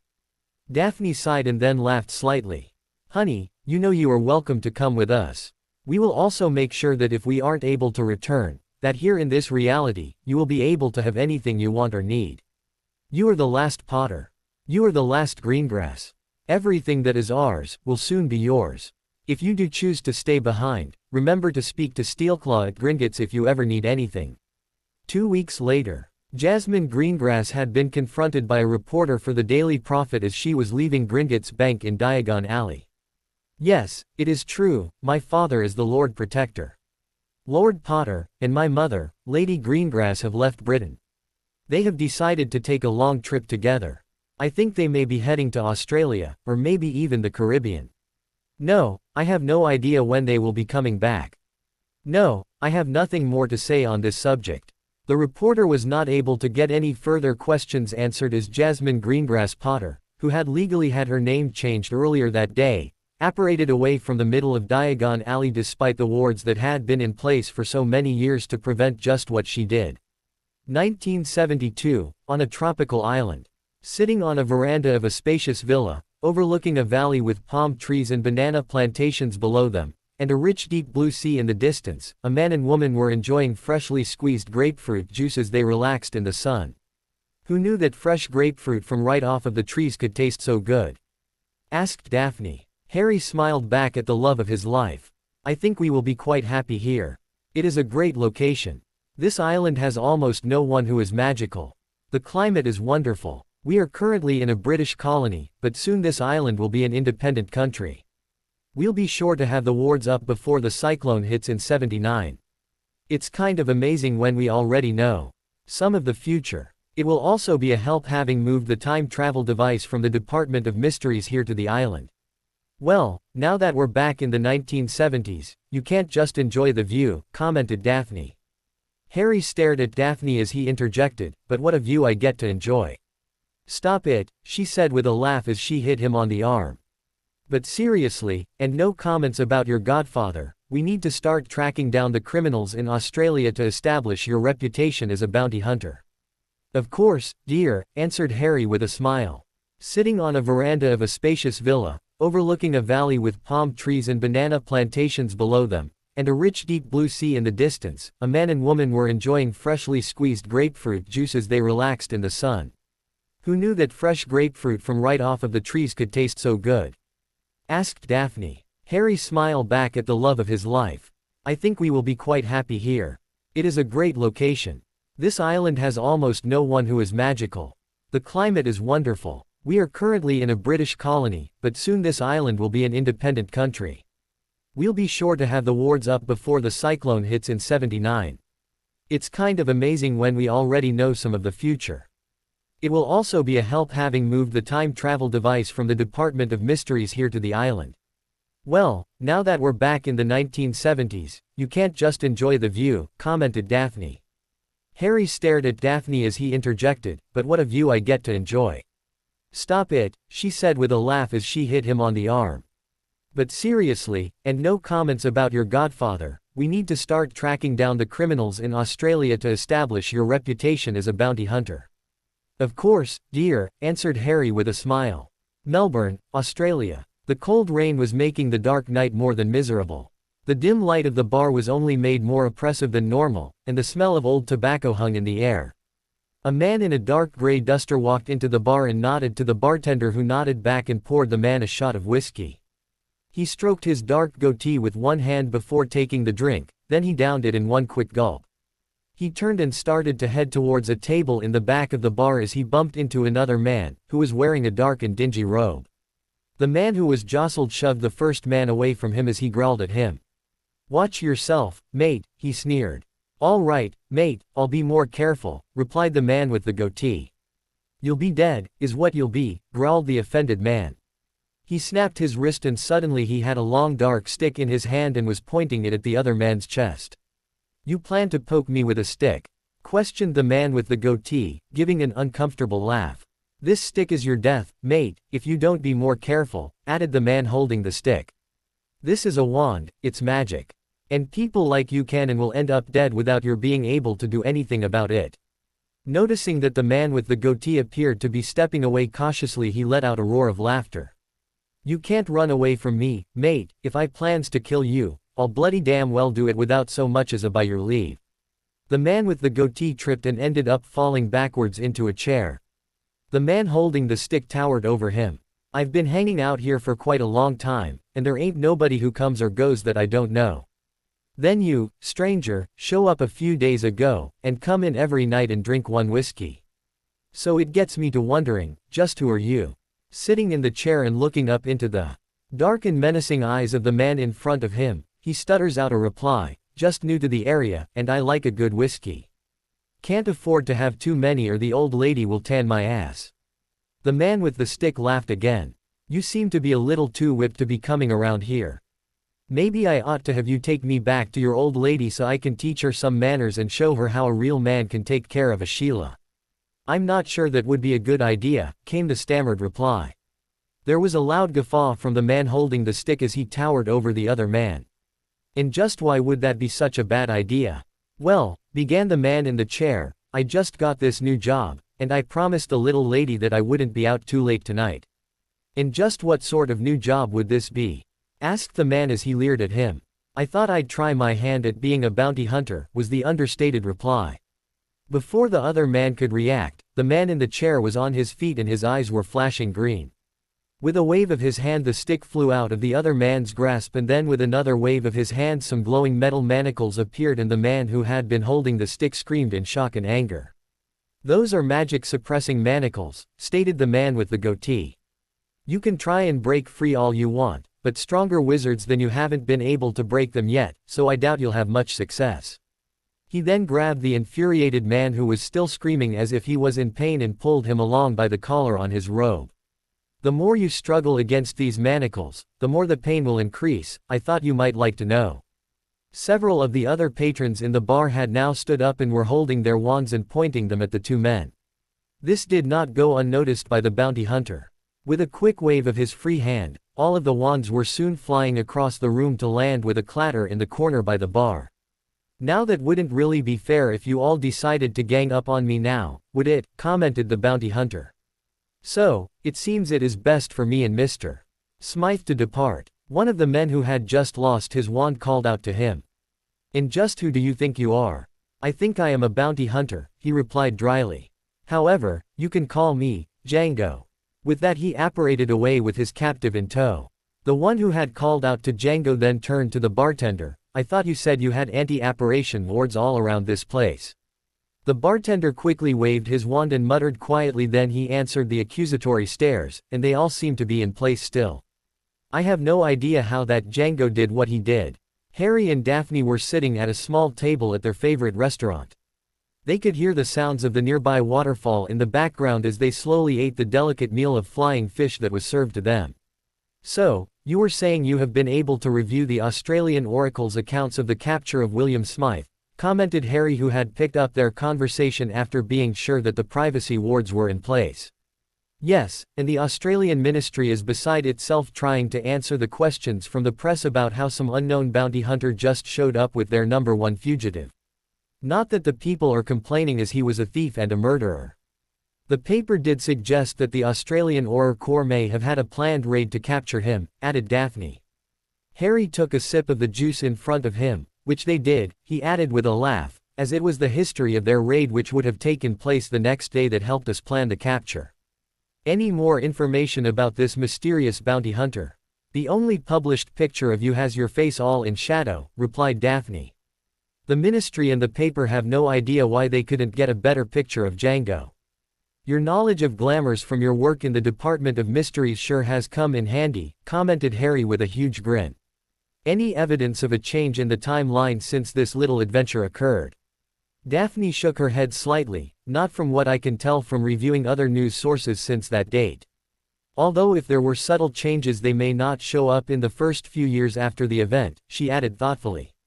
So, here we are, in 1972, having successfully apprehended a wanted criminal in 1970 in Australia, said Harry as he raised his glass in a toast. To our past and future success. 1973, Sydney, Australia. The dark figure moved through the shadows in the area known as Blood Lane, a part of magical Sydney that made Nocturne Alley in London seem like a walk in the park. Harry, or Django as he went by as a bounty hunter in the past, was heading towards a certain tavern. His target was a wizard whose reputation was not as dangerous as Mr. Smythe, who had been apprehended just last week in Harry's time, or 6 months previous to the day he found himself here in Sydney.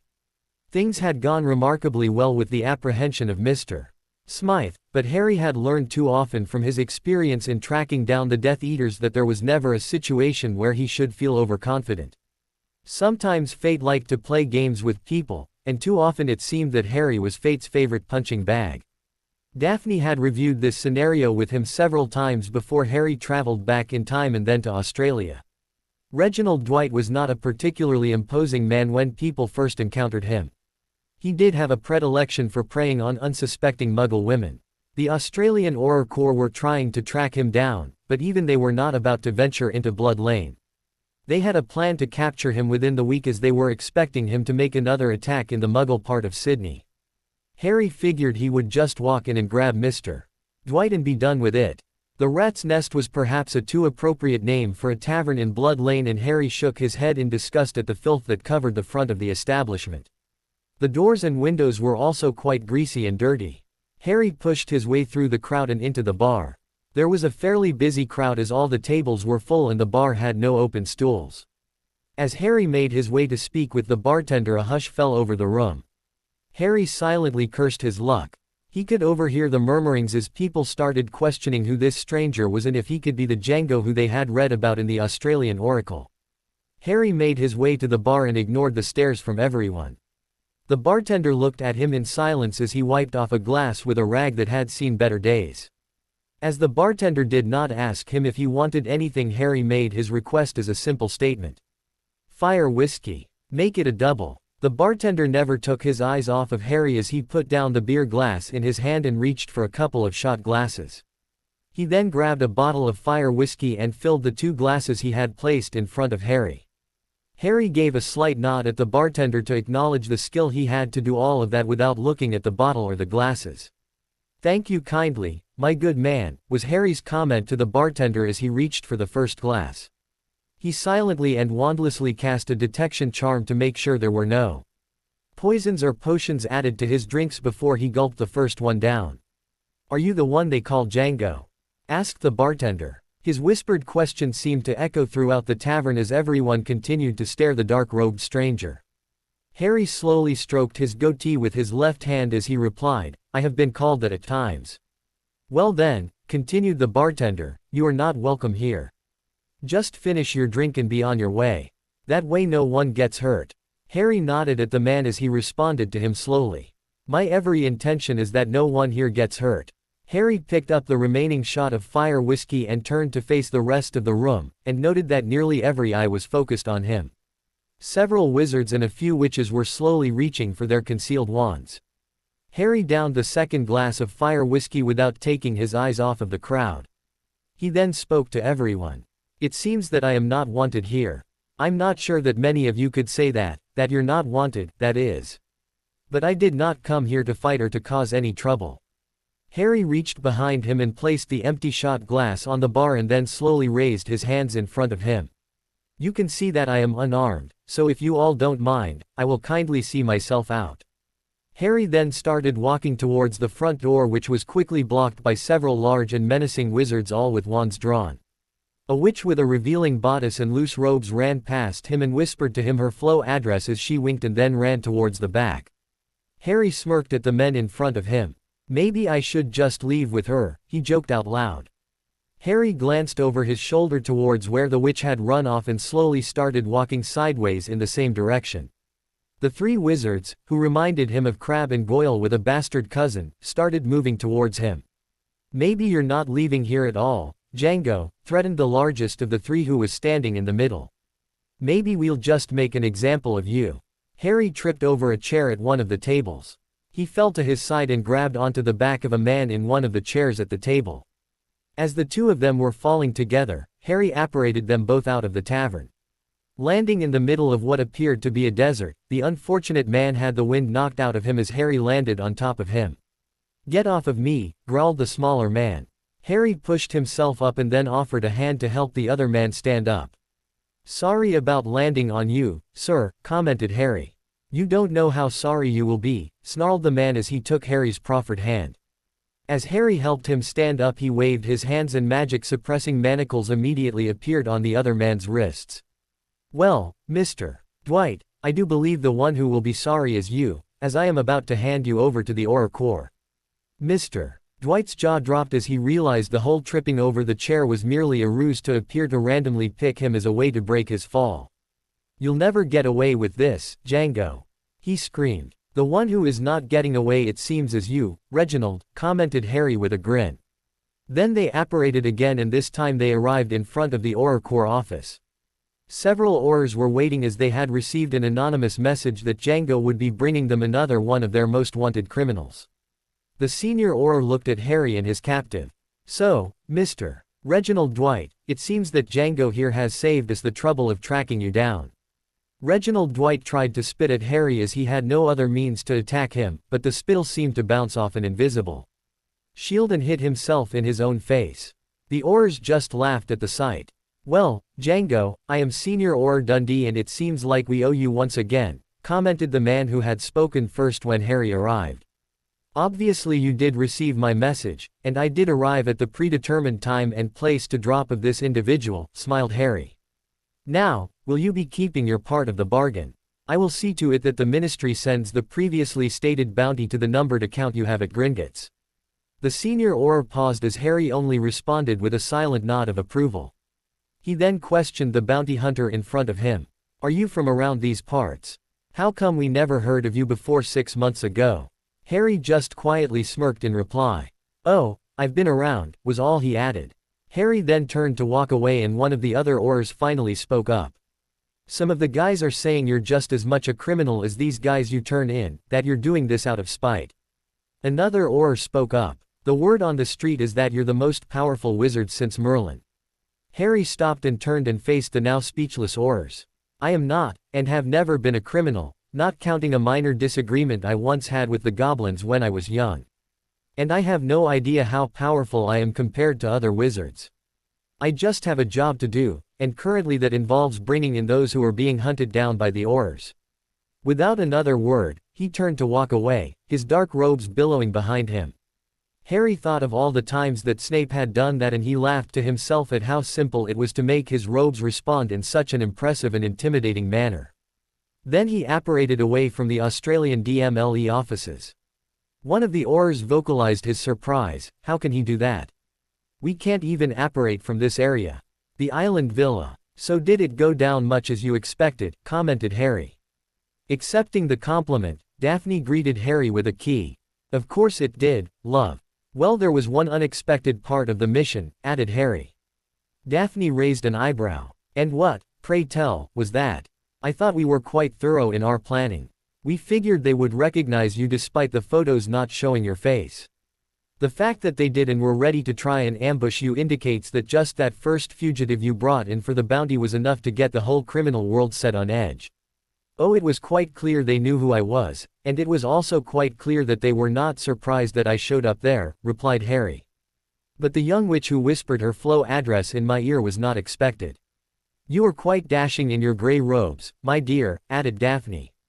But don't fool yourself into thinking she really wanted you to visit, it was probably just another ambush being set up for them to try and catch you. Harry's mood seemed to deflate slightly, then he continued with a sigh, but one can always hope it was meant to be more than that. Daphne glared at Harry at his comments. Do you want the sofa? For the rest of your life? And a first-hand experience of just why I had the nickname Ice Queen back in school. Harry leaned in and kissed Daphne on her forehead. 1. I have no desire to go chasing after any other woman now that I have you back again. No one can compare to you, my love. 2. I am not stupid. I would never risk getting on your bad side like that. And don't you forget it, teased Daphne in response. Taking his hand, she pulled him towards the door to the villa. Now, what do you say to a midnight swim? Harry raised an eyebrow in reply, in the ocean among the reefs or under Trafalgar Falls. The falls, stated Daphne, they should look lovely tonight with the full moon out. 1977, Island Villa. Harry and Daphne were reviewing the success of their personal mission so far. Harry, or Django, had apprehended 4 magical criminals in Australia, and had already been labeled the Dark Hunter by the Australian Oracle. Word of his ability to show up in the middle of even the most secure and heavily warded areas, particularly within the magical criminal world, was spreading. Some had wondered if he was truly a ghost that was able to take physical form. Government law enforcement agencies were taking notice with the ease with which this Django was able to apparate in and out of their own secure locations. The Pevensey vault at Gringotts was growing. They were already quite rich based on the gold and platinum bars that were obtained from emptying the vaults of the Death Eater families that Harry had eliminated in the future, or their past. Added to that was the reward money that Django had been receiving for the several criminals he had received. Their selection of a remote Caribbean island away from the leading magical governments had been quite useful as well. They had been on the island for several years now and had been accepted as eccentric but friendly neighbors. When they were not busy planning the next criminal to apprehend so as to grow Django's reputation as the Dark Hunter, they were enjoying the sights around the island. The small villages were all unique and filled with friendly people. Harry and Daphne had even visited with the last remaining members of the Carib tribe. He smiled knowing that in a little over 20 years they would all get parts in a Johnny Depp movie. They would occasionally dine at small restaurants in the capital city, or town as the locals referred to it. Their identification was that of Harry and Daphne Pevensey, British citizens, residents of the Commonwealth Island that was part of the British Empire. The two were well aware of the changing political climate that would soon lead to the island becoming an independent country, but that was still a year away. While they were enjoying their afternoon tea at their villa, overlooking the surrounding rainforests, Daphne brought up the need to establish Django in the United States. We do have several marks identified as fugitives you can apprehend shortly before they are captured by the American Aurors. Harry corrected her, the magical branch of their FBI, they don't call them Aurors in America. That is too connected to the old ways that the Americans feel are too outdated. Daphne scoffed, if the American magical government isn't more careful, they will be in violation of the statutes of secrecy with the entire ICW. That won't help anything. Harry was a little surprised by her comments. Well, by the time we first traveled back in time, the Americans had not broken the statute of secrecy even once. It was Tom Riddle and all of the attacks on Muggles by the Death Eaters that came the closest to doing that. Oh, and your actions as the Lord Protector didn't come close to violating the statute of secrecy? She asked with mirth in her voice. Destroying Muggle buildings that are world famous in order to catch one Death Eater on the run is not exactly being secret.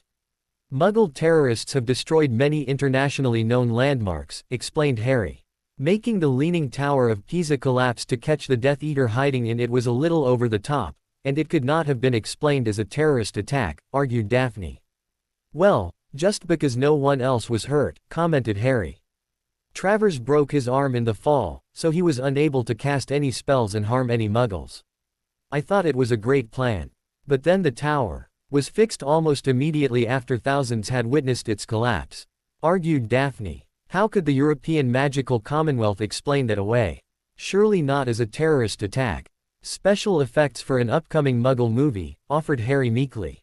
And a horrific mess with the EMC calling out hundreds of Obliviation crews for containment. I still think they could have explained it all much more simply with a report of LSD getting into the public water supply in combination with planned special effects for a Hollywood movie, Harry said defensively. But the real issue is that I captured Travers. And nobody, other than Travers, got hurt. And Italy has their Leaning Tower back. The Italian government is still trying to figure out how the tower was leaning a little less the day after the incident than it was the week before when they last made the official measurements, added Daphne, still expressing her frustration with Harry. The ECM should have thanked me for that, as I helped forestall the inevitable collapse of the tower in Pisa. I think it ended up as a win-win situation for everyone, concluded Harry.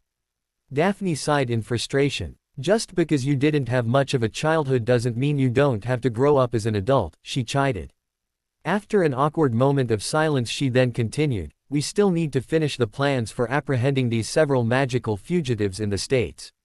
Remind me again, just where will we find these people, stated Harry. Well, the 2 men will be found in Texas and Pennsylvania, replied Daphne, but the trickiest one will probably be the woman they are hunting down somewhere in California or Nevada. What information do we have from the FBI Magical Division's reports? Asked Harry. Just the basics, what they are wanted for, and the historical documents about when they were finally captured. Daphne then opened one of the folders in front of her. Roger, Mad Dog, Tannen was arrested by the magical FBI in August 1982, outside of Wichita Falls. He was wanted for destroying several Muggle homes and the deaths of dozens of Muggles who lived in trailer parks. He was using a complex spell that caused damage that appeared to be from a tornado touching down in the area. Apparently he would destroy these villages after attacking and raping the women. The magical FBI finally became involved after several of the women from one of these unusual tornadoes were not found until days later, many miles from where they used to live. What's so unusual about that? Asked Harry. The women were not killed by the storm, for starters. The Avada Kedavra was used on them, added Daphne with a chill in her voice. But why was the magical FBI even called in on these cases? Muggles often explain death by killing curse as simple sudden cardiac arrest. Harry puzzled over the information. Daphne then continued with the case histories of the women and the storms. The Weather Service did not have any storms in the areas of the several attacks that occurred that could account for the tornadoes. The small towns that were attacked were quite remote, so it was just assumed that a freak storm took place. Someone in the FBI got wind of these freak storms and decided to investigate, initially claiming that the attacks might be based on aliens or some such paranormal activity. That eventually got the attention of the magical FBI, who discovered what was going on. They also had a long history of dealing with Mr. Tannen, who has a well-documented predilection for being less than kind to women, whether they are Muggles or witches. Seems like just the sort of guy we want to bring to justice, commented Harry. It's just a shame that we have to wait until just before he gets caught to grab him and present him to the magical FBI. It would be nice to be able to stop him before he attacks anyone else. Daphne sighed, but we can't take the chance of changing the timeline too much. I know it's frustrating, but we need to be careful with how much we do. Harry keyed her softly and then added, of course, you're right, dear. I guess we need to figure out where we need to be to find him the day before the magical FBI finally catches up with him. So who's the next one we need to catch? That would be Marvin Boggs. He has a history of being a little unbalanced at best. He used to work for the magical FBI and then he went on a killing spree, mostly aimed at taking out former colleagues in the magical FBI. He was holed up in the swamps of Louisiana, but he was finally caught when he was trying to fit in the midst of the Amish community in central Pennsylvania, she concluded. That one doesn't sound so hard to catch, surmised Harry. I wouldn't be so sure, said Daphne as she shook her head. The report indicates he is more than just a little paranoid. Not sure how easy he will be to catch, and he can be quite dangerous. Harry smiled at that comment. And I'm not dangerous? He asked rhetorically. Daphne ignored Harry's question. He was finally captured in May of 1985, so that hopefully would put enough time in between apprehending Tannen and going after Boggs that he wouldn't be worried you would be after him. And why would he even think I was going after him? Asked Harry. He's smart. He seems to still have access to the magical FBI information network. And he is more than a little paranoid. He probably would be thinking you're coming after him as soon as he hears that you have caught Tannen. Yes, he is that paranoid. Daphne shook her head in frustration. You don't need to make any of this any more difficult, you know. And how am I making any of this more difficult? Because, Mr. Pevensie, replied Daphne, you are too overconfident in your own abilities and skills that you think you will always come out ahead, no matter who you are facing, and that just might get you killed one day. Or worse. What could be worse than getting killed? Wondered Harry. Nearly getting killed and getting me worried, stated Daphne with a firmness in her tone that startled Harry. Because if you go and do something really stupid and mess this whole thing up, I'll be coming after you and you might wish you had been killed. Harry leaned back away from her. Whoa, a little overreaction there much. No, asserted Daphne. I lost you once for 20 years, even if I didn't realize it, so I am not about to let you go and mess up everything between us ever again. Point taken, offered Harry, feeling a little bit put off.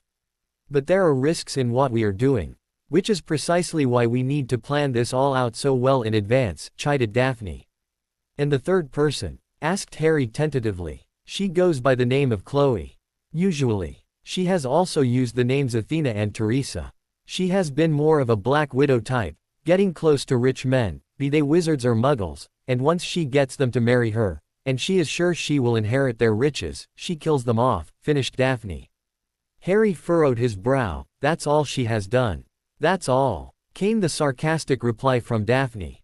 Isn't that enough? But to get her to the top of the magical FBI most wanted, explained Harry, I figured she would have had to off more than a couple of old men.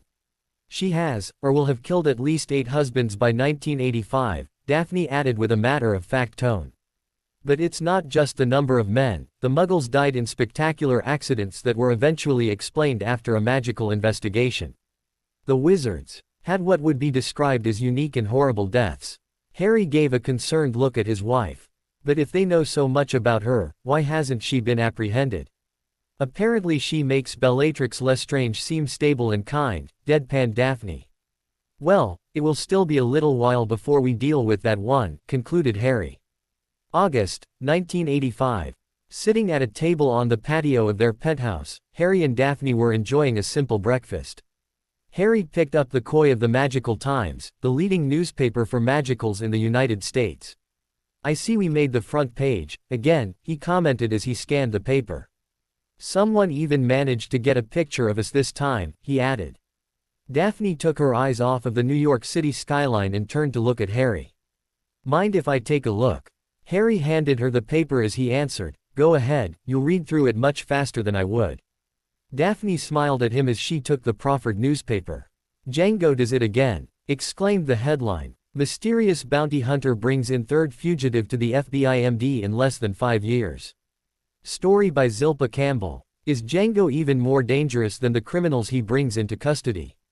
That is the question on everyone's minds today after the mysterious bounty hunter arrived on the steps of the FBI Magical Division office in Los Angeles last night with his third fugitive in the past 5 years.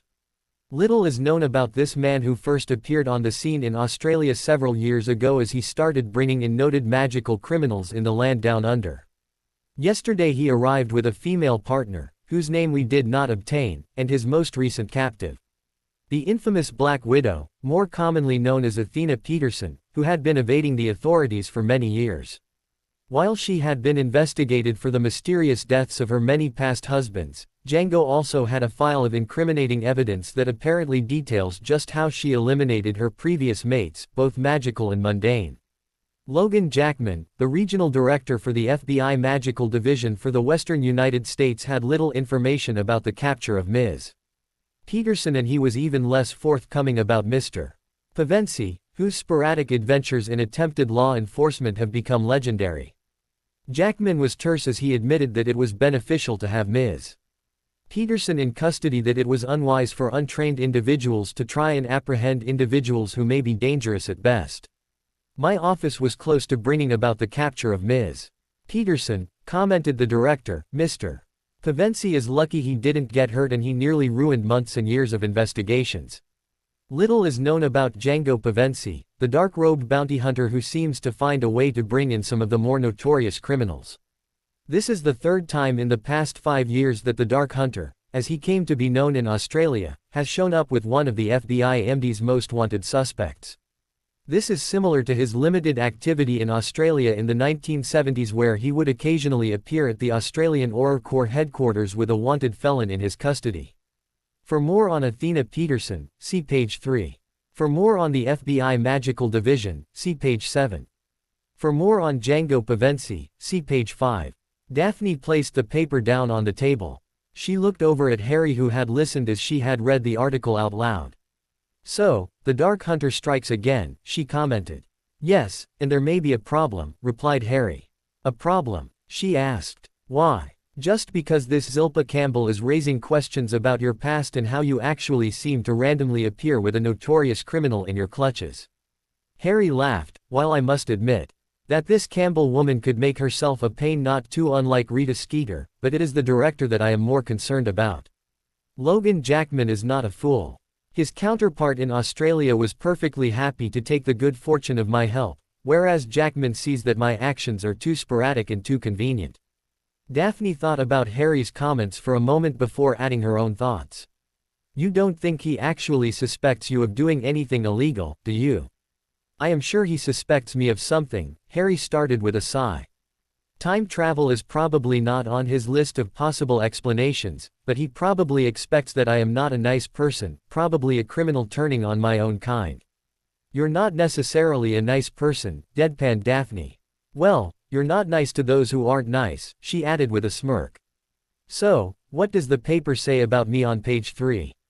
asked Harry. "That's page 5, dear," corrected Daphne with a smile. "You're relegated to page 5. As Daphne started to turn the paper to page 5, there came a knock at the door. Daphne looked up and asked their house elf, Rinny, to check who was at the door. A moment later, the house elf was facing Harry and Daphne as they were finishing their breakfast on their patio. "It's a Mr. Jackman, he says he needs to meet with Master Django." Harry looked at Daphne and sighed heavily. "This should be interesting," he said to her, and then he turned back to his house elf. "Rinny, could you please show the director out here and offer to serve him breakfast? I get the feeling that he won't be leaving anytime soon." Daphne reached over and grasped Harry's hand. "Are you worried?" she asked. "Worried?" Harry scoffed. "Not at all, just surprised he was able to track us here to the penthouse so quickly. Maybe we should have headed to the island sooner." Daphne smiled. "We'll have plenty of time to enjoy there. We can head over tonight or in the morning, your choice." With that comment, Rinny escorted the FBI director out onto the patio. Logan Jackman looked around at the view. "I must say, I have never been in a position to get such a view of this city." Harry smiled as he stood up to greet the man. "Well, then, you might as well take some time and enjoy the view. Did Rinny offer you some breakfast? She can fix anything you desire." "No thanks, just a cup of coffee, that would be all," replied the tall man. His dark and chiseled features reminded Harry of someone whom he had seen before, but he wasn't sure if he could place it offhand. Harry then spoke up. "Now that you are here, what can we do for you?" "Direct and to the point, as always," observed the director. Logan then took a seat across from Harry, which placed Daphne on his right side. "So, Django, and Hildy, I really do have some questions for the both of you," began Jackman. "I won't waste your time by asking just how you managed to make finding you two so hard, considering the type of people you seem to come across. In my line of work, it pays to be careful, very careful," offered Harry. "Yes, your line of work," said Jackman with a slight laugh. "Just what exactly is your line of work?" "A bounty hunter needs to turn in more than a couple of individuals every few years, especially if they choose to live in such fine surroundings." He then gave a very pointed look directly at Harry. "So, what do you really do? How do you afford such conveniences, and most importantly, who are you?" Harry was unfazed by the direct line of questioning. He slowly took a sip from the glass of orange juice in front of him and then faced the man who Harry was reminding himself was only doing his job. "My line of work, as you so put it, is not to work.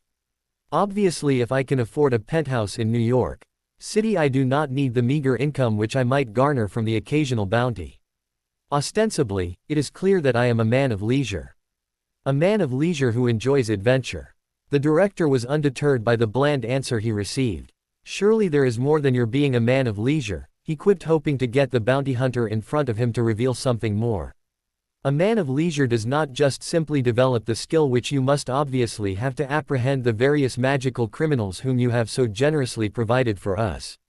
In fact, I have done my research, Mr. Pevensie. The skill you showed in capturing those individuals in Australia indicates that you are trained in combat and in magical police work. Harry lazily stroked his goatee. I am a man of wealth, he drawled. I seek adventure. And, being an adventurous sort, and not wanting to be the victim of some desperate soul who might decide that perhaps what I have would be better served in their possession, I felt it to be quite advantageous for myself to be sure that I am equipped with the best skills I could possibly learn. Daphne tried to hide her mirth at the game that Harry was playing, which she did by shaking her head and rubbing her eyes. She reached into a bag by her side and pulled out a pair of sunglasses. Noting that the director was now staring at her, she simply explained, "My eyes are sensitive to the light up here," as she gave him a warm smile. Jackman smiled back at the woman in front of him and turned his attention back to Django Pevensie. "You are still a mystery," he stated. "You have no background, you have no identity prior to showing up in Australia. There are no records of a Django Pevensie, or even a Pevensie family much before you appeared with your first captured individual." Harry slowly turned to face the director. "You are curious about my past." Harry paused briefly before he continued. "It should be clear to you that there are some things in my past that I wish to remain exactly that, in my past. No, there are no illegal activities. Definitely much that might well be described as unpleasantness, and definitely unpleasantness that I have no desire to repeat or for anyone to experience. I am afraid that there is nothing more I have to share with you about that.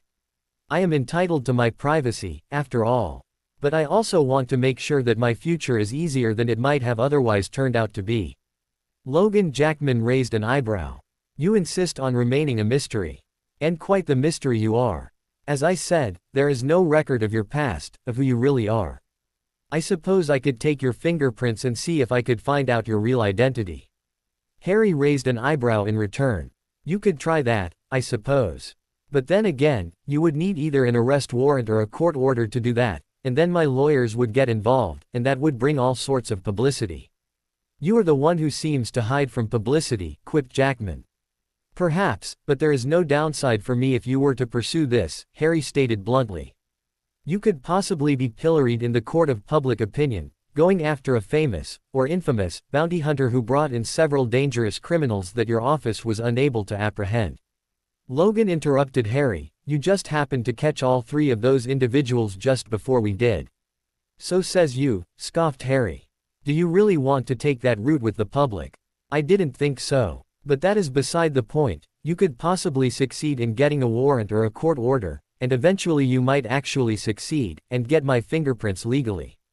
Hell, I might even cut you some slack and let you have them right now. But I can assure you, right now, that they will not do you any good. There is no record of me anywhere in your system. But back to the point, where are you going with this? Are you accusing me of doing something illegal? Are you treating me as a suspect of some nefarious crime? If so, I would love to hear just what it is that I have done to garner so much attention from you." The director leaned back into his chair, since there was really nothing he could do with the man in front of him. "As an officer of the peace, I do not like mysteries, and you, sir, are the biggest mystery I have ever come across. You have no past. At least none that I can find." Harry smiled and nodded at the man across from him. "And I prefer to keep it that way." After an awkward silence, Harry continued. "But I can assure you that I will not be a problem for you. I am finding the potential for adventures here in the States a little limited for me for the present time. I am considering relocating to Europe. But I would rather that my plans not become public knowledge." "Well, then, we seem to be at an impasse," acknowledged Logan. "And as such, I would like to ask a favor from you." Daphne couldn't help herself from chuckling at this comment. As both of the men stared at her, she shook her head and then explained her outburst. "You, sir, have the audacity to come here to our residence, unannounced and uninvited, threaten to harass my husband, and now you have the unmitigated gall to ask for a favor. I am sorry, but I find that a bit absurd." Harry spoke up first. Now, Hildy, don't let the past few minutes of friendly banter tinge your opinion of the good director here, as he is basically simply doing his job. Then he turned back to the director, and just what is this favor you wish to ask? I am basically still very curious as to how you actually managed to apprehend the 3 criminals you turned over to us over the past several years. Yes, I read the reports from the agents to whom you handed over the individuals, but I would like to hear the story from you. Not the story that Campbell is pushing on the public, and not the official agency reports. What really happened? I would like to know, if merely to satisfy my own curiosity. Harry laughed out loud. You just want the truth. Very well then, I will tell you the details. This may take a while. September 1980. Harry and Daphne were reviewing the information that Daphne had obtained about Mad Dog Tannen. The FBI Magical Division had finally captured him in Wichita Falls, Texas, after he attempted to kidnap some Muggle women there. Daphne noted that in a published account of his interrogation he described spending the previous week before his apprehension patronizing several different bars on 6th Street, playing darts against Muggles and using magic to help him win. Harry concluded that the best way to catch him before the FBI MD arrived would be to do so in Austin. Harry and Daphne had arrived and decided to stay in the Hyatt Hotel in downtown Austin. Their penthouse suite was comfortable with views of the Capitol building, the University of Texas Stadium and the Colorado River below. The nightly cloud of bats leaving their nesting area under the bridges across the river was something to behold. But Harry was not to be distracted.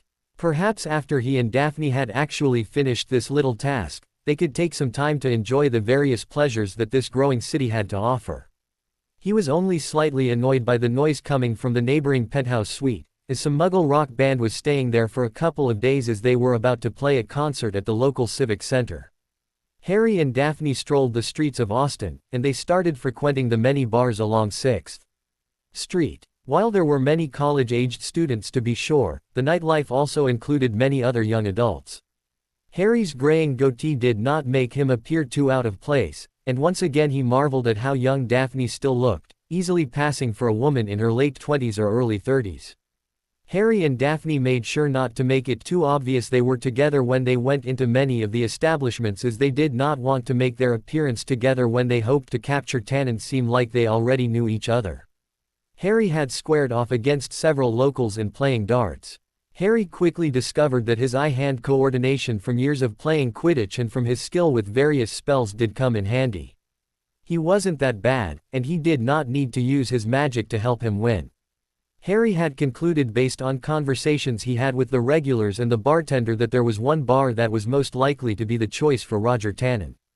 Harry arrived early that Saturday evening, and the crowds were already loud and rowdy as they were celebrating the victory of the Longhorn football team earlier that day, as they had soundly beaten their Southwest Conference rivals the SMU Mustangs. A tall man with a dark beard came in and walked up to the bar. Harry noted the magical aura around him immediately and he recognized the face from the files that Daphne had acquired. Harry returned to tossing a few darts as he noted the bartender speaking to Tannen and pointing in his direction. Tannen picked up his beer and headed over to greet Harry by the dart board. "I hear that you're new around these parts," drawled the tall man as he approached Harry. "My name's Tannen, my friends call me Mad Dog," he stated as he offered a hand to Harry. Harry looked at the man, then at the offered hand. He shook it tightly but quickly as he replied, "Django. Nice to meet you. Do you have a reason for bothering me?" Mad Dog's face turned to a feral grin. "I hear you're the next best thing to come along with tossing darts." Harry shrugged. "Some might say that." "Well, how about a friendly game of 300? Asked Tannen. "Sure," answered Harry. "Loser buys the next round." The two started to play darts, and Harry could tell that Tannen was subtly using magic to help his throws. As the game was close, Harry was waiting to see if Tannen would use magic to affect Harry's tosses as well. Soon, the game was winding down and Harry was almost surprised that Tannen seemed to let him win. During the match, however, Daphne had arrived, in tight black jeans and a tight blouse.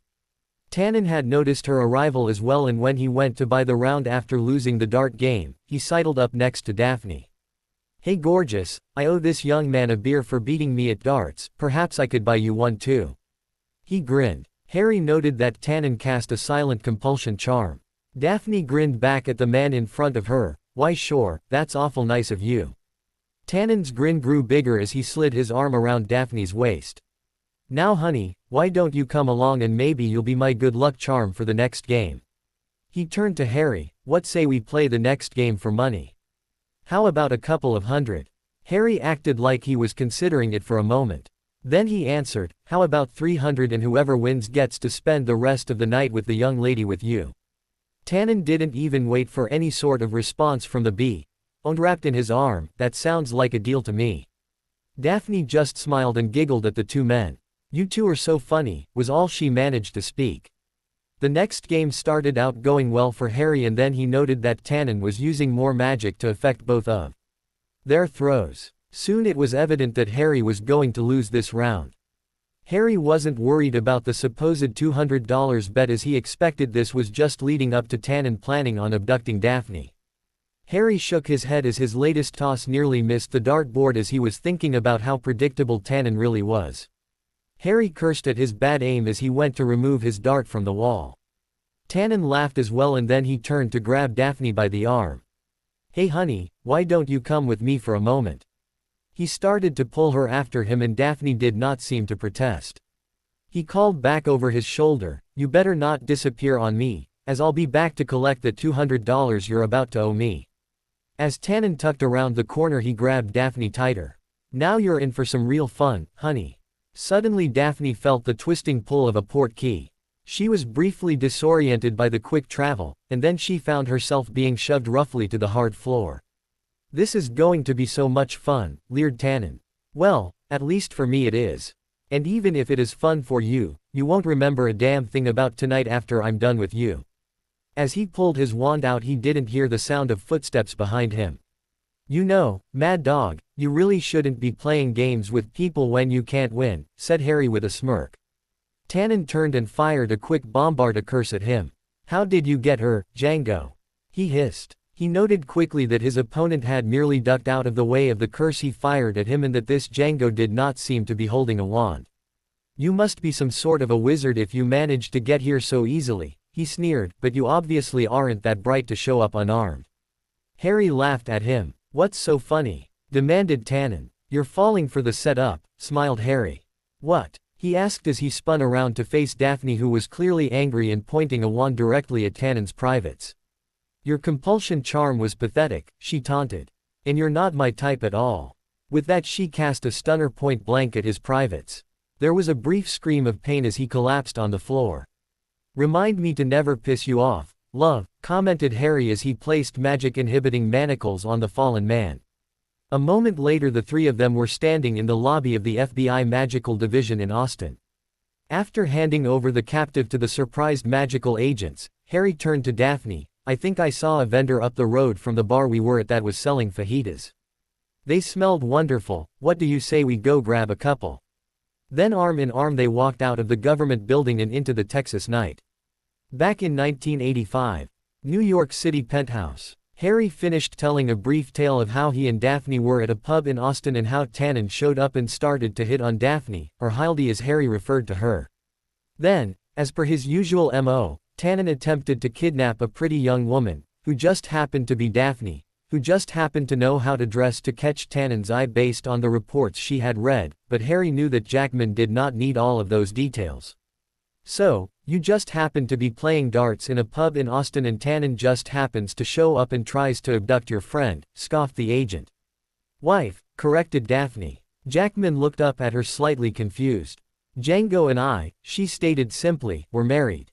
I am his wife." "Well, there was no mention of you in the official report," explained Jackman. "Just that Django here apprehended him after he tried to abduct another young woman." "I told you already, Jackman, that I want a simple and pleasant future," said Harry. "Someone trying to kidnap my wife isn't exactly consistent with my life's goals." Spring, 1982. Lancaster County, PA. Harry and Daphne arrived in Lancaster, Pennsylvania in late April, and they decided to check into the Lancaster Host Resort. The room was passably comfortable, and it helped them fit in as typical tourists. After they were settled, Harry and Daphne headed off to explore the surrounding area. Daphne was surprised to see that Harry could drive. He explained that it came in handy to have the skill when he was tracking the Death Eaters. None of them ever expected someone to use Muggle transportation in their efforts to find them. Besides, he quickly learned that driving could be almost as fun as flying a broom, as long as one had the right car. In this case, Harry had decided to rent a convertible, hoping that the spring weather would be warm enough to enjoy the outdoors. As they started to head south towards Strasbourg, Harry quickly decided to pull over and put the top back up. Daphne was wondering what made him change his mind, as it was a very comfortable 75 degrees and sunny day. Harry scrunched his nose. It's the smell from the farms, they must have all just finished fertilizing the fields everywhere around here. Harry and Daphne enjoyed the rolling hills and pleasant scenery. When they pulled into Strasbourg, they got out of the car and began to explore the quaint village. Their first stop being the Strasbourg Creamery, where they treated themselves to some fantastic ice cream. As they checked out the local shops, Daphne picked up a local flyer that advertised many Amish and Mennonite businesses throughout Lancaster County. As they finished their ice cream, Daphne pointed out that there were several Amish businesses listed as being in the villages of Paradise and Bird in Hand. The couple decided to head up to Paradise, and Harry laughed as they passed signs for intercourse. The village of Paradise actually seemed less touristy than Strasbourg. Finding a general store, Harry and Daphne went in to look around. The store was staffed by Amish, so Harry thought that was at least a promising start. Hanging from the ceiling in the back were several colorful handmade quilts. Harry followed Daphne as she went up to take a look at the various patterns on the selection of quilts. Daphne was pointing out to Harry which ones she thought were the prettiest. Harry started looking at the price tags on the quilts and noted that they started at over $200 per quilt. An Amish woman with a white apron covering her simple black dress came up and asked with her heavy accent if they needed any help with any of the items. Harry quickly answered that they were hoping to buy a couple of quilts, and he indicated which ones Daphne found the most desirable. She spoke in a German dialect and asked a young man, Reuben, to come and retrieve the two quilts in question from where they were hung. Reuben then followed them to the front of the store, and the woman began to ring up the sale in an old cash register. "That will be $427, stated the woman. Harry looked at the package with the wrapped quilts and looked up at the woman. "I am sorry, but that doesn't add up right," he said simply. "Well, there is tax," added the woman. "The state says we have to charge sales tax, even if we don't want to." "You misunderstood me, then," said Harry. "These quilts are quite nice, they must be worth more than that. I'll pay you $500 for the two of them."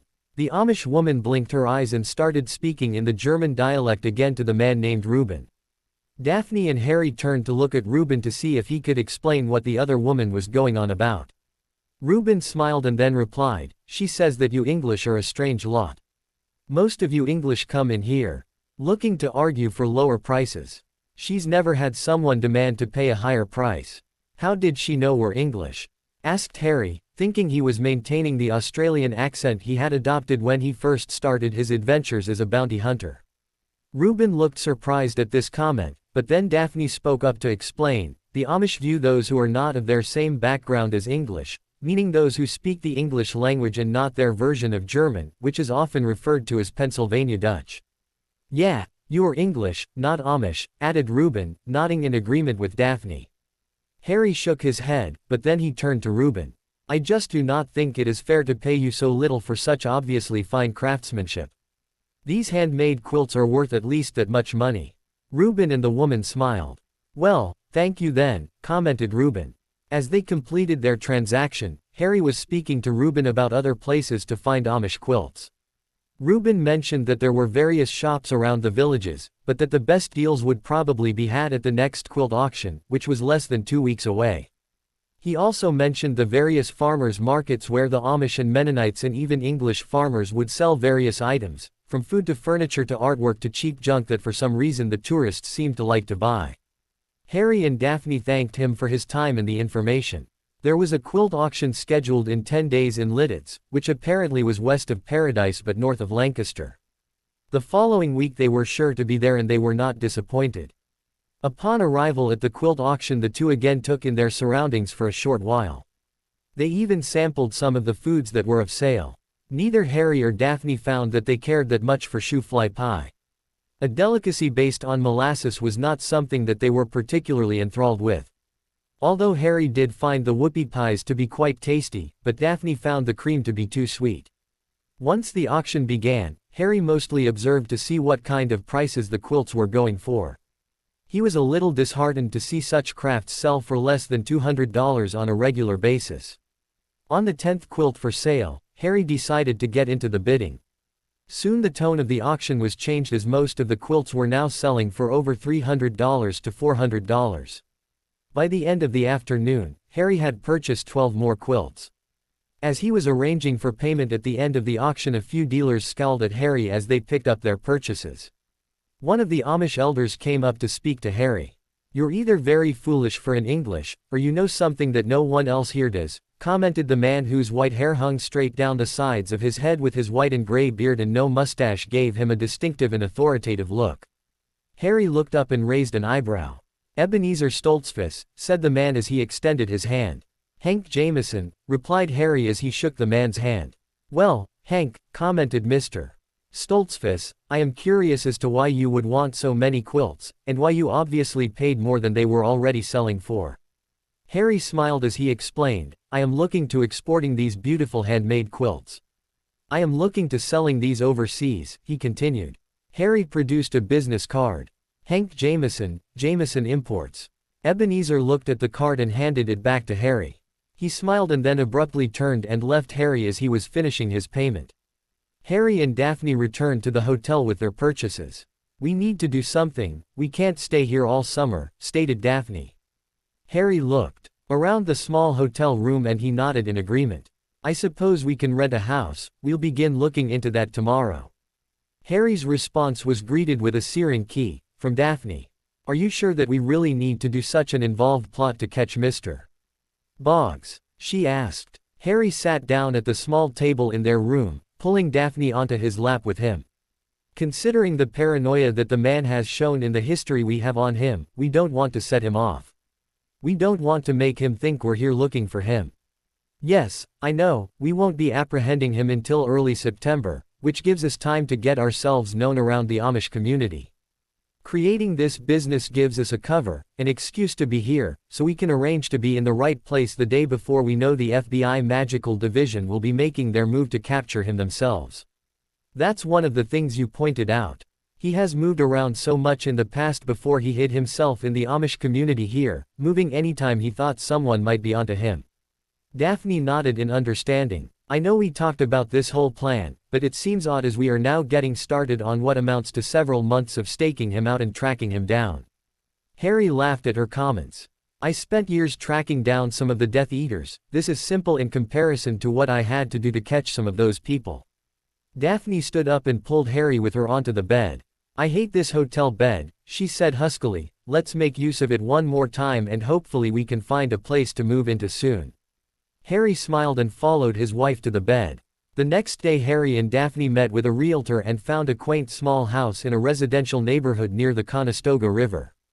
It was more of a stream, but the small house had a small yard and the street was lined with large old trees. The magnolia tree in the front yard was getting close to blooming, which made the home even more attractive. They arranged to move in later that week, including having rental furniture delivered. By the middle of July, Harry and Daphne were well known at the auctions as they had met many Amish as they were setting up Harry's business, Jameson Imports.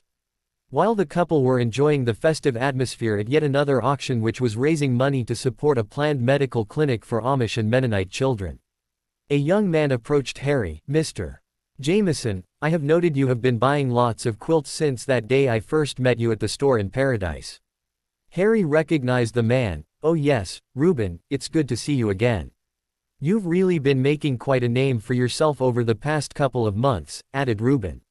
"Well, the merchandise is the finest quality and there is a need to help support your community," stated Harry. "It is clear already to me that the attention from the tourists, while offering a financial benefit to some of the Amish, is not without its drawbacks and not without its risks and hassles. I expect that I will be able to still make a profit on the quilts and the other items I have been acquiring for resale." Reuben eyed him closely, and then commented, "Well, thank you then, and good luck to you, sir." As Reuben walked away, Harry turned to look at Daphne. It seems we are getting well known throughout the county. Daphne just nodded silently as she watched the young Amish man walk away. Then she and Harry walked around the merchandise that was up for sale and they looked at some Amish furniture. Daphne noted the way Harry was looking at it all. "We don't have a place for it in the small house," she said with a hint of sadness in her voice. Harry smiled weakly at her. "You're right, but it would look nice." Daphne just shook her head and took him by the hand as they continued to look around. Daphne noted as they were looking at more furniture that Reuben seemed to be keeping an eye on them. She decided to mention it to Harry later. By early August, Harry and Daphne had been welcomed at many auctions and had visited many Amish shops between Quarryville and Lebanon and New Holland. Harry knew that they needed to find a way to get close to Marvin Boggs soon, as they were now approaching the day that the FBI would be catching up with him. The Amish are not against making more of a profit. As Harry started becoming known around the county, he was able to go to more auctions and bid on more quilts. His recognition among the Amish had been growing, so he was no longer seen as being a stranger, but a good business partner. Monday, August 16, 1982, was the day that the FBI would be making a raid on where Boggs was staying, at an old farmhouse in southern Lancaster County. That Sunday, the 15th, was a visitation Sunday. As it turned out, Mr. Stoltzfus, whom they had met at a previous auction, had invited Harry and Daphne to visit his family that Sunday afternoon. His farm was located outside of Quarryville, and Harry wondered if they might be able to run into Marvin Boggs. Sunday afternoon came around and Harry and Daphne drove up in their convertible. It seemed a little odd driving a car up to the farmhouse with about a dozen buggies in the yard. The horses were tied up in the barn.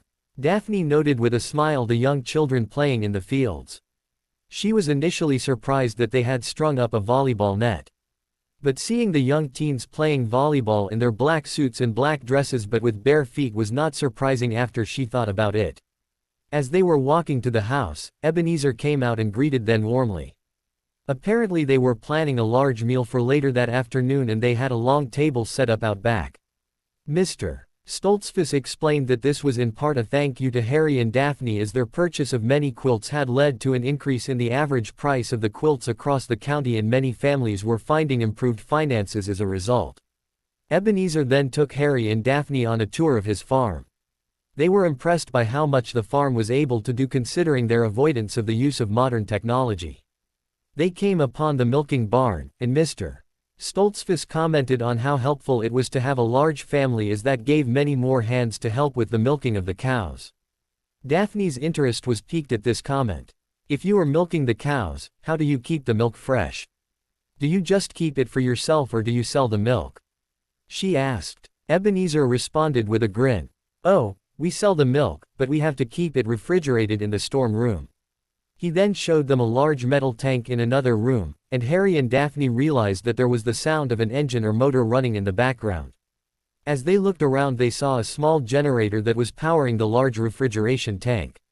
Harry was about to ask about the generator when Ebenezer began to explain. "For business, we understand that there are times we need to rely on modern advances. Such is the case with the milk. We need to keep the milk cold until it is picked up once a week, so the unit needs power to be refrigerated." He pointed at the generator that they had been staring at. "It is the simplest means of doing what is necessary. Some Amish businesses even have telephones, if it is necessary. They don't have the phones in the house, only in the location of the business." He then took them out to show them where the cattle were kept at night. Daphne stayed behind for a moment and quickly scanned the generator. She discreetly cast a silent charm in the direction of the generator. After they toured the barn and the cows, they were heading back to the farmhouse when Ebenezer paused. Harry noted a frown on his face. Without saying anything, Ebenezer went back to the building with the milk tank. He came out and called to his eldest son, Jacob. "Yes, Papa," came the reply as the strong young man ran up to them. Harry noted that he was clean-shaven, indicating that he had not yet married. "Jacob, take the buggy, and fetch the mechanic," commanded Ebenezer. "The generator seems to have frozen up, and we can't let the milk go bad. The truck isn't due to arrive until Wednesday." "Sure thing, Papa," answered Jacob as he quickly ran to get a horse from the barn to hook up to an open buggy. Harry gave a puzzled look to Ebenezer, who went on to explain. There is a man in our town who is a mechanic. He moved here several years ago from Ohio apparently. He is quite knowledgeable, but he is quiet and keeps to himself. He turned down the invitation to come to feast tonight. Jacob should arrive with him shortly, as it is only about a 15-minute ride in the buggy. A little over 30 minutes later, Jacob arrived back on the farm, but there was no one with him in the buggy. Ebenezer's face showed his concern, but before he could ask his son where the mechanic was, Jacob gave an explanation. Mr. Boggs is on his way. He was gathering some tools and then he said he would drive himself over in his own buggy, so that way he could return to his home when he was done. A few minutes later a small covered buggy pulled up into the yard. A tall man with graying hair climbed out and then retrieved a large metal toolbox from the back of the buggy. Harry noted that he was dressed much like the other Amish men, although his beard was trimmed more neatly than some of the other older men. Harry also noticed that behind his wire-rimmed glasses the man's eyes were constantly darting around, taking everything in. With a silent nod to Ebenezer he went on his own into the room with generator. Daphne seemed fidgety to Harry and he gave her a look. I just hope he doesn't detect any magical residue on the generator from the simple spell I cast to break one of the gear things. Harry nodded silently in reply to let her know he understood her concerns. A few minutes later an agitated Marvin Boggs emerged from the shed. He strode quickly to the buggy and spent a few minutes rummaging around the back of his buggy. Eventually he reappeared and Harry noted he had some sort of gear device in his hand. He seemed more at ease. After about 20 minutes of work Marvin once again came out of the shed, this time with his toolkit in hand. Ebenezer came up to inquire on that was found. Marvin frowned as he pulled out the broken gear. Not sure how this happened, he said dryly. Harry and Daphne noted that he did not have the same accent in his speech that the other Amish had. As he went to put his toolbox in the back of the buggy, Ebenezer brought Harry and Daphne around to introduce them to Marvin. At the sight of these two English people, he became visibly uneasy. As Harry greeted Marvin he offered to shake his hand. Reluctantly, Boggs reached out to grasp Harry's hand. Daphne, seeing her only opportunity, quickly cast a spell that placed the magic-suppressing manacles onto Mr. Boggs' wrists. Ebenezer was quite surprised at the turn of events. What the devil is this? He exclaimed as he was shocked to see the manacles just appear. For his part Boggs merely issued a series of curses towards Harry and Daphne. I should have known something was up, that gear should never have broken like that. In response to the shouting that was now going on behind the shed, Reuben came running to investigate. Seeing that there was someone in manacles and the surprised reaction on Mr. Stoltzfus' face, he then turned to look at Daphne and Harry, and noted that Daphne had a thin stick in her hand. Before Harry could realize what he was doing, Reuben had a wand in his own hand and was pointing it at Daphne. Drop your wand, he commanded. Harry sighed as Daphne pointed her wand at the ground. Don't you pull out a wand either, Reuben warned Harry, now directing his wand at him. Harry slowly extended both his arms showing that he had no wand. Then he quickly exclaimed, Expelliarmus, and Reuben's wand was suddenly in Harry's hand. Harry then snapped his wrist and his own wand was in his right hand as he gently held Reuben's wand in his left. Reuben was shocked. He looked from Harry to Daphne and back to Harry again. Who are you? He asked. Harry pointed his wand at Reuben. Before I even consider answering that question, just who are you? Demanded Harry. Daphne raised her wand and pointed it at Ebenezer who was turning red and looked like he was beside himself. She quickly cast a stunner before he began to yell again. So far, no one else had come out to see what was happening, much to the relief of both Harry and Daphne. Reuben, realizing that he had no recourse but to reply, answered, My name is Wayne Smith, I'm with the FBI Magical Division. Marvin Boggs shook his head, and you were just owned by Django, the Dark Hunter. All three of them turned and looked at Marvin. Well, it is the only thing that makes sense. He captured that idiot Tannen a couple of years ago. Don't you read the papers? He scoffed at Agent Smith. Harry was about to ask Boggs how he figured that out, when Smith spoke up. I suppose you're right about that. He then turned to face Harry. If you're really Django, can I have my wand back? Someone needs to do some memory work here on poor Mr. Stoltzfus. He then turned to face Boggs. Don't kid yourself, we were about to come in and grab you tomorrow, so you would have been in our custody by then. Harry smirked, Sorry to upstage you, nothing personal about this, but once we recognized that this Amish mechanic was really a fugitive, we couldn't help but do what we could to apprehend him. Smith eyed Harry closely. This wasn't some elaborate setup by you just to catch him. Daphne laughed in response. What, do you think we would create an export business, buying and selling Amish quilts and other goods, just for the offhand chance of catching up with a wanted criminal? We do have a life, you know. Sheepishly, Agent Smith admitted that would be quite unlikely. Very well then, let me deal with Ebenezer here, and then we'll take care of Boggs. Harry chuckled as he disagreed. Why don't you deal with Boggs, now that he is in your custody? You may want to have his buggy disappear as well. Then we'll wake up Mr. Stoltzfus and tie up the loose ends here. Wayne eyed the two suspiciously. Before he could say anything, Harry added, Look, we're well aware of the statutes of secrecy and we plan to collect the bounty on this man. So, we'll revive Mr. Stoltzfus, deal with his memories, and meet you at your office, wherever that is, tomorrow, say about 1 in the afternoon. Wayne Smith reluctantly agreed. Then he disapparated, taking the buggy and Boggs with him. Harry looked at Daphne, and then commented, I didn't see that coming, Reuben being magical that is. Daphne grinned as she looked at her husband. It's good that at least one of us was paying attention. Then she cast a few quick charms at Ebenezer Stoltzfus. It may have been a while since I did this kind of memory work, but I'll have this taken care of in no time. New York City. Penthouse, 1985. You already heard the whole story about Boggs from your agent Smith, commented Harry. I know the report, acknowledged Jackman. But I want to know who this Hank Jameson is and why go through all of the trouble of creating this dummy company, Jameson Exports. It's not a dummy corporation, replied Harry. I am surprised if you took the time to track us down here, that you hadn't already looked into that. Logan frowned at the response. There is a lead to an otherwise unidentified account with Gringotts International Bank. There is no more information about Hank Jameson than there is about Django Pavensi. Daphne smirked at the admission that he had been investigating them. She decided to add her own commentary. You went through all of the trouble to investigate us, and you have no information about the Pavensi family. Her tone was incredulous. Logan turned and looked at her, a little confused. Then she continued her verbal tirade against him.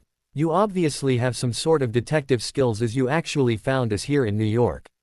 It's a shame you have no clue about the family name. Which family, Pavensi or Jameson? Which is your real name? Or is it none of the above? The director tried to stare down Daphne after she all but challenged him with her latest comments. Daphne responded with a laugh. You do not intimidate me, Mr. Jackman. What I want to know from you is what is it that you want from Django, or from me? Have we done anything wrong? Logan shook his head. That's the thing, neither of you have done anything wrong. That we know about at any rate. Or for as long as Django and Hildy Pavensi have existed. Little to nothing is known about you from before you appeared in Australia several years back. Therefore I must conclude that you are hiding something. What could we be hiding? We've explained to you what happened with all of the bounties that we have collected, commented Harry. Either you are smarter than you let on to be, or you have the knack for being in the right place at the right time to make a name for yourself, countered Jackman. If you have ever done something wrong, I will uncover it. Well, then, rebuked Harry, if you are going to spend your time chasing shadows and myths instead of doing your job, it's no wonder that I keep finding your wanted fugitives. Perhaps you best stick to your job. But do let me know if you need my help sometime. The smirk on Harry's face was really beginning to irritate Jackman. You know, bub, I'd watch your step. There is something that just doesn't add up with you two. Daphne rolled her eyes at that comment and then she got up and walked back into the penthouse. The men watched her as she walked off, which was easily distracting to both of them. Harry caught the director staring at his wife's behind and finally gave a cough to get his attention back. Trying to stop the blush from rising to his cheeks, Jackman again started to ask questions of the bounty hunter who seemed to him to be as much an adversary as an ally. You never did explain how you managed to catch Teresa Peterson. Harry swirled the last bit of his orange juice in his glass and then swallowed it quickly. He then looked up at the director before finally responding. Again, it is all in the report we gave your people last week. Hildy and I decided to spend a day at Disneyland. While we were there we happened to run into Teresa, or is it Athena? I could have sworn she was using the name Athena. Either way, I did recognize her from your own department's wanted posters. I am not sure why your staff has such a hard time catching these individuals. Logan cut him off. I am not sure why you have such an easy time just bumping into these individuals. Django looked fiercely into Logan Jackman's eyes. Perhaps the problem lies with there being so many fugitives roaming freely around this country that I keep bumping into them. Perhaps we should leave this country and allow you and your men to actually try and do your job. It would be nice if you and your wife would stop interfering with our doing our jobs, came the irritated response. Interfering? Is that what you call bounty hunters?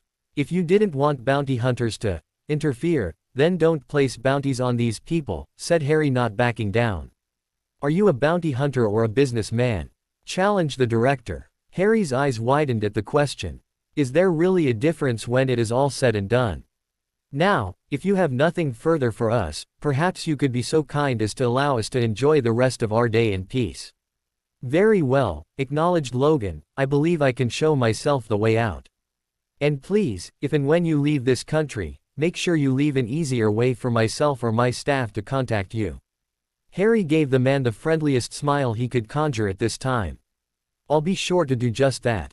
Harry was grateful that the encounter with Chloe, or Athena Peterson, had been simpler to handle than he had originally anticipated. The information that he and Daphne had obtained about her background and her activities leading up to the FBI Magical Division finally making their move to capture her. Trying to get close to her would be nearly impossible based on how she carried out her business trying to get close to the men whom she would ensnare. But they knew it would be a high-profile capture if they managed to get her the day before they knew the FBI MD had actually finally nabbed her. Looking through all of the information on her, Harry came across the item in a report from the FBI MD that had been released years later. One of the agents who had been assigned to tailing her had included in one of his notes that she had gone to Disneyland with family the day before she was ultimately apprehended. Many of the magical detectives involved in reviewing the case had no idea what Disneyland was, as they had assumed it was some obscure Muggle country. Even Daphne had not heard of it until after she and Harry had been spending time together traveling the United States on their most recent adventures. Harry's idea was simple in theory: catch up with her while she was letting her guard down at the famed amusement park. Once they arrived, however, they soon realized that it would not be as simple as they had originally thought due to the size of the park. Harry and Daphne decided to forego experiencing the rides, but instead they planned to check out the various lines for the rides, as some of them had waiting times of up to an hour or more. Mid-afternoon, Harry and Daphne caught a glimpse of their quarry as she was in line to get on Space Mountain, which was still relatively new to the California theme park. The plan that they then came up with was relatively simple: they merely waited along the exit corridors when people got off of the ride. Athena Peterson was walking arm in arm with her current target, a Muggle businessman who was making a name for himself with a growing company outside of San Francisco. Harry recalled that the man was soon to make a fortune that would have probably ended up in her hands if the FBI MD hadn't have intervened when they did. He smiled slightly as he realized he would be giving the man one day more of freedom from her grip. However, he was fairly sure he wouldn't appreciate everything right away. The plan was quick and simple. Harry stunned the small group as they came around the corner and Daphne applied the magic-inhibiting manacles. Harry then used a portkey to bring his new captive to the steps of the FBI MD's office in downtown Los Angeles, while Daphne cast a quick spell that revived the group, making them feel disoriented and dizzy. Daphne pretended to be another park visitor who was also feeling ill after getting off of the infamous roller coaster ride in the dark. Disneyland employees quickly showed up to make sure everyone was feeling fine. It was over an hour later before they had all regained their faculties enough to realize that someone was missing. Thus the cover story that Harry and Daphne just happened to run into the infamous Black Widow as she was getting off of a ride at the theme park was never questioned by anyone as being something other than a random happenstance and a fortunate albeit highly unlikely scenario that allowed the woman who had been evading law enforcement for years to finally be captured. August 1985, New York City. Harry and Daphne had decided that the FBI Magical Division was not being very friendly towards them. They knew that Director Jackman was having them followed. But they had a plan on how to evade the searching eyes of the magical detectives. Harry had arranged for a meeting between Django Pavensey and his accountant at Gringotts Bank. The meeting was scheduled to take place in Connecticut, which was an easy drive from New York City, and it would allow Harry and Daphne the fun of leading the agent who was assigned to tail them on a little bit of a chase. On the morning of September 19 they made the drive up to Hartford. Harry smiled as he noted the magically controlled car try and keep up with him as he weaved in and out of traffic. Soon he exited off of I-84 and started making his way through the downtown traffic. Arriving at the Edna building, Harry quickly parked his car in the middle of the garage, feeling quite sure that he had lost the agent. However, he also knew the agent would probably quickly decide to investigate this location. Upon entering the lobby, Harry and Daphne entered the elevator that was protected by runes that kept the mundane customers from even seeing the doors. Once the elevator doors closed, Harry selected the button to take them to the sub-basement, as the goblins always preferred to have underground locations. The elevator deposited them in a grand entryway with black marble walls. There was a smoothly polished counter and a smartly dressed goblin sitting behind it.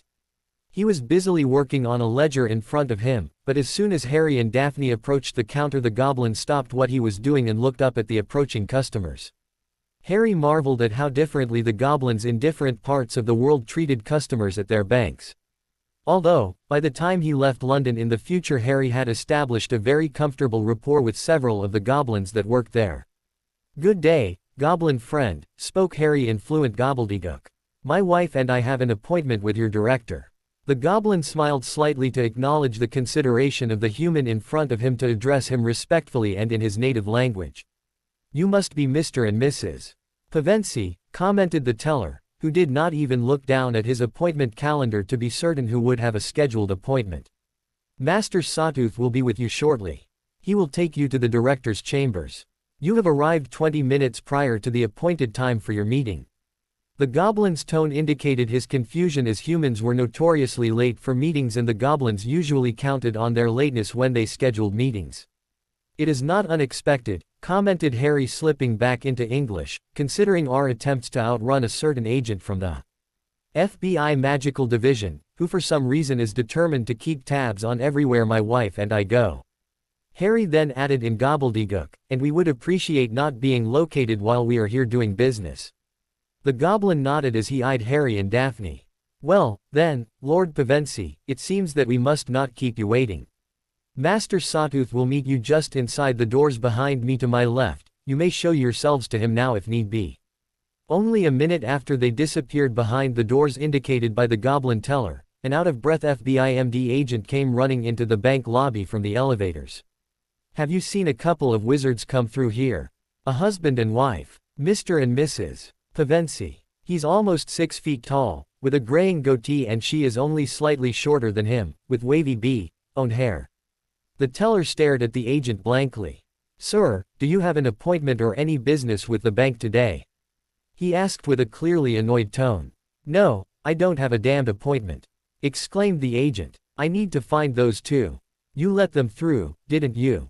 he accused the teller. The goblin furrowed his brow, which had the desired effect of making him look quite irritated to the agent. "We have no scheduled appointments today," commented the teller. "I don't believe you," he shouted now. The goblin sighed and apparently rolled his eyes. He then picked up the ledger in front of him and lifted it to show the agent. "As you can see, there are no scheduled appointments until 3 this afternoon." The agent looked at the ledger and noted there were indeed no appointments for this morning. In his frustration, he drew his wand in an attempt to threaten the goblin. The goblin narrowed his eyes and glared in response. "Such an action would be inadvisable at best," remarked the teller. "You are within Gringotts, therefore you are on goblin territory. Are you ready to deal with the consequences of your next actions?" He then added quietly, "Yintig, to pa." "What was that you said?" demanded the agent. "Don't you speak gobbledygook?" asked the smirking teller. Noting the blank expression on the agent, he further taunted him in English, "You should probably just run away before you hurt yourself with your little stick."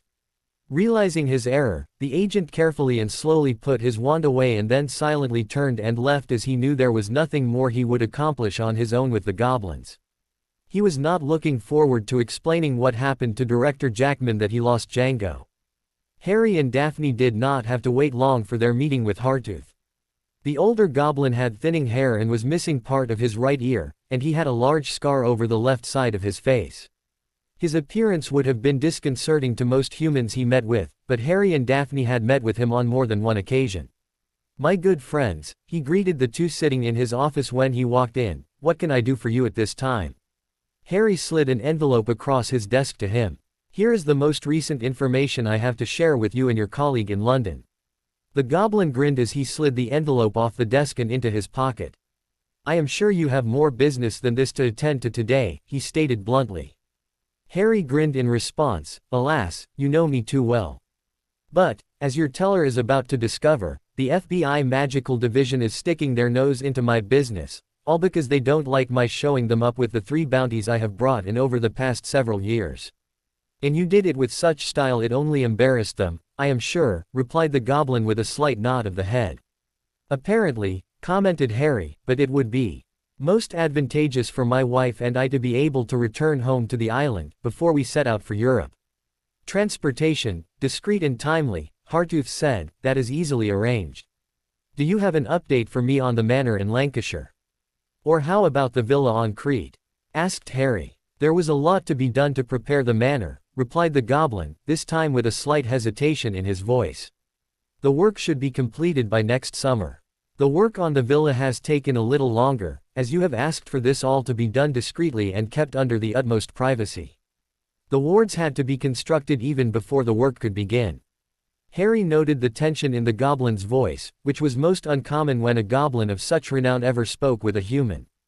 Harry dismissed the unspoken worries. "That is all well and understood, and actually not at all unexpected, considering the conditions with which I have contracted out the work. How about the flat in Paris? Or Monte Carlo? Are those locations available?" The bank director visibly relaxed. "But of course, my Lord Pevensey, those projects merely required some advanced warding to be completed. We have even arranged for long-range port keys between all of the locations, which would allow for untracked transportation between the locations while we continue to work on creating your private flow network to connect all of your properties, which would allow for the easiest non-traceable means for moving from one property to the other. The advances in magical technology that you have shared with us have greatly assisted with creating such a private network. While we looked forward to the idea of making a profit by selling such an exclusive means of transportation, if the knowledge that such a private network was even possible were ever to become common knowledge, then it could be used to either try and track down such networks or be used for less than honest purposes. Be that as it may, the rune work required to make it all interconnected and not take an inordinate amount of time to travel the potentially long distances between some of the homes, is taking a little longer to create than initially projected. We should have the European connections completed by 1989, and then the connections to the island and the penthouse by mid-1990. That seems acceptable, my friend, stated Harry. So, if you would be so kind at this time to allow us travel from here to the villa, that would be much appreciated. It would be my pleasure to see to it, and I anticipate the continued flow of gold as a result of your inspired information which you have once again shared with us.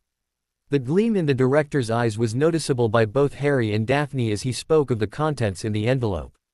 "Oh, and one more thing, can you arrange for my car to be removed from the premises shortly, as I am sure that the FBI MD would only be bothering you more and more if the vehicle is discovered to actually be parked here. Consider it already done, my friend." With that, the director stood up and escorted the two out of the door and down a winding hallway to a small oaken doorway. "Be sure to duck as you enter the chamber," warned the goblin. "We don't need you repeating what you did the first time you used our transportation services." Harry shrugged and Daphne laughed. "It wasn't that funny, dear," commented Harry. "Oh yes it was," Daphne quipped as she ducked through the door and into the chamber with the large stone fireplace. Harry shook his head and followed after her, making sure he ducked lower than normal to be safe. As a result, he ended up tripping as he entered the room. Daphne covered her mouth as she tried to stop laughing at her husband. "I'll see you at the villa," she said as she took the special gold dust flow powder and tossed some into the fireplace and stepped through, announcing her destination. Harry followed her through just a moment later. Fall, 1988, Lancashire, UK. Peverell Manor. Harry and Daphne had now settled into the manor house and were quite comfortable. Daphne felt that it reminded her somewhat of Greengrass Manor, a home that she sorely missed. Harry had warned her that they did not yet know what would happen if they met up with their younger selves, and that it was clear that they would need to have it well thought out before they had any contact with people they knew, especially Dumbledore. Harry did not want to have to deal with any further machinations from the old man who had manipulated so much of his life before. For now they were able to enjoy their new home and had begun to travel around Europe. Daphne's data on European magical criminals did not reveal anyone as noteworthy as some of the ones they had captured either in the United States or in Australia, but she had managed to set up several bounties for them to capture just before the various local Aurors managed to apprehend them. They had decided to spend the winters on the island villa in Greece, with occasional trips back to the Caribbean, and the rest of the year was to be spent either in England or France, with the occasional stay in Monte Carlo. "I suppose it is time that we begin the next step in our drawn-out plans," commented Harry. "The Horcruxes?" questioned Daphne. "Yes, the Horcruxes. We know where most of them are. We can obtain the locket and the ring sometime soon. The goblins have already agreed to give me access to all of the vaults that I need, and Hufflepuff's cup is currently sequestered," explained Harry. "And just how do you plan on destroying them this time?" she asked. "Well, I figured we could just place them all at 4 Privet Drive, and burn it down with fiend fire when the Dursleys are away. My younger self is staying with Mrs. Fig. That wouldn't raise any suspicions at all," came the dry reply from Daphne. After a moment's pause she continued, "You don't have the sword of Gryffindor, you don't have basilisk venom yet. So, other than fiend fire, what are you thinking you can do? You really can't expect to be holding onto several Horcruxes at the same time. You already told me how much one affected you, Ron and Hermione, when you were on your little camping trip." "You have a very valid point there," agreed Harry. "But we can't get any of the items until the goblins finish creating the replicas. They will then place the dark curses on them to make them appear to contain a Horcrux, so if Riddle or anyone else tries to look for the items they will think that they are safe and sound. But as to how to destroy them, the goblins will also be giving me a special box to place them in to destroy them with the fiend fire, unless of course I do come across any fangs from a dead basilisk." The press in the magical realms of Europe ran a series of stories over the next several years as Django Pevensey started to gain notoriety in their lands as he continued to occasionally apprehend wanted criminals for various countries around the continent. The French newspaper, Le Monde Magie, ran the most articles about the events. Eventually, there had been enough press that even the Daily Prophet in England had run a few articles about the amazing accomplishments of the mysterious Dark Hunter. There seemed to be little rhyme or reason as to who or when he would bring someone in. Some were seemingly minor criminals, others were well known across the continent. Harry and Daphne had even been careful to research several criminals who had seemingly been captured serendipitously because they knew that if they only apprehended those criminals who were about to be arrested by the local authorities, then they would come under suspicion for just how they managed to capture so many just before the Aurors were set to bring them in. The pressure from the FBI MD in the United States after their third high-profile bounty made it clear to the couple that they needed to be more careful about the methods behind their success. Between the spring of 1988 and the fall of 1992 they had managed to collect bounties in 6 different countries. First in Sofia, Bulgaria, they captured the leader of the nationally feared magical equivalent of organized crime. In Munich they apparently stumbled upon a con man who had been fleecing Muggle tourists by using magic. Several months later they had apprehended a smuggler in Brussels. To keep themselves from being predictable they managed to catch an escaped criminal in Casablanca the following week. It was nearly a year after that before they arranged the capture of a serial murder in Barcelona, and then they, somehow, managed to arrest a high-profile thief in Venice who had been stealing Muggle artwork for decades. It was the latest magical criminal whom Django and Hildy Pevensey had brought to justice that garnered the most attention in the Daily Prophet in England. At one point, Rita Skeeter had written in an interview she managed to arrange with Cornelius Fudge that England had no need for this Dark Hunter because the DMLE was doing such a good job in keeping the peace and the prisoners at Azkaban had no chance of escaping. He did go on record as appreciating the help that this Django Pevensey was providing for the magical people on the continent.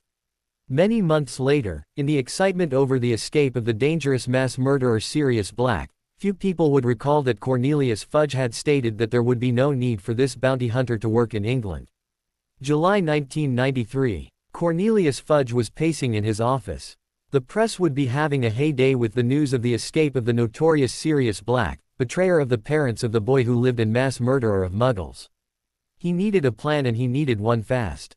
There was a knock on his door and one of the Aurors came in to speak with him. Looking up at the man, he recognized the man immediately, an Auror who Fudge felt was always looking for ways to earn brownie points from his superiors. "What do you want, Dawlish?"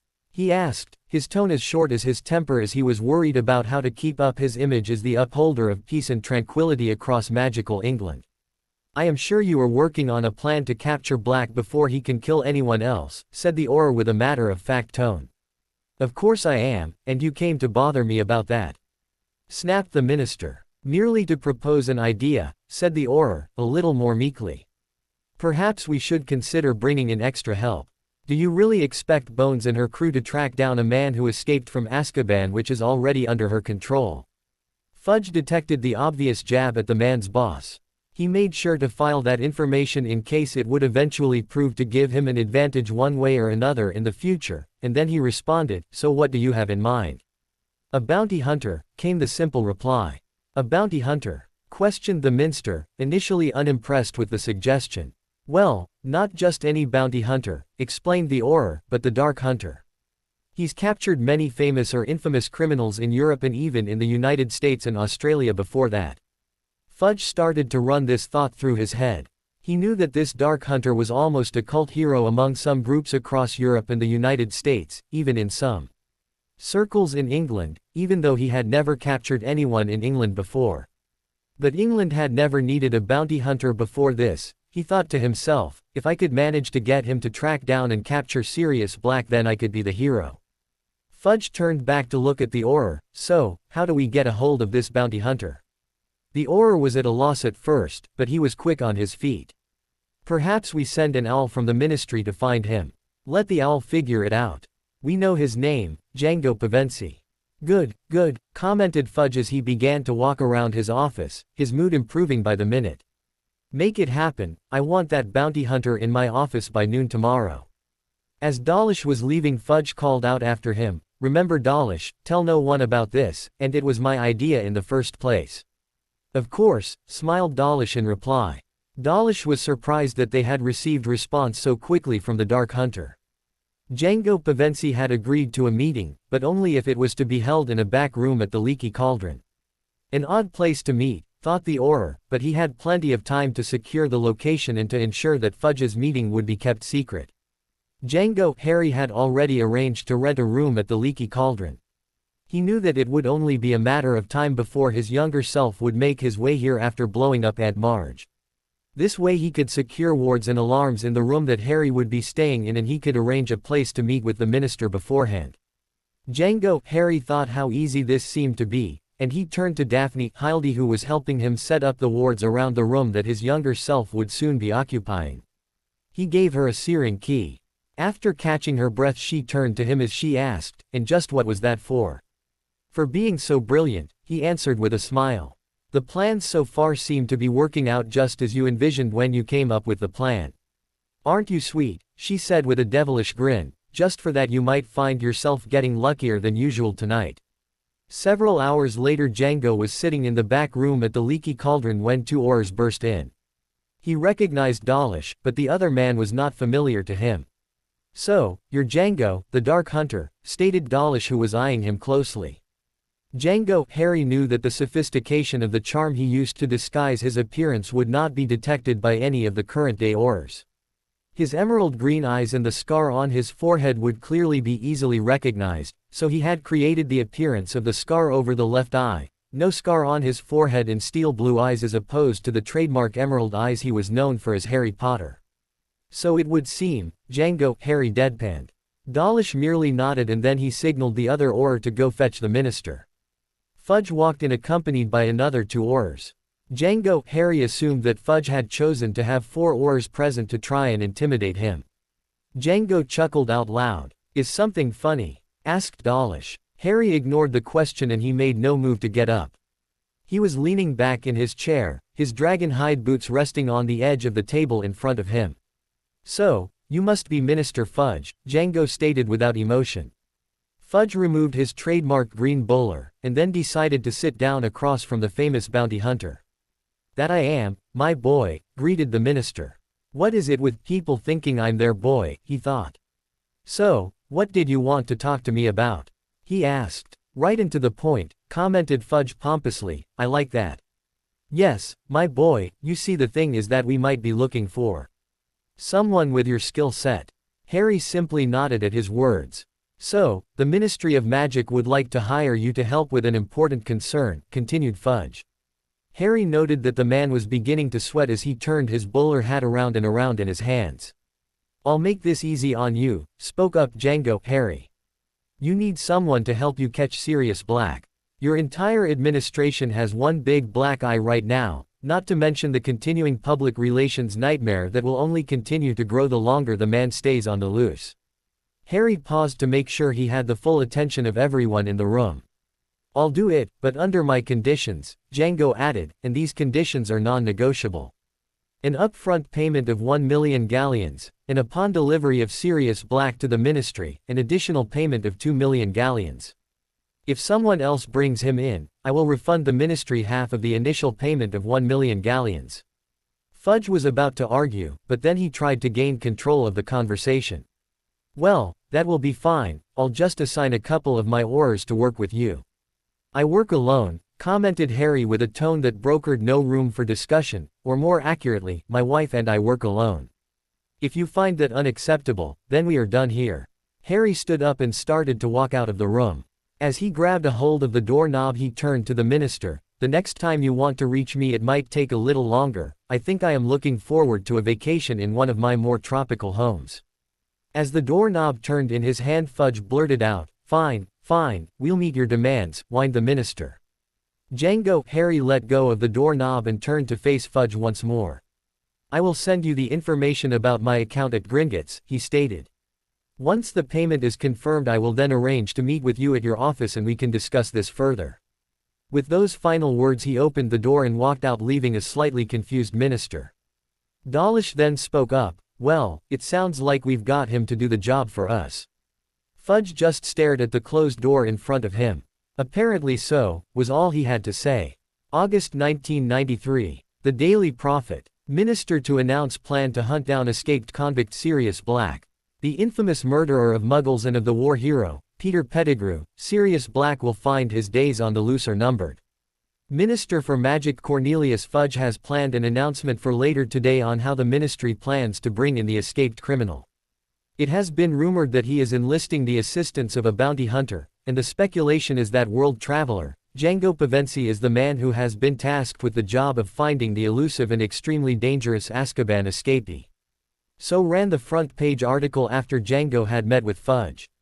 In the atrium of the Ministry of Magic at 1 p.m. the press conference was held.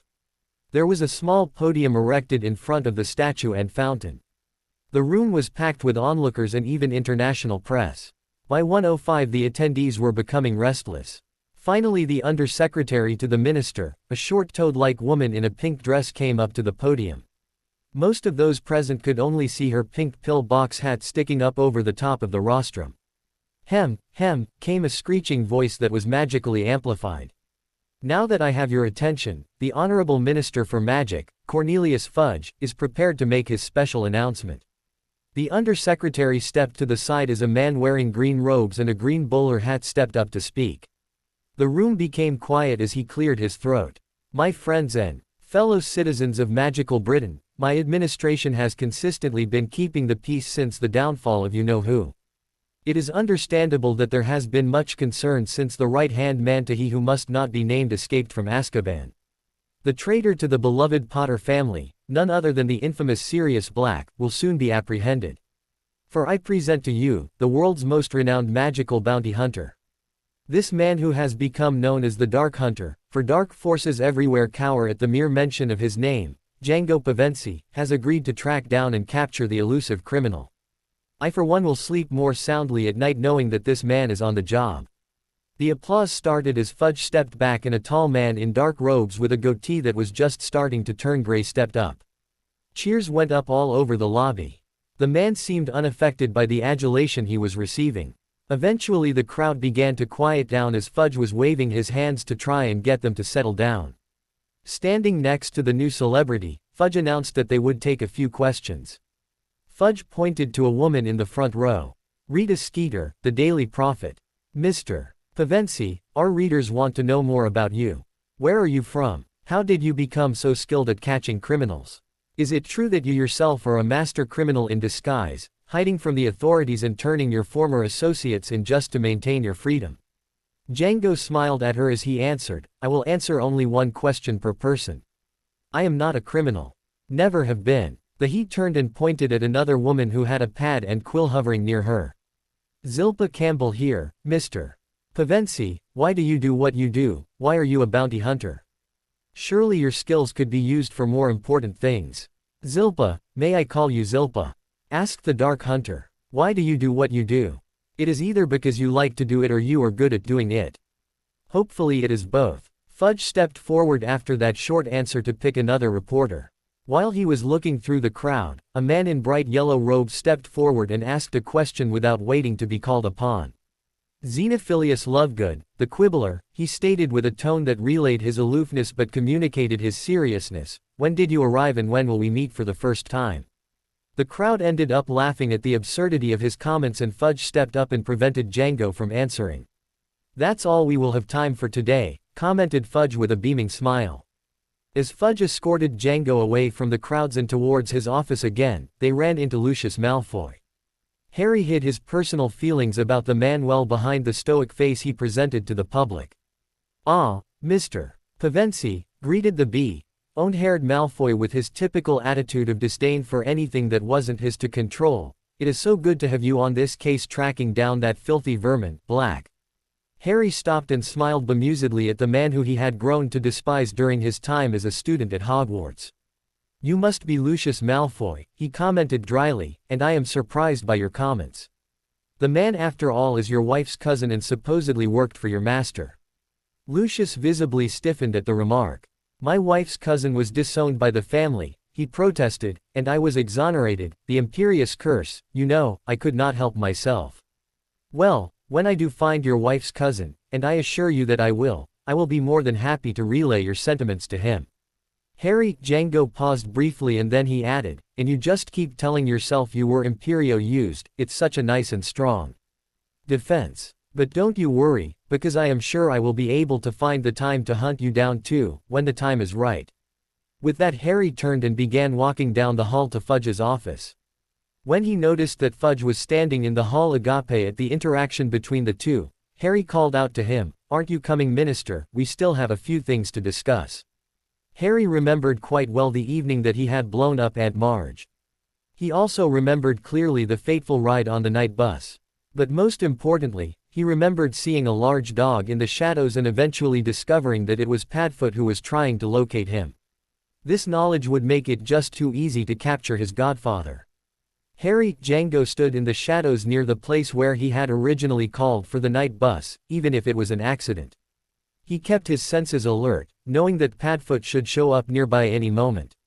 He had remembered to cast the Notice Me Not charm and the No Scent charm on himself just like Daphne had warned him.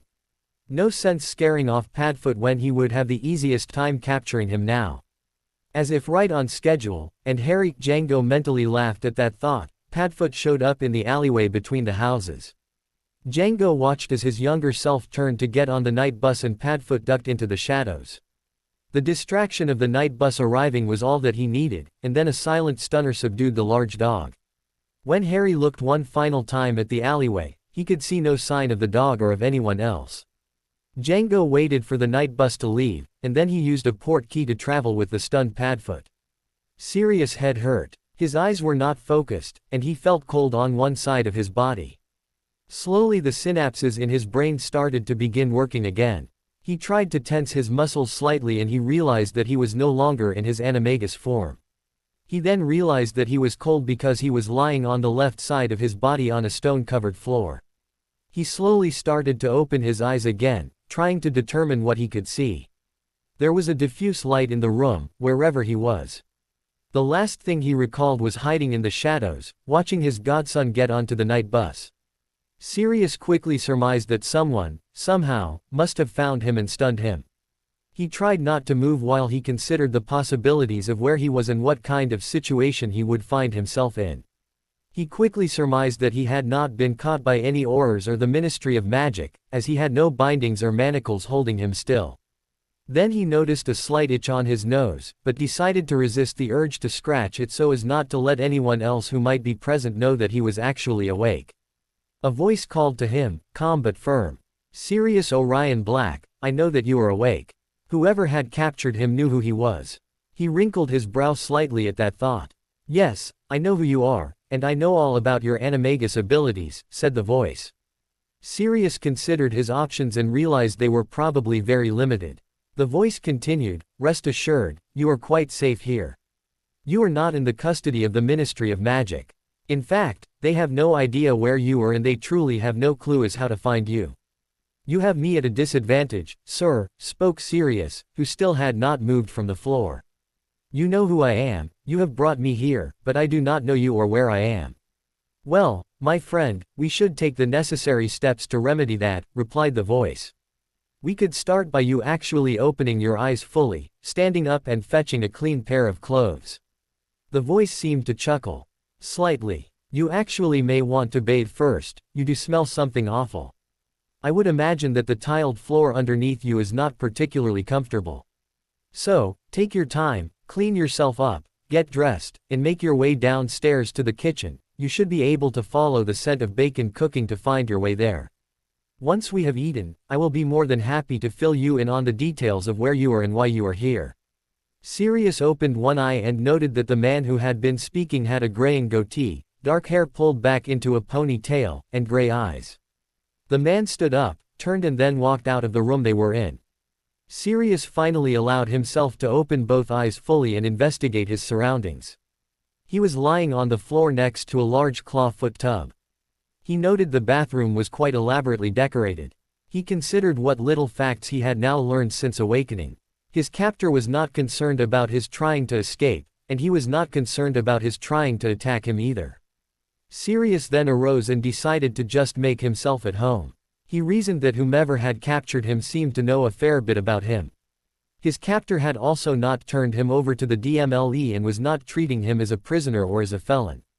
It would only make sense to take advantage of what hospitality he was being shown, and compared to 12 years in Azkaban, almost anything would be like living as a king. Sirius noted that the bathroom was quite luxurious, and he took the time to wash himself thoroughly. After washing his hair and combing his beard, he decided that he didn't mind his appearance, other than being unhealthily skinny due to the meager excuse for meals at the island prison. Upon exiting the bathroom he discovered the bedroom which seemed to be his, at least for now. The sheets and colors were done up in a Gryffindor style of gold and red, something he had grown rather fond of during his time as a student. Then he noted that there were some clothes laid out on the bed, and the robes were made of the finest silk. Sirius smirked to himself as he considered that these clothes were probably finer than what he would have worn if he had stayed in the good graces of his mother and grown up to become Lord Black. He shook his head to rid himself of any further thoughts of his mother, when his nose caught the scent of bacon and sausage and other wonderful smelling food.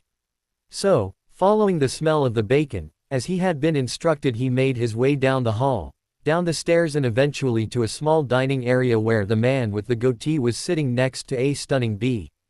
Slowly walked up to the table and sat down in a seat that already had a place setting. As he seated himself, platters filled with food appeared on the table. The group all smiled pleasantly at one another as they prepared to serve themselves food. The man with the goatee, however, spoke softly to Sirius, "While I am sure this would be amounting to a veritable feast for you after your time in Azkaban, do consider that your stomach may be quite unused to either the quantity of the food or the richness of the flavors. So, do use caution and restraint, for there will always be more food." Sirius nodded in appreciation of the thoughtful warning as he started to serve himself some of the eggs and bacon. Then the woman spoke to him, "And the house elves will be providing you with healing and nourishment potions to make up for your misfortune and help you heal physically." "Again, I appear to be in your debt," spoke Sirius, looking back and forth between the pair of strangers. "I am still at a disadvantage as I know not who my apparent benefactors are, or even if you truly are benefactors." The man chuckled slightly and then he spoke. "Mr. Black, please allow me to introduce ourselves to you. My name is Django and this is my lovely wife Hildy. The man who Sirius now knew as Django waved his hand towards the very attractive woman. We are the Pevensey family, and you are in our recently completed home, Peverell Manor, in Lancashire County. Sirius eyed the man carefully. I am not familiar with the family name of Pevensey, and coming from a pure-blood family, I tend to know the names of all of the prominent families and many of the lesser-known ones as well. But the name Peverell is an old name, but no family has borne that name for over a millennium. Daphne chuckled now too as she turned to face Harry. You are right, he is a sharp one. It does seem that the years in that hellhole have not affected his wit or his intelligence. Sirius smiled in response to what he took as a compliment. If I might be so bold as to ask you, why am I here? Who are you people? Why did you capture me? How did you know who I was, or even that I had an animagus form? And perhaps as important as the question, what do you benefit from all of this? Your family's Slytherin side seems to be starting to emerge, commented Django. Harry. I am afraid, however, that at this time I cannot go into details to answer much of which you want to know. I need to be sure that you are healthy, that your magic is sound and that your occlumency skills are sufficient to protect any and all information that we share with you. As to whom I am Django, a bounty hunter, nicknamed the Dark Hunter, and I have been hired by the Ministry of Magic to capture you. Sirius dropped his knife and fork and tensed at these words. I have no intention of handing you over to them, you have my word on that, reassured Django. There would be no purpose in my bringing you to my home if I had truly planned on doing that. And to hopefully reassure you, the Ministry has no idea where I live and this home is unplottable. You are quite safe here. As for how I know so much about you and what I benefit from all of this, well, those answers as I said will have to wait. Sirius turned to the woman he now knew by the name Hildy. And what is your role in all of this?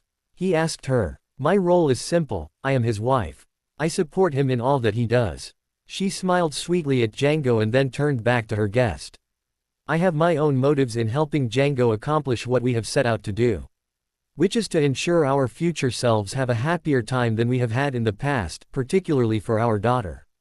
If along the way, we can help protect others from a dark future, then we will happily do that as well. Sirius nodded in understanding as he understood the desire to protect one's own family. He looked around and then wondered out loud, I don't see any signs of children around here. Daphne sighed slightly. The answer to that riddle also will have to wait until Django is sure your occlumency shields are strong enough. Sirius was smart enough to know not to push the issue at this time. So, what do I do in the meantime while I rest up and work on my occlumency training? Asked Sirius. Django smirked. Practice your dueling, because I actually do hope to have your help with several important jobs I need to finish. One of them I am sure you will be happy to help with, but I need you to be patient right now, explained Django. I know how and why you escaped from Azkaban. We will catch the traitor, and I will work to see you exonerated for the false charges you were imprisoned for. Your godson's future and his safety and his happiness are very important to all of us here. Hopefully that is enough information to keep you satisfied and start to trust me. But there is so much more I will be working on, in addition to making public appearances as a show of trying to capture you. Sirius thought for a moment and then a worry caused his brow to furrow.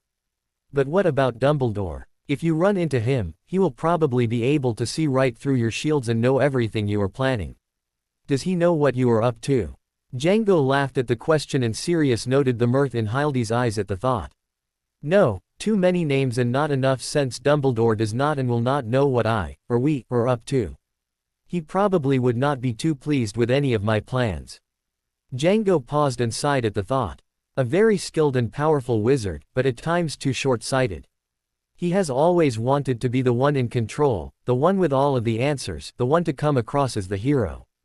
But his games have led to the deaths of many, including your friends. His foolishness will likely lead to him to a sad and lonely death if he is not more careful, which I doubt he will be. Sirius took a slow bite of toast as he considered what he had just been told. If you can help me avenge my friends, catch that no good rat, and protect Harry, I will support you 100%. Django smiled at the man sitting across from him. Your first job, as I said, is to get yourself healthy, both physically, mentally and magically. I am sure we all could use the benefit of your wand, but all that will come in due time. With that, he stood up and made himself ready to leave. "So, what important work do you have today?" asked Sirius. "Just an impromptu meeting with the Minister for Magic, to work on dissuading him from the idea of protecting your godson by surrounding Hogwarts this coming school year," said Harry Django with a new seriousness in his voice. Sirius then remembered that he was trying to check up on his godson when he was captured the night before. "Speaking of my godson, the last I saw him he was getting on the night bus last night." Django acknowledged his concern. "Do not worry about young Mr. Potter at this time. He made it safely to the leaky cauldron. I will be making sure he stays safe for the remainder of the summer." Sirius notably relaxed at this news. As Django noted this reaction, he then made his way to leave. August 31, 1993. Minister for Magic's office. Django walked into the office of Minister Fudge unannounced, with the minister's secretary screaming at him to not go in. Fudge looked up from his desk at the intruder and immediately recognized the dark-robed man in front of him. When he noticed the stern look on the Dark Hunter, Fudge began to sweat. Harry took quick notice of who was in the office, and he immediately recognized the monocled visage of Amelia Bones, the director of the DMLE. "What is the meaning of this?" demanded the head of magical law enforcement for Britain. Harry turned to eye her carefully as he directed his words at Fudge. "Apparently the minister here thinks it is a good idea to use Dementors to protect Hogwarts." Amelia Bones had actually come to discuss this very proposal that the minister had, and she feared that she would not get very far in trying to convince him of the problems with that plan. Cornelius began to stutter and then finally expressed his reasons. "Well, that murderer Black, he killed the Potters by betraying them to he who must not be named. It only stands to reason that his plan is to finish the job and go after the boy who lived. We have to offer some sort of protection." "You have me," snarled Django. "You even have Aurors, if the director here will allow it. But you are putting hundreds of innocent lives at risk by allowing those creatures near the school. Do you think the parents will like having those wraiths floating around, giving their children nightmares?" "But we must protect Harry Potter," protested the minister. "Then let me do my job. Hogwarts is supposed to be secure. We know that Black will be trying to enter the school grounds," added Django. "I can meet with the headmaster and Director Bones and we can come up with an acceptable plan. But it will definitely not include Dementors." Amelia Bones agreed with the sentiment with a nod of her head. "Besides," added Django, "Dementors didn't stop Black from escaping Azkaban. Why do you think they will prevent him from getting into Hogwarts? We will need a different plan, and we will keep the Potter boy safe. Of that you have my word." With that, Django turned on his heel and stormed out of the office. September 1, 1993. Hogwarts School for Witchcraft and Wizardry. Django thought to himself that things would definitely start to change. He had already interfered with Sirius. He had interfered with placing the Dementors around Hogwarts. Hopefully this year might actually be relatively uneventful for his younger self. He quickly banished that idea as he walked down the familiar halls towards the headmaster's office. He knew he was running about 10 minutes late, and that Director Bones would already be waiting on him, with Dumbledore and McGonagall. He actually thought that this upcoming meeting might be amusing.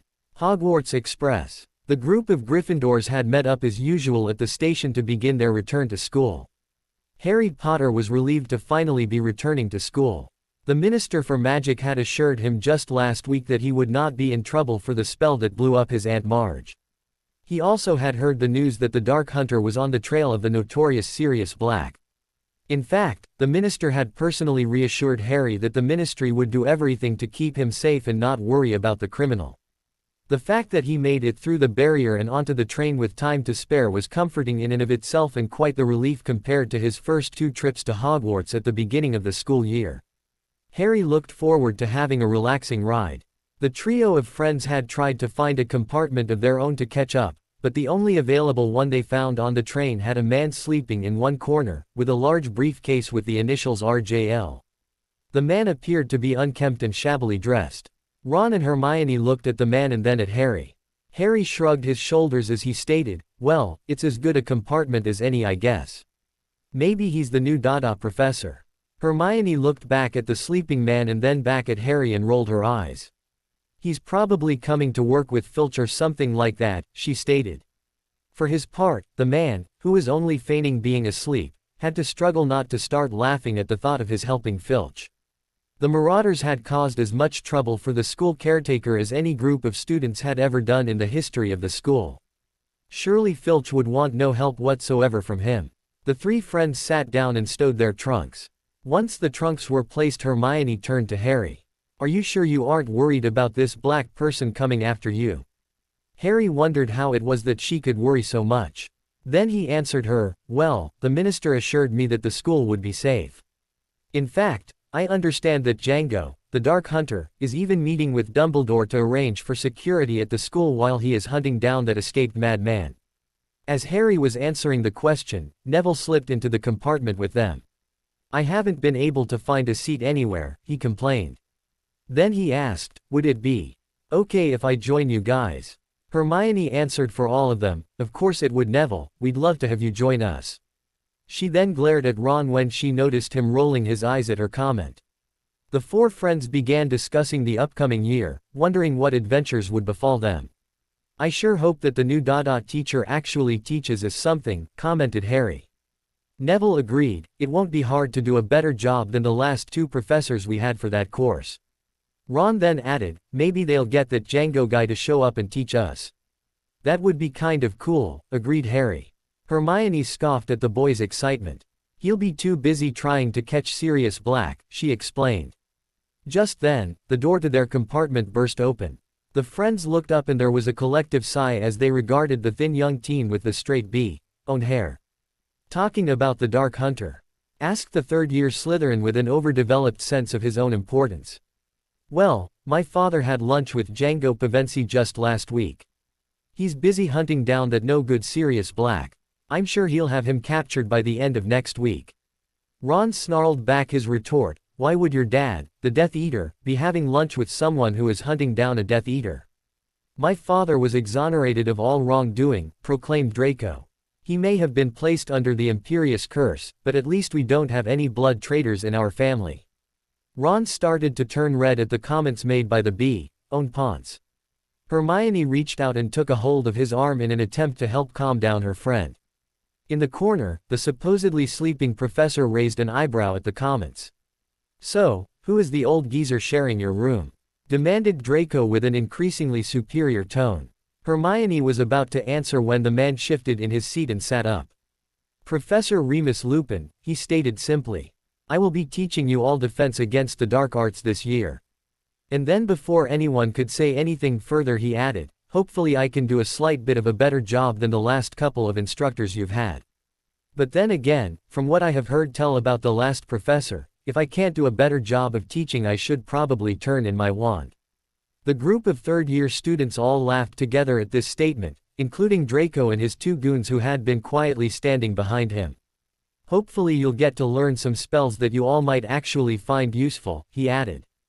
Draco considered making a comment about the poor condition of the professor's attire, but for once he decided to hold his tongue and then he turned around and left the compartment. As the door was closing he called out to the group, "Potter, you better watch yourself, I will be keeping my eye on you. Just wait until we meet up in Quidditch this year, I'll show you a thing or two then about how to properly play Seeker."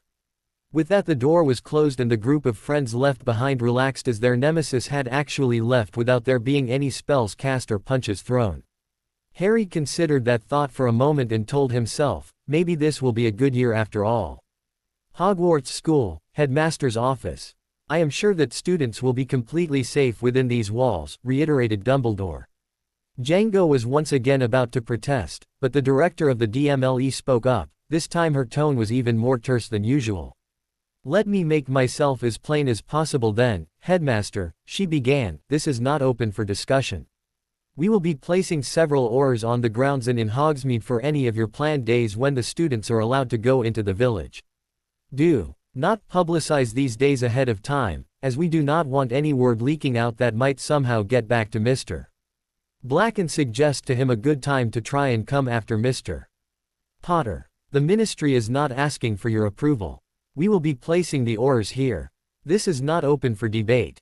And as I said, Headmaster," continued Django, "I really do need to examine your ward system, to see if there is any weakness that this Black might try and exploit."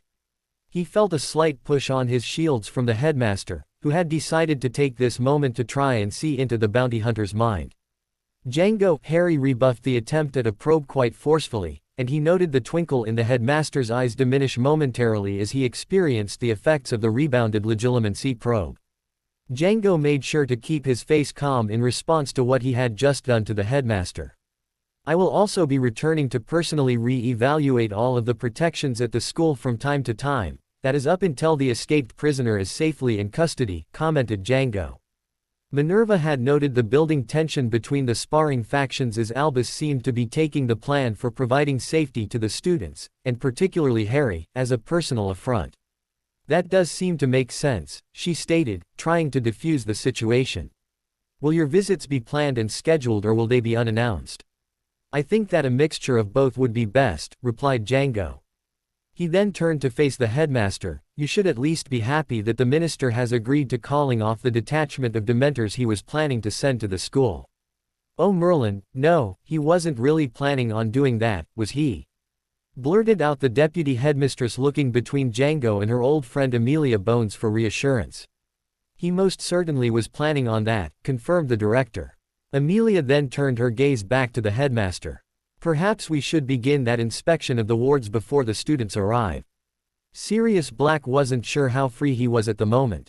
Clearly he was in a much better place than Azkaban. Anywhere was probably a better place than that oppressive stone monolith in the middle of the North Sea. But he was still essentially an escaped prisoner on the run from the DMLE, but now instead of scrounging for food in his animus form he was in a very comfortable house under the protection of a man whom he did not know but who seemed to know everything about him. It felt as though he was under house arrest as he was warned not to leave the premises. But the more he thought about it, this was a house arrest that he could get used to. Sirius headed down for lunch, or was it brunch, as he had stayed in bed quite late. It wasn't his fault that the bed was so warm and comfortable, quite unlike anything he had experienced in over a dozen years, and he had missed breakfast. As he walked into the dining area, the woman, Hildy, just stared at him. He paused for a moment and looked down at himself, wondering what the problem was. His bare feet were clean, that shouldn't be a problem. He put the bathrobe on after he showered, that shouldn't be a problem. He figured he didn't need a shirt as the house was enchanted to be quite warm, and he didn't think that would be a problem. He had showered for the third day in a row, and he had even had his beard trimmed, so what could he be missing? A male voice called out from the other side of the room, "What did you do with your trousers, Sirius?" A now red-faced Sirius turned and retreated to his room. A minute later he returned, now actually dressed in what Muggles would consider casual attire. As he walked back into the dining room, Django laughed at him. "For an old dog you must be quite tired." Sirius just cast his benefactor a slight glare, which then changed to a smile as he saw the food on the table. "I think it was just the thought of real food, tasty and nutritious, that made me forget to put the trousers on." Hildy shook her head and smirked at the man, noticing that the color in his complexion was returning and the cachectic appearance he had when he escaped from Azkaban was finally starting to fade. "You've been with us for over a month now, and the thought of food still distracts you that much. You are such a little boy. Laugh it up," Sirius added with a grin, "because all in all, I really can't complain. I never expected to be living in a place like this when I escaped from that desolate and miserable rock. But I really must find a way to finish what I set out to do, the whole reason I risked everything by even trying to escape." Django spoke up at that comment. "We know why you left the prison, you planned on hunting down the traitor. But we can't do it just now. We have to wait a little bit as I have a few more things that I need to complete before we grab the rat. And trust me, we will grab the rat." "How can you be so sure?" queried Sirius, clearly doubtful that this man would be able to definitely deliver the traitor to him. "I know right where he is, and as long as you don't try to catch him, he is not going very far," explained Django. "He's staying in his animagus form on the Hogwarts property. Just don't you go heading there and make him panic and try to leave."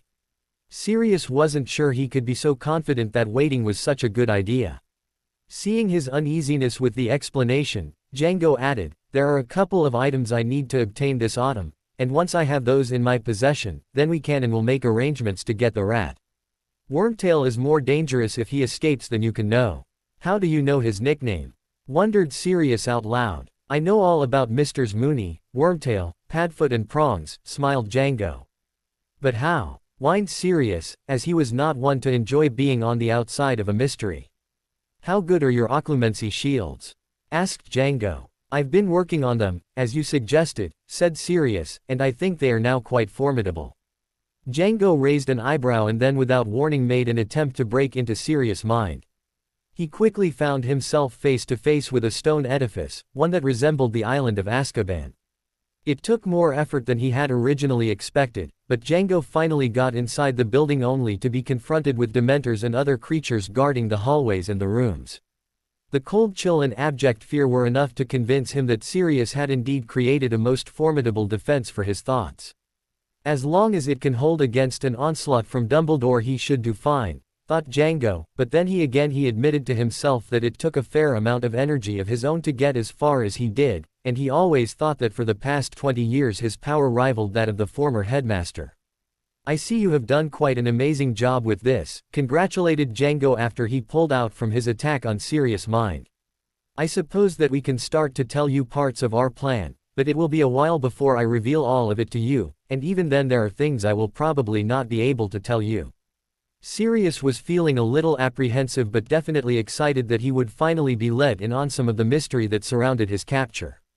Django indicated for the house elves to clear the table and then he led the way for the three of them to enter the lounge where he would begin to explain the agenda for what needed to be done.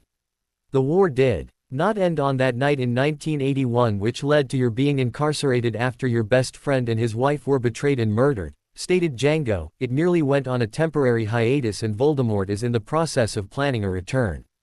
Sirius' mouth dropped open. The curse that left a scar on your godson's forehead did not kill the man-snake, but merely destroyed his body. He already tried to come back by possessing a professor 2 years ago and then he tried to obtain the Philosopher's Stone. Your godson prevented that from happening. Just last year, the supposed Dark Lord made another attempt to return by trying to possess a student who came in contact with a dark object that held a part of his soul. Once again, Harry Potter amazingly prevented that from occurring. By the way, he killed a giant basilisk in the course of defeating Voldemort for the 3rd time. Django paused to let the recently revealed information sink in as Sirius tried to comprehend the enormity of the events that had been occurring. If old Moldy Shorts had a part of his soul locked in a dark object and the curse that rebounded off of Harry didn't kill him, then that would mean he made a Horcrux, commented the former marauder. So, you know about Horcruxes, then? Asked a slightly surprised Django. My family had many dark books, I read about them once when I was much younger, explained Sirius. Nasty business separating one's soul intentionally, to do that is to be truly evil indeed. Django nodded in agreement. He made more than one, he added flatly. Now that is just perverse, stated a stunned Sirius, who looked at the somber expression on Django. Feeling a little ill and apprehensive he then asked, he made more than 2 or 3. Django nodded silently. Dear God, gasped Sirius, how many? Django softly replied, he thought he made 6, thus creating 7 soul pieces including the one in his own body. The journal that was destroyed when Harry stabbed it with a basilisk fang back in June was definitely one. Then there is Hufflepuff's cup, Slytherin's locket, Ravenclaw's diadem, the Gaunt family ring and his snake, Nagini.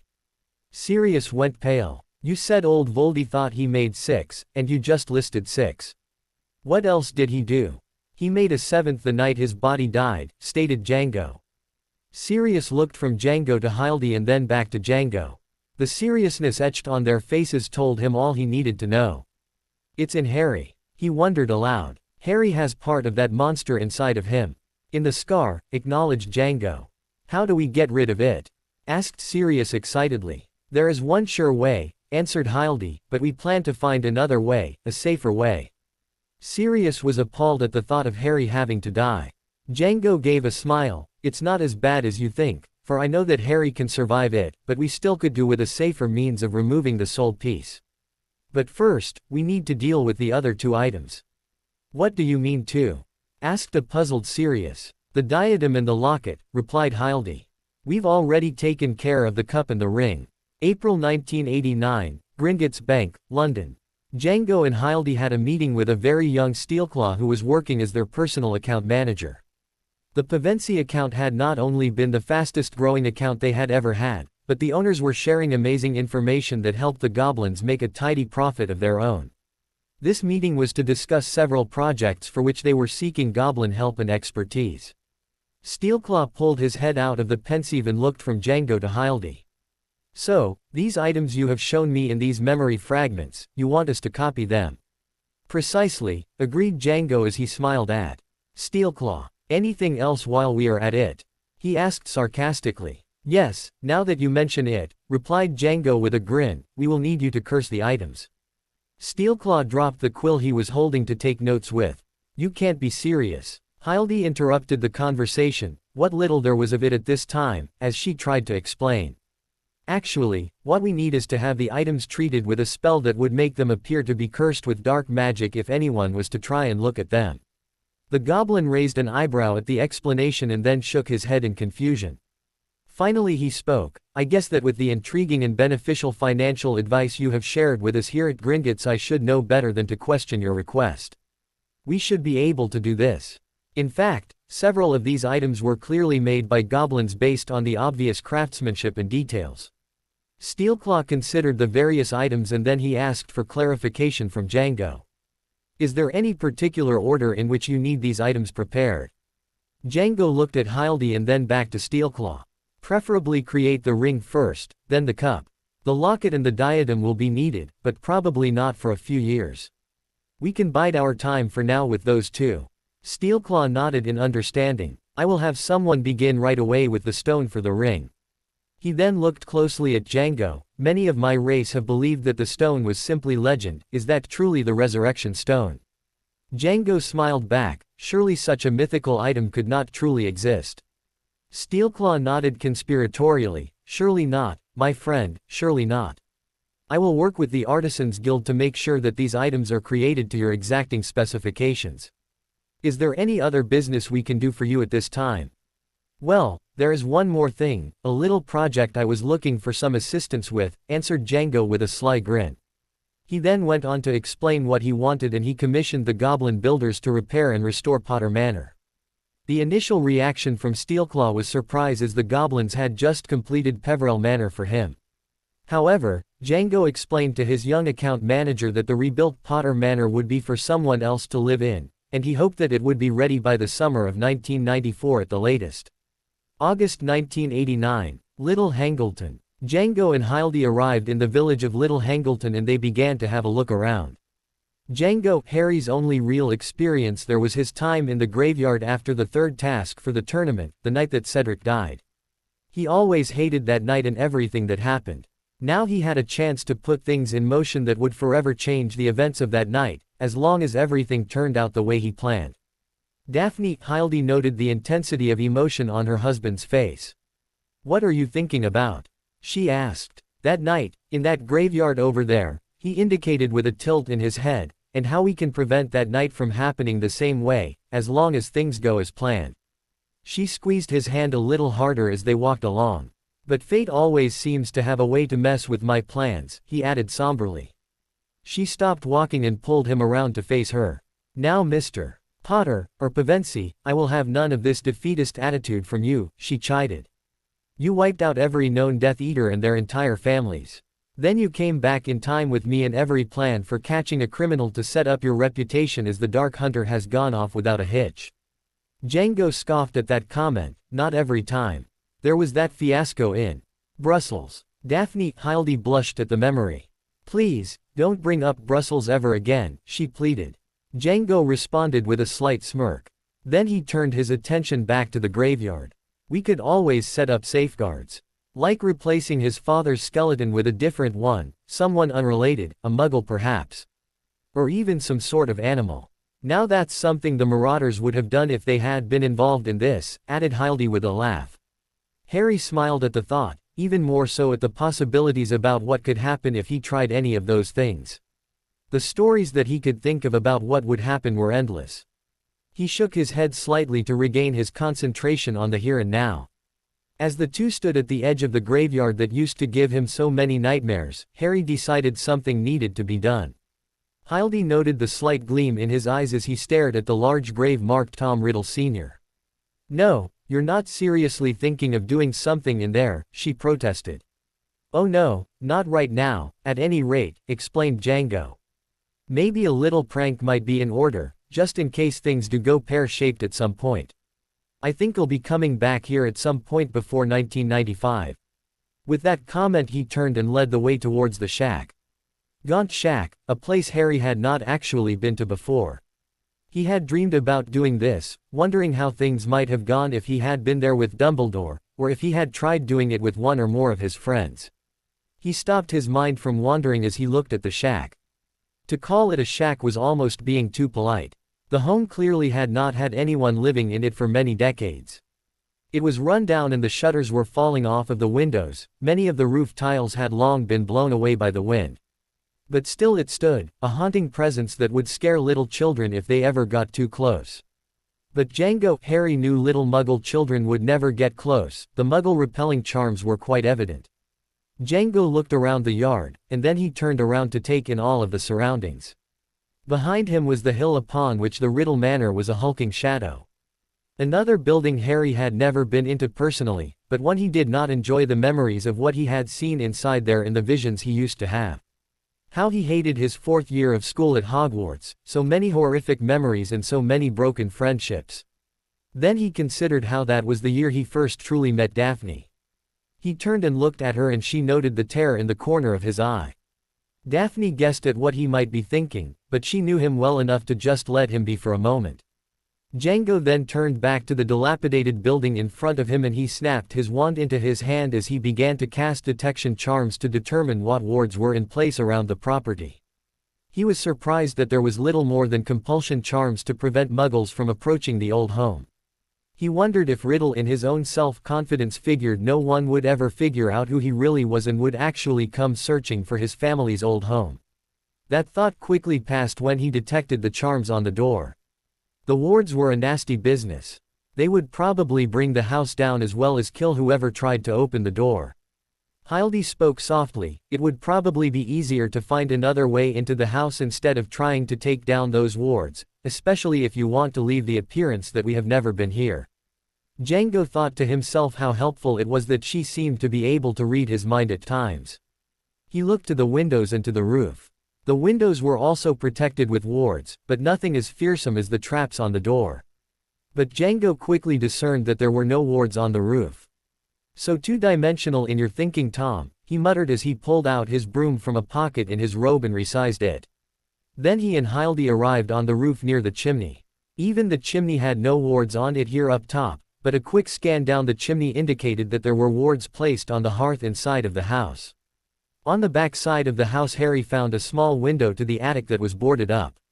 A few quick spells and they were able to make their way into the attic, which was little more than a crawl space covered in dust and spider webs. It took a few minutes of getting adjusted to the dark and to the small confines of where they found themselves, but then Django discovered a small folding ladder and a trap door that would open into the room below. As the trap door was slowly opened, Django was relieved that the ladder did not reach the floor of the main room, as there were several wards placed on the floor. He started to climb down the ladder and then slid back onto his broom to hover in the room. Seeing a table that was off to one side, he managed to get both himself and his wife onto the table without setting off any of the protective wards. Hildy helped with the next scan, which located the dark presence of the Horcrux under one of the floor boards in the room they were in. Her scan of the wards indicated that the floor was protected from anyone stepping on it, and while it was useful in its own way and easy to cast, it did leave room for someone who was imaginative to get around the safeguards. The two stood on the table and discussed their options. There was one floor board over the hole in the ground where the ring was hidden. A few quick spells and the nails holding the board in place were removed and lying on the table next to them. The ward protecting the boards from being stepped on was manipulated to allow the boards to move, and the floorboard was levitated by Hildy to uncover the location of the ring. Django placed magic-canceling gloves on his hands as he took a hold of his broom. Hildy handed him the replica ring from within a pouch she had been carrying with her. Harry hovered over the area and carefully reached into the dirt and retrieved the cursed Horcrux, remembering how it had eventually saved his life as the Resurrection Stone, and then he slipped the fake ring into the hole. When he arrived back onto the table, he slipped the captured ring into the specially designed bag that the goblins had prepared for him for just this purpose. No need to allow the dark influences of the soul piece within the object to affect them the way the locket did for so much of the time that he and Hermione had carried it with them during their great camping adventure. After lowering the board back in place, Hildy then magically replaced the nails. Then they retraced their path into the attic and out the small window.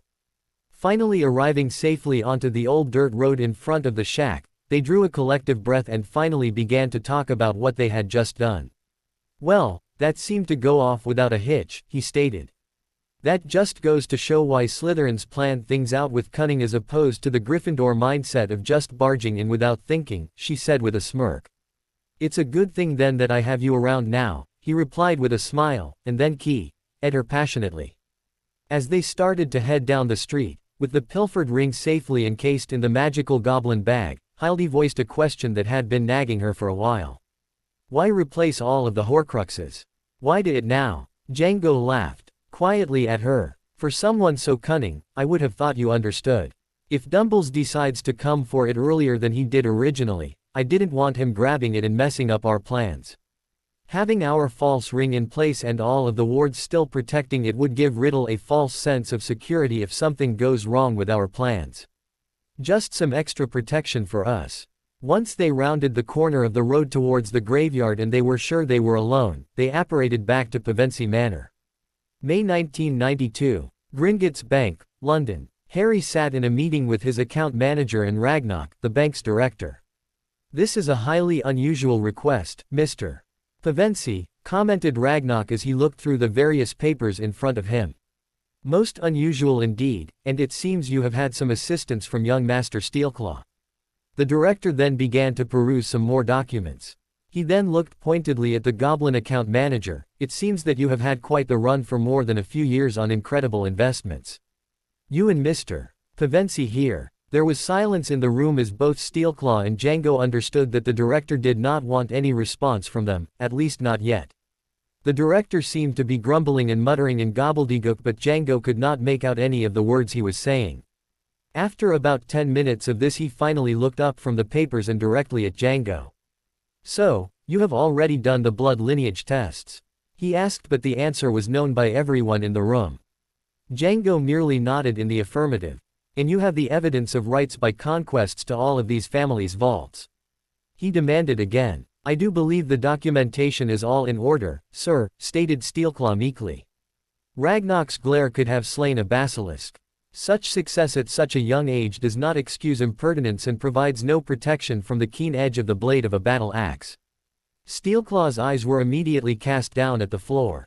Ragnarok's glare was now directed at the man in front of him. "Yes, all of the documentation is here," he growled.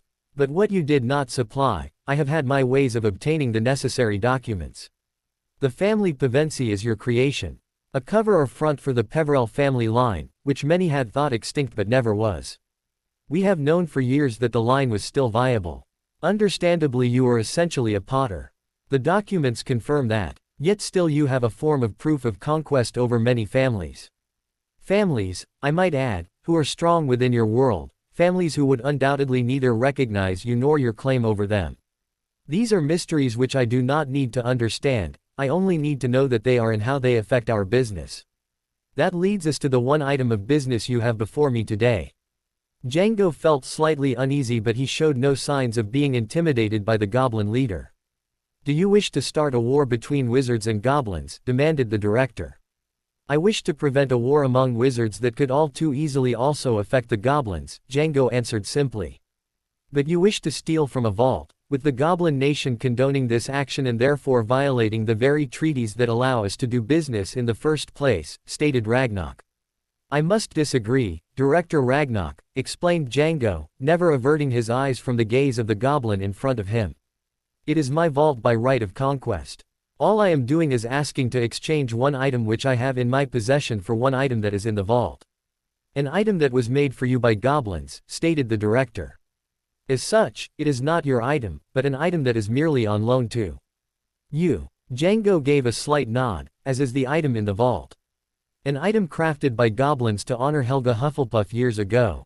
An item that has been corrupted by magic most dark, and as such is an affront to all wizards and all goblins." Ragnarok's eyes narrowed. You did not speak of this in the documentation you submitted. Of course not, the matter is too delicate, the consequences too dire if any outside of this room were to know the true nature of what we are discussing, calmly stated Django. How dark? Demanded the director. Very dark, indeed, sir, answered Django cryptically.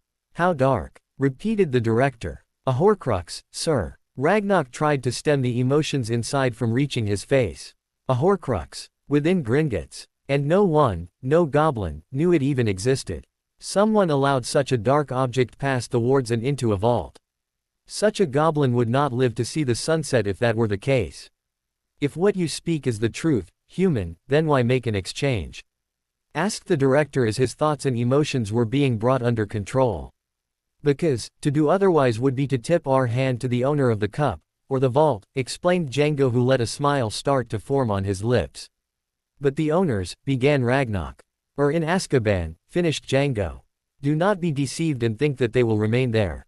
The one who turned the precious work that is the cup that was gifted to Helga Hufflepuff into the abomination that it now is plans to return and destroy any who oppose him. Django let his words sink in for a moment. Any creature who opposes him or any who may have knowledge as to the truth of his so-called immortality. You speak of this as though it has already happened, noted Ragnar. And then before anyone else spoke he added, and I perceive that for you it already has happened. While I may not understand the how or the why you have come here, but it is now clear as to how you have been so successful in your work with Steelclaw. The fact that you have seen fit to share such information with the Goblin Nation shows that you have acted in a way to garner trust with us. This will be taken into consideration as I deliberate your fate. What would you have me do, if you do not grant my request? Asked Django, understanding that Ragnar seemed to be concluding that Django had traveled through time. If you deny my request, I might be forced to try and steal the object from within the very walls of Gringotts. Ragnar laughed loud and heartily at that statement. That you would think that you could succeed in such an attempt is folly, that you would even deign to consider the idea and voice it to me is a type of bravery that I never expected to see from a human. As Ragnar's laughter subsided, he noted that the man across from him had neither mirth nor a frown on his face. He sat there as somber as ever. The look of sheer determination never wavered on this man. Ragnar realized that he may have underestimated this human, despite everything he had already learned about him. He turned to Steelclaw. Bring me the replica, he demanded. Minutes later a goblin craftsman arrived with a simple wooden box. Inside the box was revealed something which any goblin who had studied craftsmanship and artwork would identify as the cup gifted to Helga Hufflepuff. Ragnar extended a hand towards the item and stopped with his fingers a mere couple of inches from the item. What is the meaning of this? He asked, pulling his hand back, his eyes filled with anger. That item is cursed, he exclaimed. Yes, and no, explained Django unemotionally. The item is covered with a spell to give the impression that it is cursed. As after all, it was created for one reason, to replace the original, which does have a black curse on it already. A very black curse indeed, if what you say is true, agreed Ragnar. After a slight pause he added, and so far you have not given me reason to doubt the veracity of your claims. Turning to Steelclaw again he continued, I presume you have already reviewed the wards and protections in the vault in question.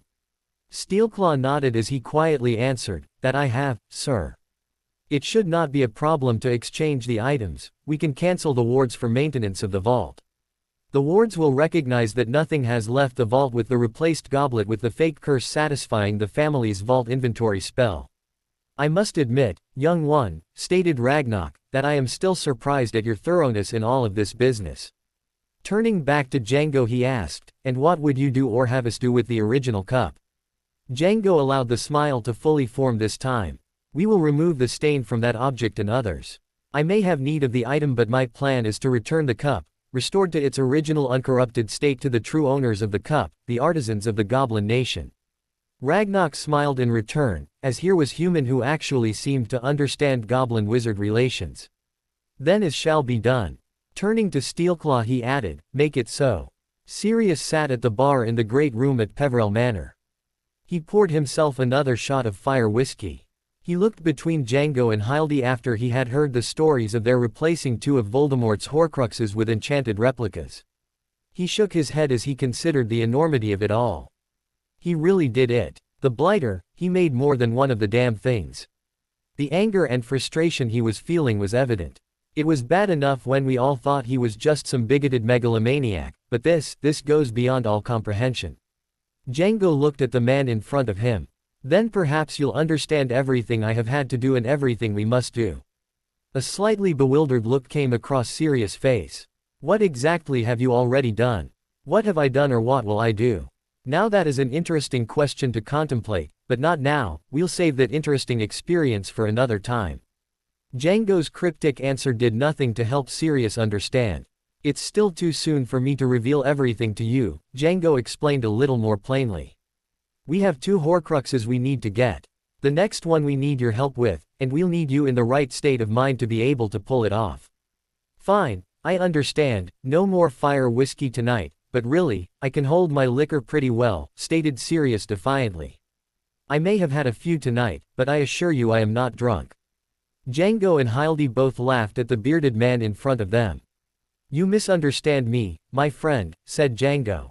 The next Horcrux, we need you to let us into the place where we will find it. Sirius was truly puzzled now. What, the Black Family Vault? How could such a thing be there, and even if it was in the vault, how to expect me to get to Gringotts when I am a wanted man? I understand you have a special relationship with them after everything you told me about what Bella must have placed in her husband's family's vault, but how did something get into the Black Family Vault? We don't need to get into the Black Family Vault, said Hildy with a slight laugh. Django could have probably done that already if we needed to. Then what do you need me for? Asked the still bewildered Sirius. Well, there is still some debate about that, answered Django with a sigh, because there might be another way to get into the home. What home? Asked Sirius. Whose home? The couple stared silently at their guest, giving time for the implication to sink in. No, that couldn't be, could it? He asked rhetorically. But how could there be a Horcrux there? Who would have put it there? Sirius held his head in his hands and seemed to be tugging at his beard. He then seemed to calm itself down and he looked directly at Django. I was determined to never go back to that place.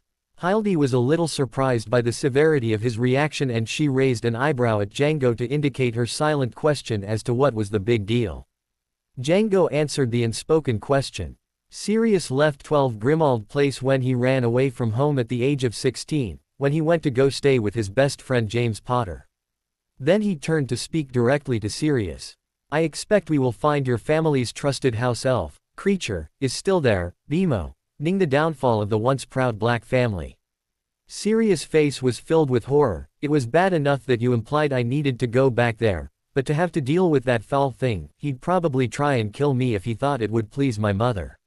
You could be right about that, laughed Django, but I think you might be surprised to find that creature could be more than helpful under the right circumstances. And just what might those right circumstances be? Asked an even more confused Sirius. First, think about how a Horcrux would ever end up in your family home, said Django. I'll help you figure it out, as playing these little mind games isn't helping either of us. Who would have had contact with a self-styled Dark Lord with visions of immortality?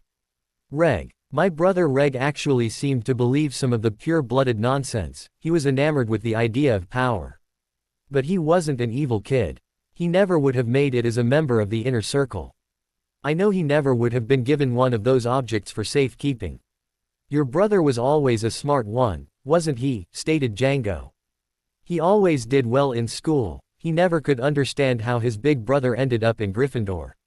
He should have seen through all of the lies and deceit within the Death Eaters. But he never made it out from that cult. Sirius seemed to become more depressed as he thought about his brother. What if I told you that your brother was as smart as you thought he was? Django's statement got Sirius' attention. What if I told you that your brother, who grew up in the same house as you, had access to the same dark family books as you, figured out just what Voldemort had done? What if I told you that he discovered a Horcrux? Sirius sat there in shock. He tried to process everything that his benefactor had just revealed.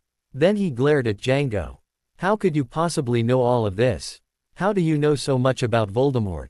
How do you know so much about my brother? Sensing the rising anger in Padfoot's voice, Django made an attempt to calm him down. The answers to all of those questions are not something nefarious as you are currently suspecting. In fact, once you learn the truth, and you will eventually learn the truth. All of it, you will probably look upon it as one of the greatest pranks ever pulled. But for now I need you to trust me on this fact. Sirius turned and noted the pleading look on Hildy's face. He noted the beauty and the elegance he saw there. He wondered where he had possibly seen such a face before. He thought about asking her if she was perhaps related to a girl he knew in school. He tried to recall her name, Elizabeth he thought, but the only other thing he could recall was that she had dated Cyrus Greengrass back in school. He stopped himself from continuing that train of thought. Then he just gave her a slight smile and looked back at Django. So, you're saying that somehow my brother found out about what the Dark Tosser was up to, and that somehow he found one of those Horcruxes and that is why he died. Sirius was still having a hard time believing what he was being told. That is exactly what I am trying to tell you, replied Django. But Reg was never on the inner circle, so how could he have discovered any of this? Sirius was still perplexed by this all. The answer to that lies with your little friend, Creature, answered Django. And once you hear the rest of the tale, you may choose to be a little kinder to him. He may come across as about as much of a curmudgeonly miscreant as a house elf could ever be, but he has his good side. That elf was one of the nastiest things to ever live, exclaimed Sirius. He was always on about mistress this and mistress that, anything he could do to please my mother. Then with a little afterthought he added, and Reg. He always wanted to please Reg. At first I thought he was doing it just to spite me, to show me he could be nice, but just not nice to me. Creature is the one who ties this all together, added Django. Seeing that he had Sirius' undivided attention he continued. Apparently Voldemort decided he needed the assistance of one who was expendable. He asked if any of the Death Eaters had a particularly reliable house elf. Your brother volunteered Creature. He was used to help Voldemort hide a Horcrux.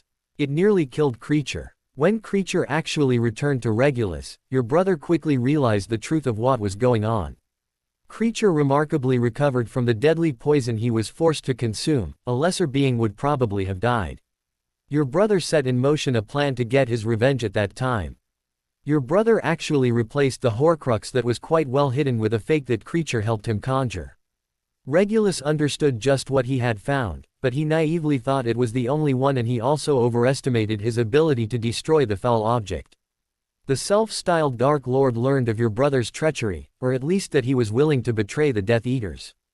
He never suspected just exactly what he had done, for Voldemort assumed that the elf had died. In an act of vengeance he killed your brother. Sirius was stunned. He wanted to ask just how it was possible for Django to know so much detail, but he had already been told that he would not hear the entire story just yet. So, there is an actual Horcrux in my family's home at 12 Grimmauld Place.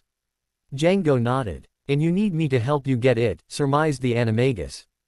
Django nodded once more. Then what? Sirius asked. We go to 12 Grimmauld Place, and you need to be nice to the house elf, who should still be alive, added Django. Of course, he will be bound to you as the head of the Black family, even though he won't want to help you. But if you are patient with him, and promise to help him with the one thing he couldn't do, the one way he failed your brother Regulus. Wait a minute, Regulus tried to destroy the Horcrux, and Creature tried to help him, stated a now excited Sirius. It was his last words to Creature when he left the house before Voldemort killed him, said Django. Creature believes it to be his final instructions from the House of Black, and he believes he has failed both Regulus and the Black family. He always was a miserable little thing, muttered Sirius.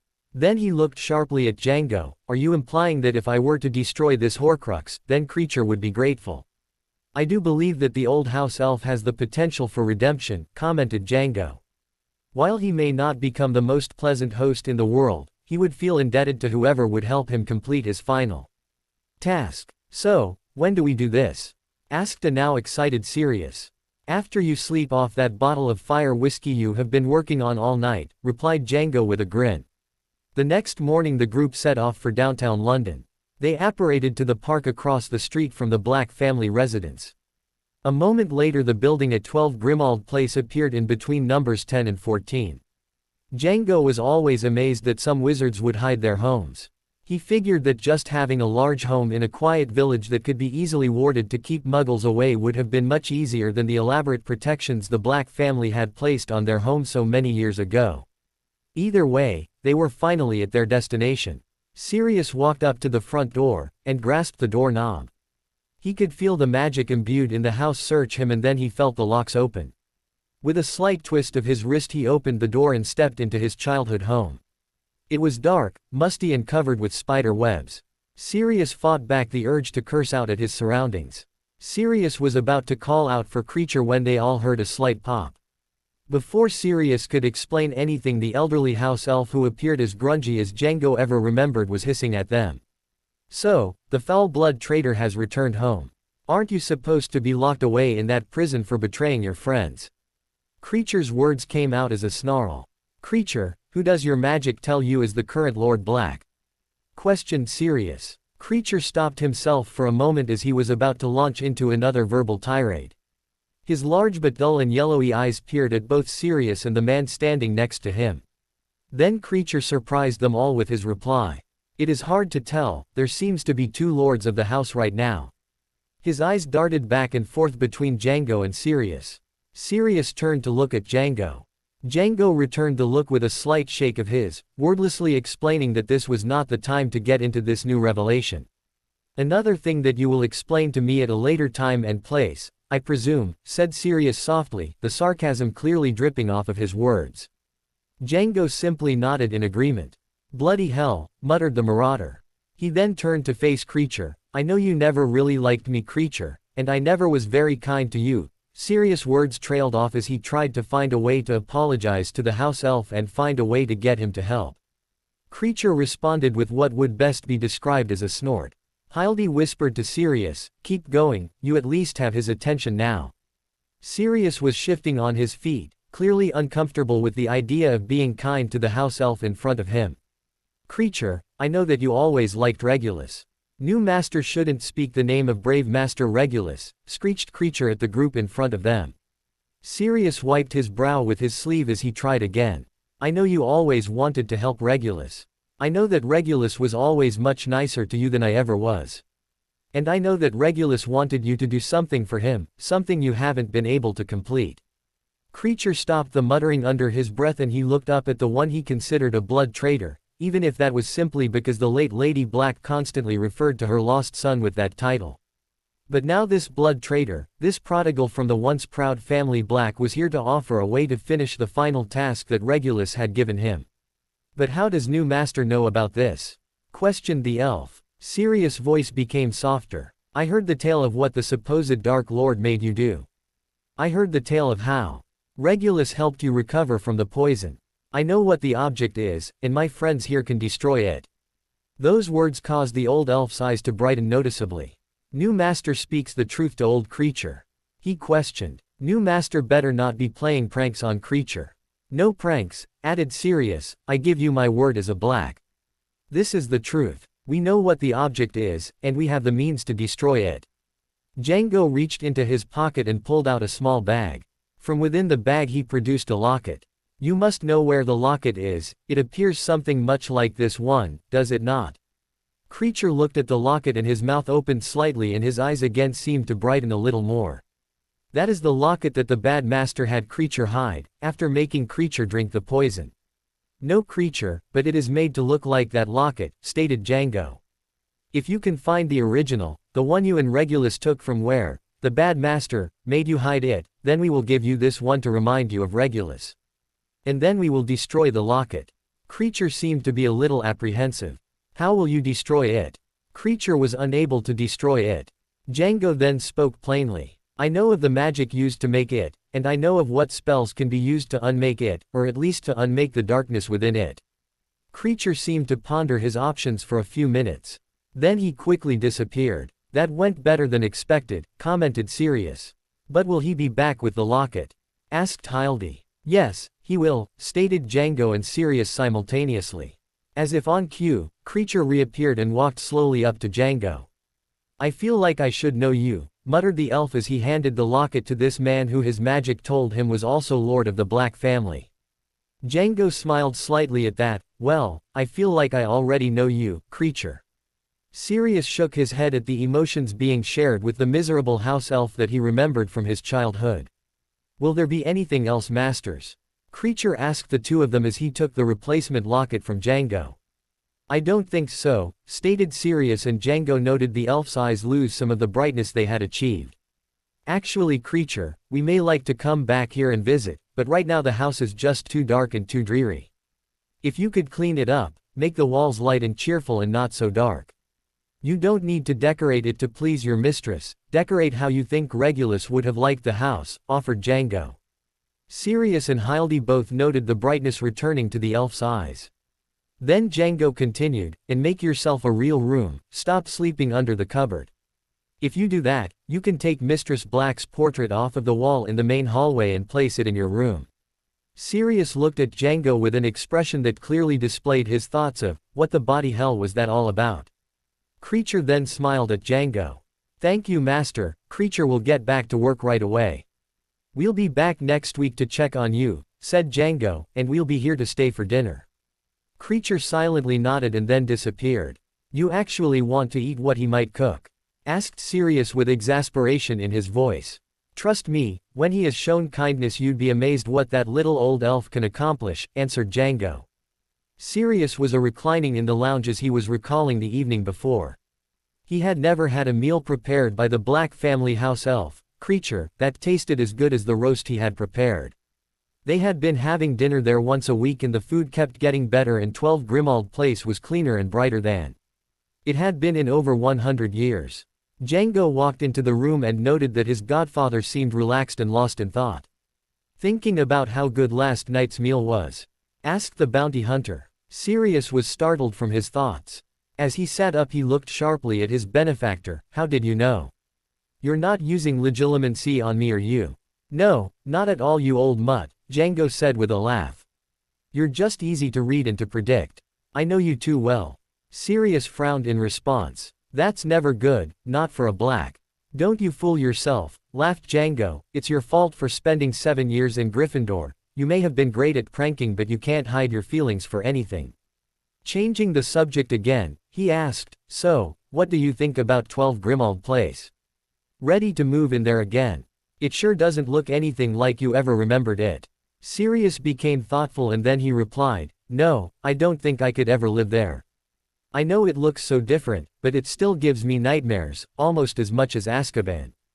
Understood, commented Django, and then he continued, Hildy and I will be heading to the Ministry of Magic today, and as I don't expect that you really want to accompany us to said destination, please make yourself at home and don't do anything to mess up my home. Sirius began to protest as Hildy walked into the room. Don't even think of arguing with Django, try to stay out of trouble while we're gone. And don't change into Padfoot and try to mark your territory again. The house elves will take notice and they have been given specific instructions on how to deal with you if you do, and they are eager to try out the discipline on you if you would just give them the chance. Sirius gulped as he noted the Slytherin-like smile on the beautiful woman in front of him. Quickly he decided to change the subject, so off to meet with the minister again. Django simply shook his head no, but Hildy decided to give a little more of an explanation. Not at all, we're just off to spend a little time at the Department of Mysteries. Dealing with those items you have obtained? Asked Sirius. Not at all, answered Django, just some important theoretical magic that we need to look into. Sirius realized that there was no way he was going to be getting any more information out of the two. Fine, I'll probably just nap then while you're gone. That's probably the safest thing for you to do, you lazy mutt, quipped Django. Hildy made her way through the wand check station at the entrance to the Ministry of Magic. She got on the closest lift and headed to the Department of Mysteries. Upon walking into the main lobby she walked up to the witch sitting at the reception desk. Hildy sighed as she realized how much she missed coming to work here, but quieted her emotions as she spoke to the young witch in front of her. I need to meet with Croaker, she stated in a tone that clearly indicated that it was a demand and not a request. I don't know who you are or why you think that can happen. He is very busy and only sees people by appointment, and I don't think you will be able to arrange for an appointment. Hildy refrained from rolling her eyes at the young woman. She then pulled out a small dark badge that had a barely visible silver rune on the face. The young woman gasped for a moment, and then immediately stood up as she apologetically stated, I'll be right back, I'll see if the director is available right now. Hildy replied with a silent smirk. She didn't have to wait more than a few minutes when the now frazzled witch returned, shortly followed by a tall balding man.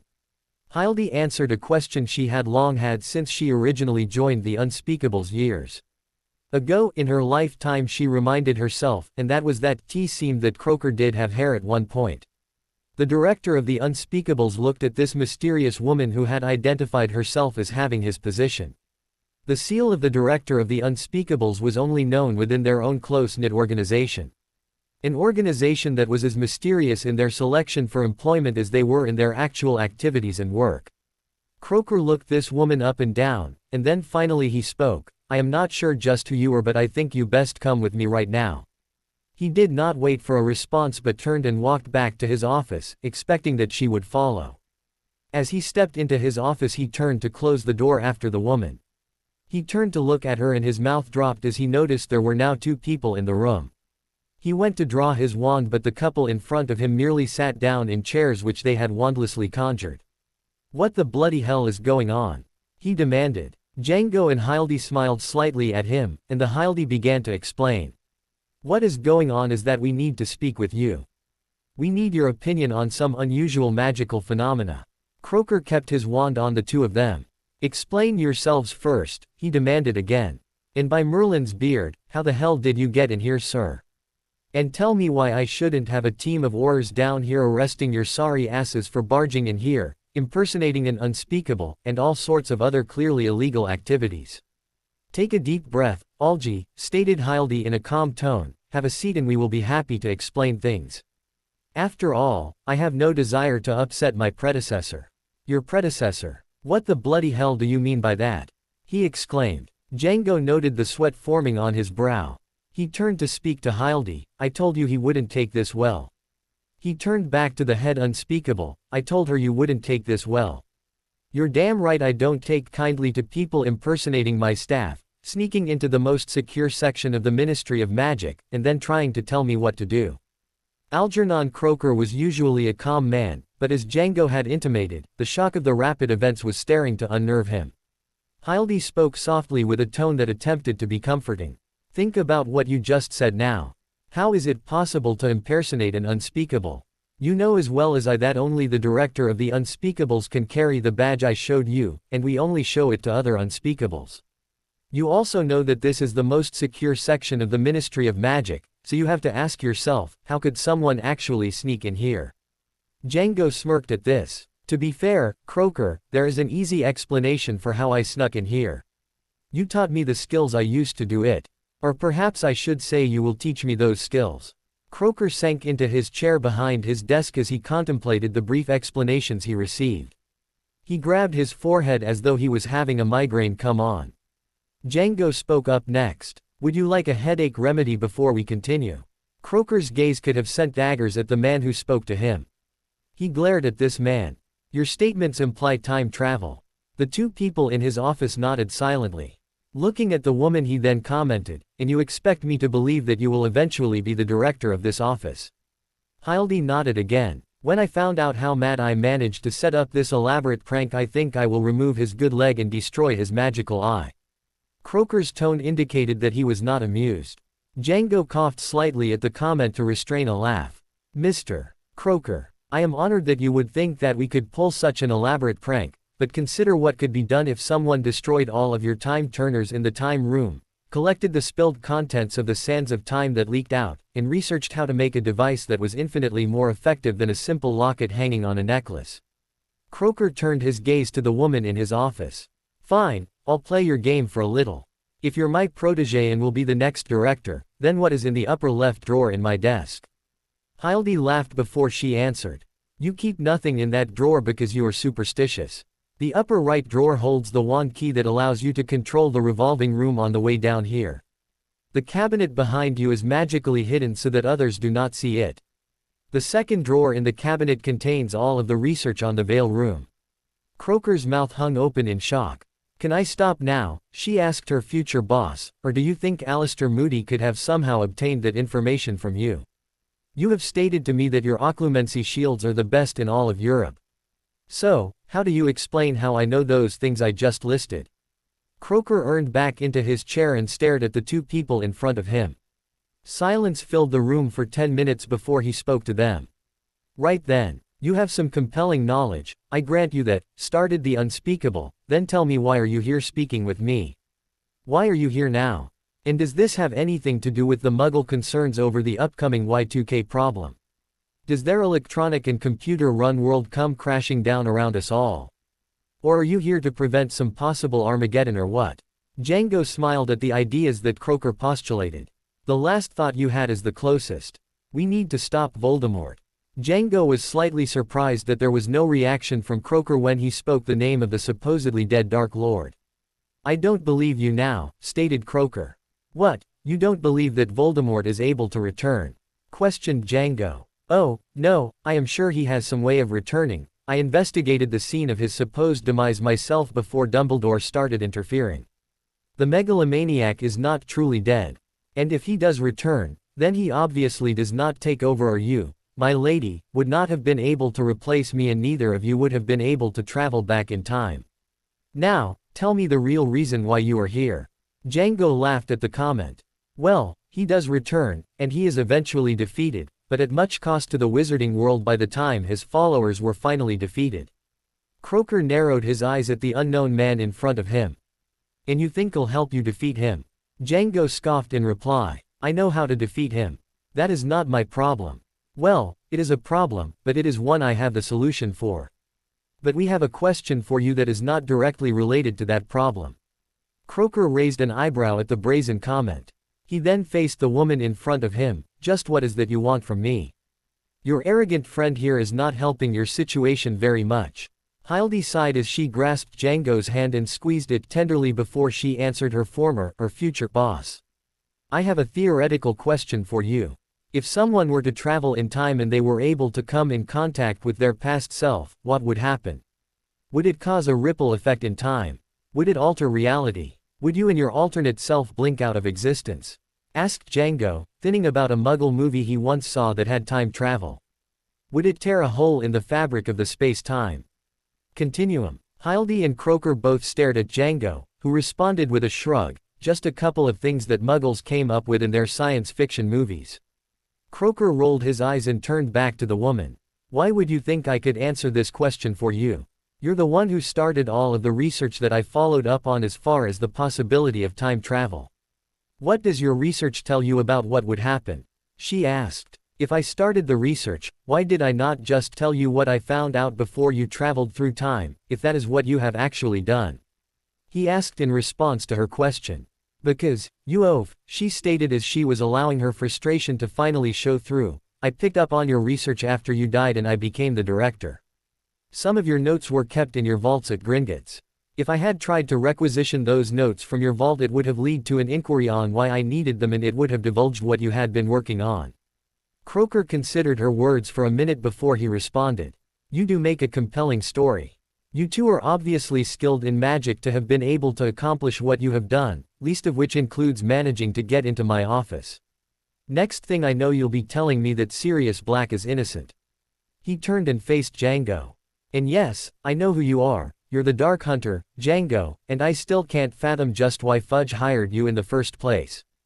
Anyone who did any looking into your history would see that all of your bounty hunting was supposedly accidental.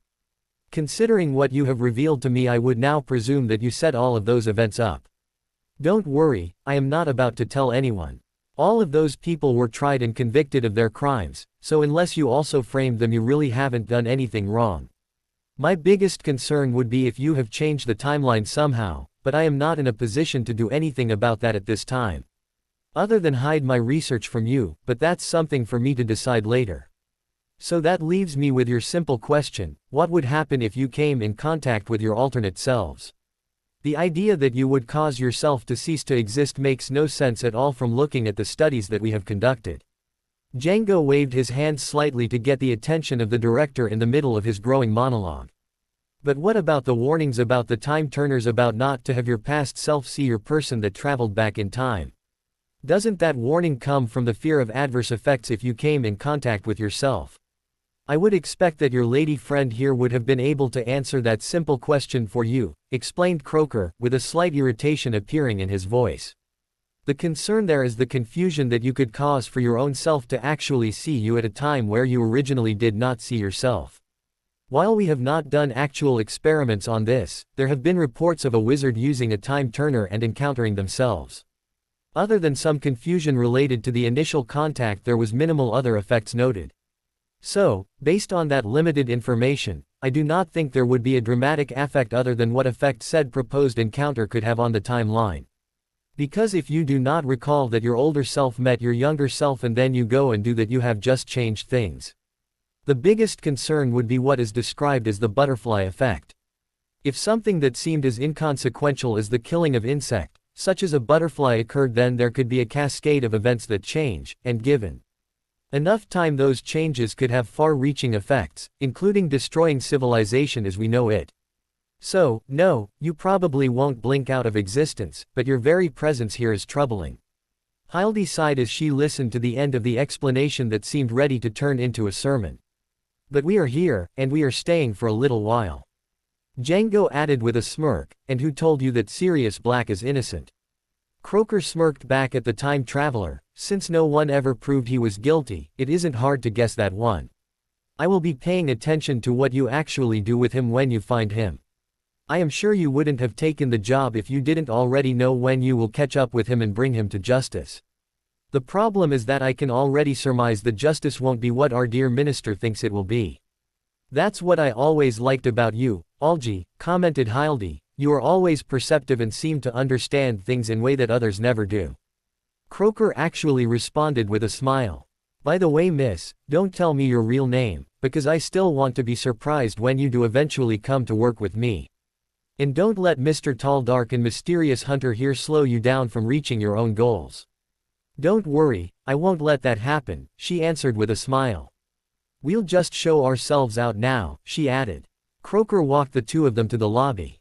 His receptionist did not seem to react to there being an extra person leaving from the office.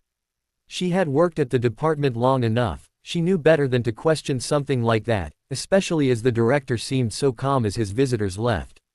October 1993. Hogwarts. Wednesday morning, the Great Hall. Students are starting to arrive for breakfast and owls begin to deliver the current issue of the Daily Prophet. Harry was sitting with Hermione and Neville. Neville commented on the front page article. So Harry, have you met this guy Django, the one hunting down Black? Hermione elbowed Neville in the side. Oi, what was that about, Hermione? Whined Neville. Harry looked between his two friends. It's all right, Hermione, I know about Black. I know he's the one who betrayed my parents. And I know that everyone thinks he escaped to come after me. We can talk about it. He can't be worse than Voldemort, I've survived facing him 3 times so far. But no, I have never met this Dark Hunter bloke. Not sure if I really want to either.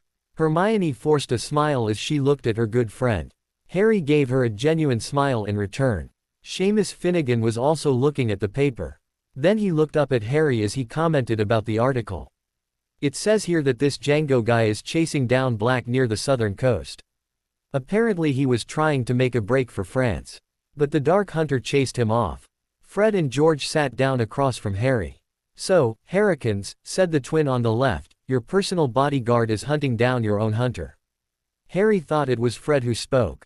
Yes, dear Harrikins, said George, or at least that was who Harry thought was now speaking, and I told my dear brother here that you should have to worry. Django Pevensey should have Black captured by the end of this week. No, dear brother of mine, continued the other twin, it won't happen until the end of next week. But seeing as how we don't agree, we decided that we should start to take wagers as to when will the Dark Hunter catch Sirius Black. As the twins finished their back and forth speaking, then others joined in. Seamus spoke up first. I don't think he'll get him until the end of November. 5 galleons to place your bet, stated one of the twins. I'm in, said Dean, for Christmas break. Colin McCreevy had been listening in on the conversation. I think it will be the beginning of November. Lavender Brown spoke up. I don't think it will happen before the school year is over. Padma elbowed her in the side. Don't say that, you'll upset Harry. It's okay, said Harry. So, when do you think that the Dark Hunter will catch Black? Asked one of the twins. Probably not until after my life is put in danger somehow, said Harry. Hermione frowned. Don't talk like that, Harry. But Hermione, interjected Neville, with the way Harry's first 2 years here have gone, it would seem that he's probably right about that. Right about what? Asked Ron as he sat himself down near Harry and started to shove food onto his plate. Fred and George both threw some fruit at their brother, who had obviously just rolled out of bed and rushed down to the Great Hall for breakfast before the first class period was to begin. "Oi!" exclaimed Ron. Before he could say anything else, the doors for the Great Hall swung open and in walked a couple in dark cloaks. The man had a goatee that was starting to be flecked with gray, and the woman had light-colored hair that was pulled back into a ponytail. She carried herself with a regal poise, and the man at her side strode purposefully towards the faculty table at the front of the room. Their long dark cloaks flowed behind them, and the talking among the students came to an end as they all followed the dashing couple with their eyes. Hildy spoke quietly under her breath as they approached the teacher's table. "I told you that it would be a dramatic entrance." Django whispered back, "Fine, I owe you the 10 galleons. But the next bet is still on." Django noted that Severus Snape was sneering at them as though they were villainous intruders, while Minerva McGonagall and Pomona Sprout simply gaped like fish out of water. Remus Lupin simply watched the couple warily, but they all quickly deduced who had entered the Great Hall. The headmaster seemed completely unsurprised by the arrival of the couple. In fact, he hardly seemed to notice at first as he continued to chip away at the egg shell on his soft-boiled egg proudly sitting in the egg cup in front of him. When Django and Hildy were finally standing just in front of the table, he looked up at them and let his eyes twinkle for a moment. "Why, Mr. Pevensie, I was not made aware of your planned visit with us here today. Is there something I can assist you with? Surely you are not expecting to find your current quarry running around the school grounds." Then with a bright smile he added, "Or are you here to seek some of my advice as you continue your search?" Django smiled in reply, "Headmaster, my wife and I were hoping to have the opportunity to discuss the safety and protection of the students in this school with such a man as Sirius Black on the loose.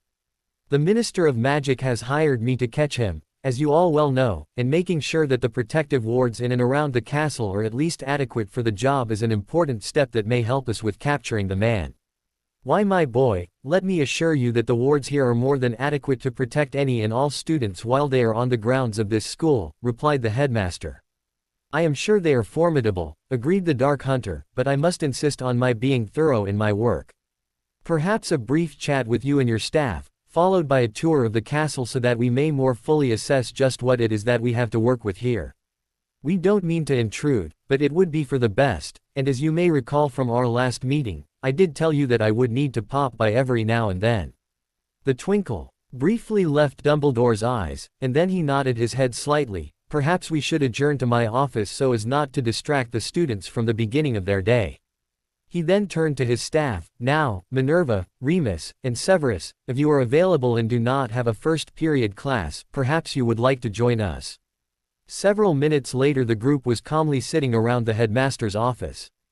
Dumbledore began the conversation. "I am really not sure why you are here, Mr. Pevensie, as Hogwarts is the most secure location in all of Britain." Django scoffed at that comment. "You dare contradict the headmaster?" questioned Snape, the venom dripping off of his words. Django's gaze was penetrating as he glared at the potions professor who tormented him so. "Yes, I do dare. Apparently this most secure institution allowed a possessed professor to enter the school and eventually attack a student. Apparently there was a magical artifact that was brought onto the school property last year which possessed a student and allowed a giant basilisk to be unleashed, which resulted in multiple students being petrified last year. Perhaps in your world, that constitutes safe. But from where I am sitting, I would consider it to be quite dangerous." Snape quietly stewed in his anger as he hated being shown up by the stranger. McGonagall pursed her lips as she decided to hold her tongue, as she dared not question the headmaster's decisions. Remus Lupin raised an eyebrow at the comments. Dumbledore merely steepled his hands and then began to reply to the accusations of a lack of safety. "While I find it unusual that you would have been able to come across such detailed information that has not been made public, I suppose that there is a reasonable explanation for how you came to such knowledge." As he spoke, the headmaster again tried a slight legilimency probe into the bounty hunter seated before him. Django smirked in response. He was initially a little surprised as he thought that Dumbledore's first experience with trying this had taught him a lesson that he should not try again. This time he allowed Dumbledore into one memory, one thought. The pain and the anguish that he felt when his friends had been killed. Django was skilled enough with the mind arts that he was able to strip all thoughts about names and relationships. Emotion was all that Dumbledore was able to see. Pure pain and misery and heart-wrenching sorrow. Emotional pain that could easily cripple others. Dumbledore winced and reached out to grasp the desk in front of him. His eyes briefly watered. Before he could say anything, Django silently sent a clear message. Don't try that ever again. It is my job to understand all of the things that pertain to this case, stated Django with a calm tone that belied the brief but intense psychological battle which had just been waged. If this Sirius Black is supposedly planning on attacking one of the students in this school, then I need to know as much as possible about this school. You seem to know plenty, came the snide remark from Snape. I do not believe I know quite enough at this time, replied Django, remaining calm, which he was sure would irritate Snape even more. Perhaps if Professors Lupin and McGonagall would be available to show Hildy and me around the school, then that would be most helpful indeed. Dumbledore was not able to come up with any legitimate excuse to prevent the school tour from occurring, as it was more than reasonable for such a request, as the Pevensies were apparently from Australia. That should be no trouble at all, he added sagely as he looked to Remus and Minerva. Perhaps Professor Lupin could show you around part of the school and my deputy headmistress could give a tour too. Hildy, would that be acceptable to everyone? Snape sat in the chair fuming over feeling that he had been treated so disrespectfully as everyone else left the office. As they left Dumbledore's office, Hildy quickly asked Minerva McGonagall if she could see the areas where the classrooms were located. Minerva nodded and then led her down the hallway towards where the Dada classes were usually held. As they came around a corner they encountered a number of students heading off to class. Several third-year Gryffindors were on their way to class. Hildy and Minerva overheard a red-headed young man speaking to the slightly shorter boy with messy dark hair as they made their way down the corridor. I'm sure that this slimy Slytherins are up to no good, said Ron Weasley. I bet one of them is trying to send an owl off now to that Death Eater, Black, telling him where you are in the school each day so that he can find you more easily. That's probably why that Django Hunter guy is here. Hearing the comments as the two boys were walking towards them, Hildy stepped in front of their path. Harry and Ron looked up at the woman who was with their head of house and who was now blocking their way. Did you know that there were Gryffindors who worked for the Dark Lord in the last war? She asked rhetorically. Or that there were people from Slytherin who openly opposed him. Do not be like Malfoy and be prejudiced just because of what house someone was sorted into. Isn't that right, young Harry? Harry was speechless. This woman whom he had never met just stepped into their conversation and knew his name. It only took a moment for him to register that most any witch or wizard would recognize him instantly because of his famous scar. Ron decided to speak up, ignoring the verbal chastisement he just received. Hey, aren't you that woman who is with that Dark Hunter guy who is looking for Black? Is Black here? He's coming after Harry, isn't he? Hildy answered with a smile, yes, I am with that Dark Hunter guy. We do not think he is actually after Harry, but we need to make sure that the school is safe. She let her words sink in as she tried to reassure Harry indirectly. Would either of you two know any ways that someone such as Black could sneak into the school? Harry ran his hand across the Marauders map in his pocket as they shook their heads indicating no. Hildy noted the action and smiled to herself. Deciding that she really needed to better play the part of the gracious hostess, Minerva introduced two of her favorite little lions to the woman who was with her. Mr. Potter and Mr. Weasley, I would like to introduce you to Hildy Pevensie. She and her husband are here to make sure the school and grounds are safe while they work on catching the aforementioned escaped prisoner. Ron just nodded politely while Harry stuck his hand out to introduce himself. Thank you, ma'am, he said with a sincere smile. People keep warning me that I need to be careful, but I do feel better knowing that your husband, Django, is working on catching that man. Yeah, added Ron, finally getting the courage to speak, we sure hope that you can catch him before he catches Harry. Harry turned and looked at Ron with his mouth agape at what he had just said. Professor McGonagall recovered from her shock at the boy's words and then she admonished him. Mr. Weasley, that will be enough of that kind of talk. By Merlin's beard, what are you thinking? She exclaimed. Hildy smiled at Harry as she shook his hand in reply. Trust me when I say that I am sure we will get this all sorted out. Django and I will be doing everything possible to make sure that Mr. Black does nothing to harm you in any way. Harry smiled at the woman who seemed vaguely familiar but definitely very confident in her and her husband's ability to catch the one who betrayed his parents. Now you two better get a move on to class, said McGonagall, returning to her usual stern demeanor. As the two young Gryffindors continued on their way down the hall, the deputy headmistress turned to the woman by her side. I apologize for Mr. Weasley's outspoken nature. Sometimes that boy does not know when to keep his mouth shut.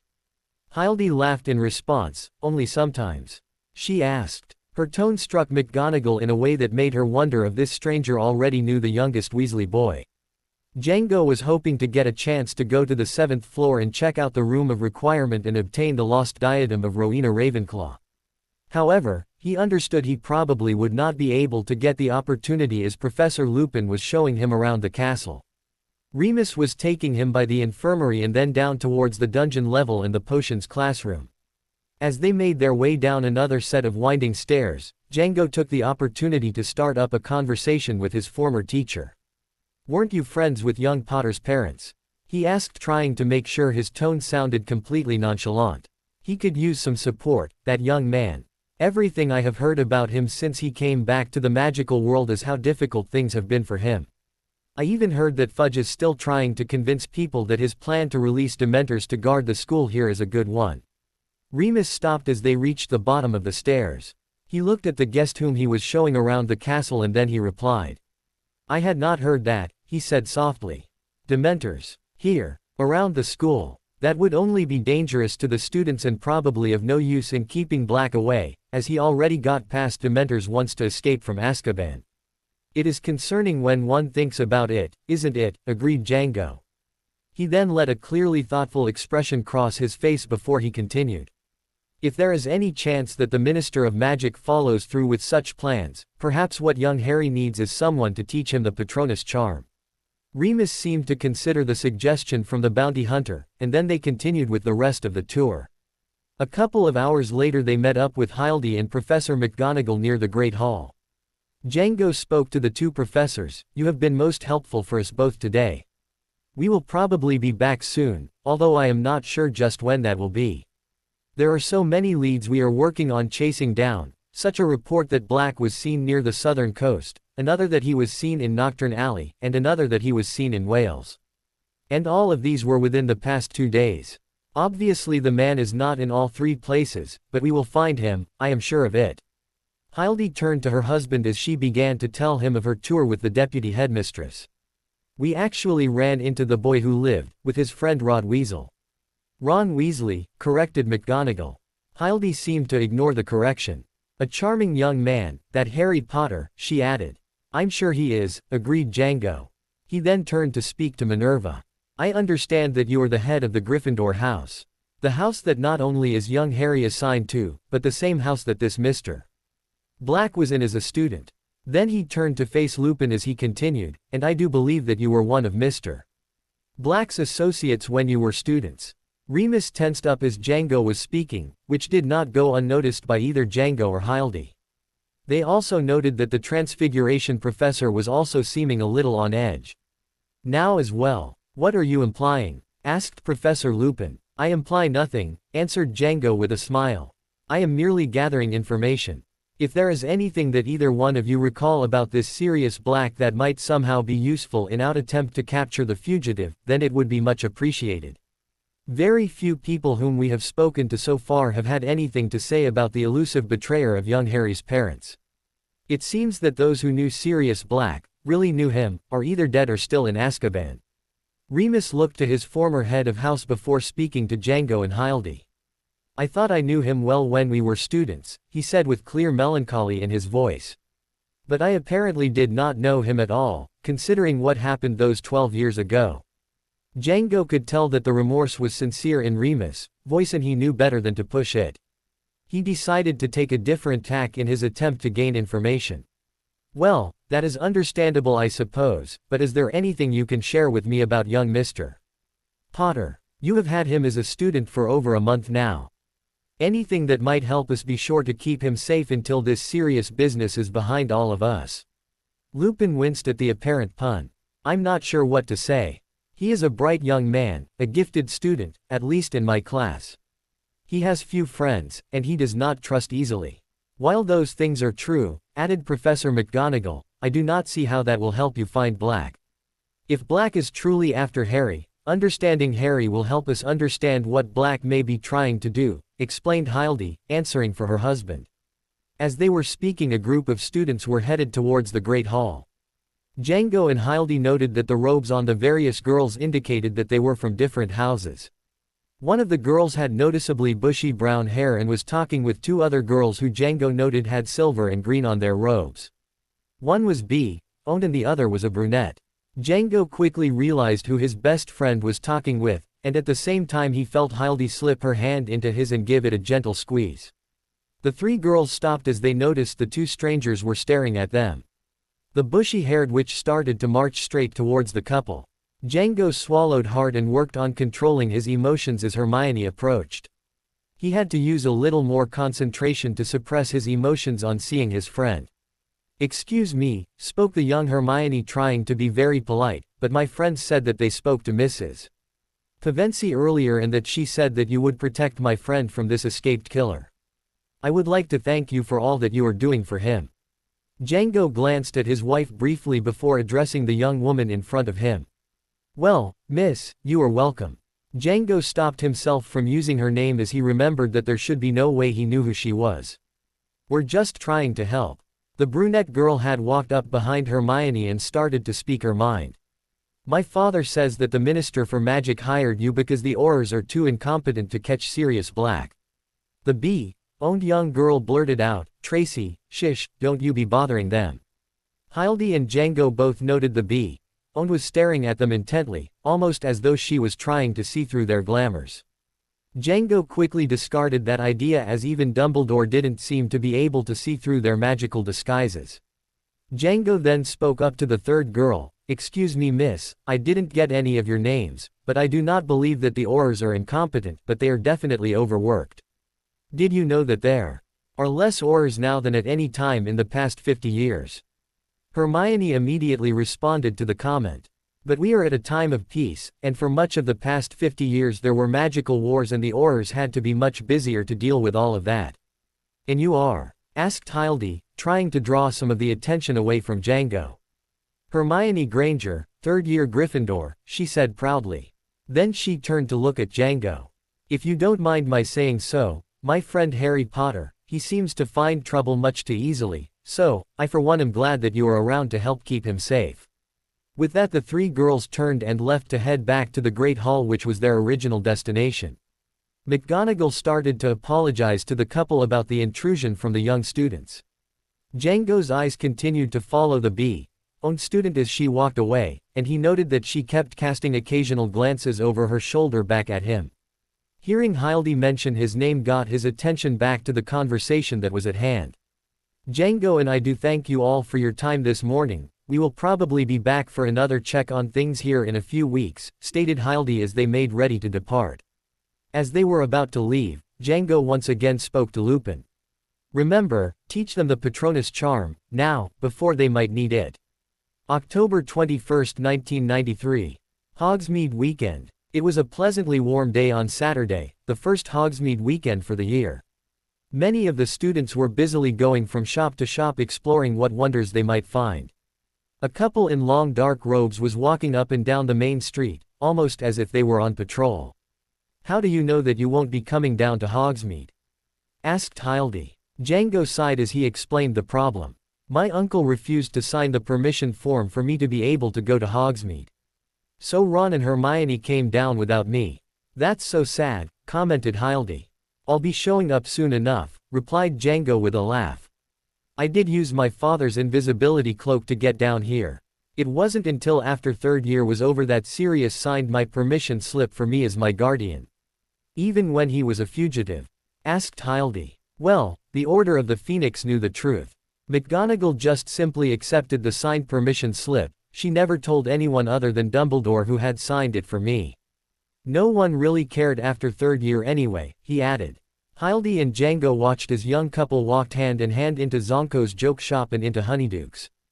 They laughed quietly as some poor student looked panicked as his girlfriend tried to get him to take her into Madame Pootafoot's tea shop. As they were watching that, they overheard a commotion behind them in an alley. Turning around, they saw a pale-bearded young man with two rather stocky friends jeering at a couple of other students. "Well, if it isn't the mud-blood know-it-all with the blood traitor," taunted the young Malfoy. "And here you are without your little leader. Where is Scarhead, by the way? Couldn't he get dear old mum or dad to sign his permission slip?" Crabbe and Goyle, the ever-present goons, guffawed at the comments from the self-appointed Prince of Slytherin. Hildy turned to Django and whispered, "I usually tuned him out. I never thought about just how much of a jerk he was to you back then, or now, or whatever." Ron had clenched his hands into fists and was turning red. Hermione was trying to get Ron to calm down and ignore the taunting. "Anything the matter here, kids?" called out Django as he walked up behind Draco and his bodyguards. No, we're fine," answered Draco as he turned around, "just dealing with some troublemakers." Django stared at Draco. And then he spoke again as he maneuvered himself between the Slytherins and the Gryffindors. "It appears to me that you are the one causing trouble. It also seems that you have conveniently arranged this scenario where you outnumber them. So, why don't you and your small-minded friends go run off and stop bothering others before you get yourselves hurt?" Draco started to seethe internally with being dismissed in such a manner, particularly in front of two of the three people he most liked to torment. Draco stood his ground, but Crabbe and Goyle were easily intimidated and they started to back away. Noting the reactions, Django went for a more direct approach. He placed his left hand on Draco's shoulder as he continued to speak to him. "For someone with such a high opinion of himself, you seem to need an audience around you much too much." Draco looked over his shoulder and saw his supporters starting to run away. He tried to spin away and follow them, but Django would not let go of his shoulder. "You better let go of me." I know, mocked Django, "you're going to tell me wait until my father hears about this. Personally, I'm looking forward to meeting with your father. There are so many things I would like to talk to him about. But I need to deal with your mother's cousin first. So, why don't you run on back to the castle before you get yourself into trouble?" Draco glared at the man who had finally released his shoulder. He went to draw his wand and found that he could not cast any spells. He looked at his wand and then up at the bounty hunter. Django smirked at Draco. "I figured you might try and get yourself in trouble. I did cast a magic dampening charm on your shoulder. It should wear off before you have classes on Monday morning, but until then you probably won't be able to do much with that wand." Draco was now starting to panic internally and was struggling to hold back tears. Finally he turned and ran back to find his friends, and the three of them hastily ended their day in Hogsmeade. Django turned to face the two Gryffindor students who watched the encounter in awe. "Don't worry, Miss Granger," said Django, "the Malfoy heir will be fine in a few hours. I merely exaggerated the length of the jinx I placed on his arm." Ron was staring in amazement. "That was bloody awesome," he exclaimed. "Can you teach me what you did there?" "It's wandless magic and takes a lot of raw power to do it just right," said Django simply. "No offense, but I doubt you could do it. At least not until you are much older and know how to control your emotions and your magic." Then turning to address both of them he continued, "You may want to head down the next street and see if you can meet up with your friend there." Django turned around and left with Hildy, leaving the two bewildered students wondering how he could have known they were looking to meet up with Harry, who had come to the village secretly. "He is so cool," muttered Ron quietly. As Django and Hildy left the alleyway, Hildy leaned into his side. "You really want to tick off the Malfoys so soon? Was that little display necessary?" Django put his arm around her shoulder. "Probably not, but I just couldn't resist the chance to have some fun with all of them." The couple then strolled down the street, and once they passed the last shop they simply apparated back to Peverell Manor. "So, how did it go?" asked Sirius, who was obviously getting bored sitting around the manor with not much to do. "The rat was not there with him," commented Django. "It probably spends most of the time hiding out in their dorms. We'll need to keep making regular appearances at Hogsmeade and at Hogwarts so that they all get used to us coming by. If we make a move to go Totty dorms too soon, Wormtail may suspect something." Sirius nodded his understanding. Then he asked another question, "So, do we have a plan for when we will go get the rat?" "After the holidays," answered Django. "Hildy and I will get the rat. I can't just stay here, complained Sirius. No, you won't be staying here. But while we go get the rat, you'll be getting something else, of equal importance. February 1994. Hogwarts. Early February 1994 brought colder than usual temperatures in Lancashire. Peverell Manor was warm and cozy, but Sirius was beginning to get restless. While they were having freezing rain, the weather report indicated that further north, such as in Scotland, there was an unusually heavy snowfall. Sirius was staring out the windows, wondering when he would finally be able to be free from his house arrest. He did not hear the door open behind him as he was so lost in his own thoughts. "Sirius, are you ready?" called out Django. "Ready. Are you serious? Is it time to move?" replied the shocked Animagus. "No, you're serious," joked the bounty hunter. "But we are needing to move out today. The snow around Hogwarts should help ensure that the rat has little place to escape.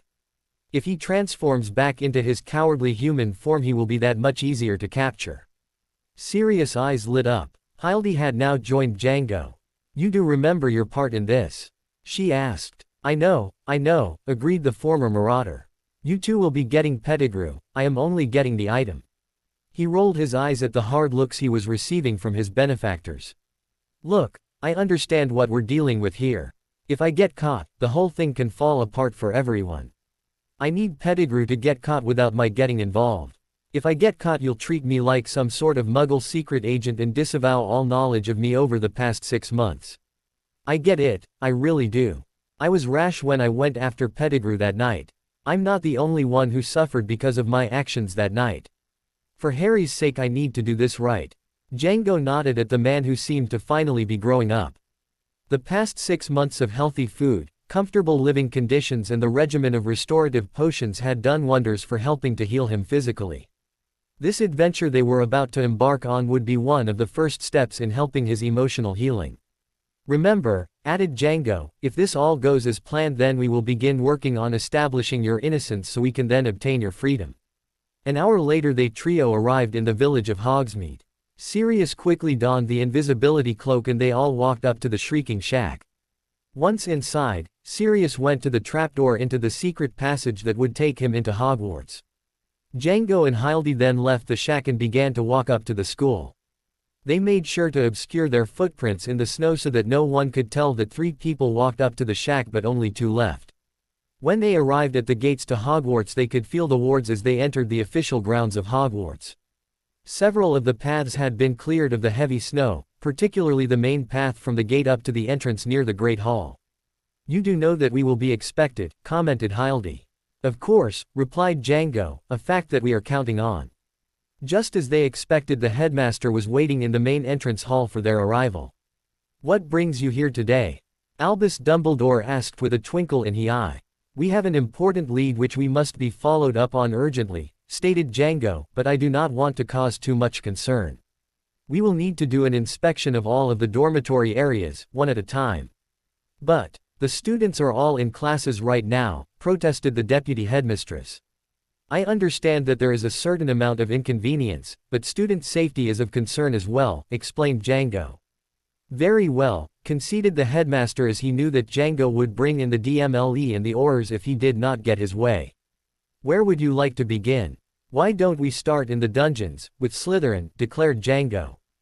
Dumbledore then turned to Minerva and asked her to notify the other heads of house about the new plans for the morning schedule. "I would assume that the teachers and the prefects can help get everything sorted quickly so this business can be finished and we can be done with it." His irritation with the situation was surprisingly evident as he spoke to the Transfiguration instructor. Then he turned back to Django and Hildy. "I suppose we can start making our way down to the Slytherin dormitory now." Hildy and Django both seemed very relaxed as they began their walk towards the dungeons. Django had planned going to Slytherin first, and then vacating the lower levels so that Sirius would have an easier time getting into the school. Before he was to head up to the 7th floor in the room of requirement, he was instructed to magically easel off all of the hidden passageways that the marauders knew about to decrease the chance of Peter escaping. Django's thoughts were brought back to the present when the headmaster started to speak to him. "So, my boy, just what is it that you are looking for today?" Django was initially startled by the question, but quickly he regained his composure even before anyone besides Dumbledore had noticed. We have been alerted that there may be something in the possession of one of the students that could give us a clue as to the whereabouts of Sirius Black. It is a vague clue, but from a highly reliable source. To disclose anything further would be less than prudent at this time, sir, replied Django, who gave a truthful but still evasive answer much like the headmaster had shown himself to be so expert at doing. Dumbledore simply smiled and nodded in reply, of course, my boy. Django wondered just how much he was irritating the headmaster with the games he was playing, but after all the manipulation the old man had done with the first 17 years of his life he was actually enjoying the chance at some revenge. Soon they found themselves at the entrance to the Slytherin dorms, with a sneering and agitated Severus Snape blocking the way. I demand an explanation, snarled the potions professor. And you shall have one, replied Django with a surprisingly happy tone. He then gently patted Snape along the side of his head, whispered the password as he then explained to Snape, I am sure you would want to do anything at all to help with the capture of Sirius Black. We are just looking for some specific clues, and we need to inspect all of the student dorms. Yes, all of them. With those words he slid past Snape and through the now open door into the Slytherin common room. Yes, just as I imagined it would look, stated Django, as he recalled that it was identical in appearance to when he and Ron had been here when they were polyjuiced during their second year to look like Crabbe and Goyle. Might as well get started, he added. Then he and Hildy headed off into the dorms, with the prefects following behind them. What are you looking for? Asked one of the students when they entered the 7th-year boys' dorms. We'll know when we find it, answered Hildy sweetly. She used her smile to help diffuse any complaints from the older Slytherins.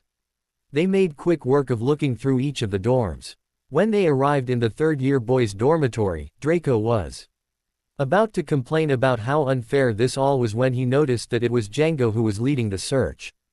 Django noted the uneasiness that the arrogant young teen was feeling, so he decided to tease him a little more. Do you need a hand with anything, Master Malfoy? He asked as he came around the row of beds. Draco swallowed hard and was about to protest the unfair treatment when the Slytherin prefect gave him a look that indicated he needed to keep his mouth shut. Nothing worth finding in here, added Hildy with a condescending tone as she looked at the group of Slytherin boys on the side of the room. The next dorm they went into was the 3rd-year girls' dorm. Django stood back and let Hildy conduct the mostly superfluous search. He turned and looked at the row of girls standing to one side. Pansy Parkinson, not surprisingly, was glaring at them for the affront which she was taking at this search.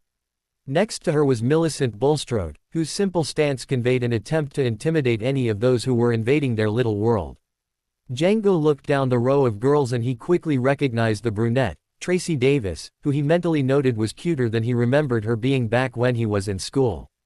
Then his eyes settled on the striking beauty of the young Daphne.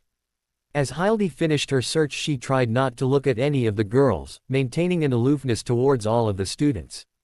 However, as Harry walked past the girls he leaned over towards Daphne and whispered so that only she could hear, So, Miss Greengrass, I hear that you are the one that Harry Potter can't keep his eyes off here at school. Without looking back to see if his comment caused even the slightest crack in her Ice Queen mask he walked on out of the dorm. Hildy slapped him lightly on the shoulder as they entered the next dorm and muttered under her breath, I told you not to do that. Django smiled in response but said nothing further. Django and Hildy reassured Professor Snape that nothing of importance was found in the Slytherin dorms and then they moved on to Hufflepuff. As neither of them had actually been to the Hufflepuff dormitory before they needed to follow the deputy headmistress to the Badger's Common. Their arrival they greeted Professor Sprout and apologized for the inconvenience as they began their inspection of the dorms. This went a little quicker than the time in the Slytherin dorms as there were less students who had been assigned to this house. As they were finishing with the Hufflepuff dorm, Django turned to face one of the 6th-year students. Mr. Diggory, I presume, he said softly as he greeted the young man whom he had seen die. I have heard of your prowess as a seeker on the Quidditch pitch as well as your skill with magic. I am sure that you will be a strong and brave wizard. Cedric was shocked that the famous Dark Hunter stopped to speak to him, let alone that he seemed to have heard about him. The other Hufflepuff students were all watching with their mouths hanging open that the bounty hunter actually seemed to know about their housemate. Just one thing, Cedric, added Django, learn to duck. With that the dark-robed couple left to continue their search elsewhere. They continued up the stairs to the tower where the Ravenclaw dormitory was located. Django recalled that the only time he went there was as the Battle of Hogwarts was beginning and he really didn't pay attention as he followed another student to get to the Raven's loft. As expected, Professor Flitwick was waiting for them to arrive. I hope that you find everything satisfactory and that there is nothing amiss among my students, commented the diminutive man. Hildy replied that they were just looking for something that may help them deal with Sirius Black, and she assured him that the students themselves were unlikely to be in trouble. As they walked into the Ravenclaw common room, Django and Hildy noted the similarity to a library that the room had, but with a much more welcoming feel. The Ravenclaw students were all standing along the edges of the room. Django and Hildy made a cursory tour around the room as though they were somehow inspecting the students. As they approached a certain blonde-haired and silver-eyed second-year student, she looked directly at Django and spoke. "It's nice to see you again," she stated with the mysterious lilt in her voice. As she strained to look at the Dark Hunter, Django wondered if she could see through his glamour. Then Luna reached up to cover her eyes and seemed to quietly call out in pain. Hildy pushed Django to the side to check on the young girl, but Flitwick was even quicker to getting to her side. She opened her eyes and looked at her head of house. "Sorry, Professor, but I just had a flash of gold lights just now as I looked up at the hunter." She then looked towards Django once more, but shielded her eyes with her hands. "I think you will be successful in helping out Stubby Boardman. That is awful nice of you to help him out." Hildy looked at Django with a clearly bewildered expression. For his part, Django was simply stunned and mystified by her comments. He looked back at Hildy as shook his head slightly. "I have no idea how she does that." "Beware of the Raxperts," Luna called out to them as they headed into the dormitories. As they began their search, they quickly noted that they were finding numerous items in the girls' dorms that were unmatched. Flitwick was clearly confused about this. Hildy became suspicious as they continued to find the odd shoe, or a stray sock, or even some school books that were clearly hidden in various locations. Django spoke quietly to the Ravenclaw head of house. "I do believe that you may find that these items belong to the young blonde girl who spoke to me earlier. Her housemates are less than kind at times. She will tell you that she doesn't mind, or she will give a fanciful story as to what may have happened, that so many of her items have gone missing, but you need to pay attention to this. I do believe that your little ravens are bullying that bright young witch. Bullying of any kind should not be tolerated." With those words spoken, Django stood up straight and walked back into the common room. "I think that we are done here, Hildy," he said loudly. "I hope that the mysteries that we have uncovered here will be solved and corrected soon."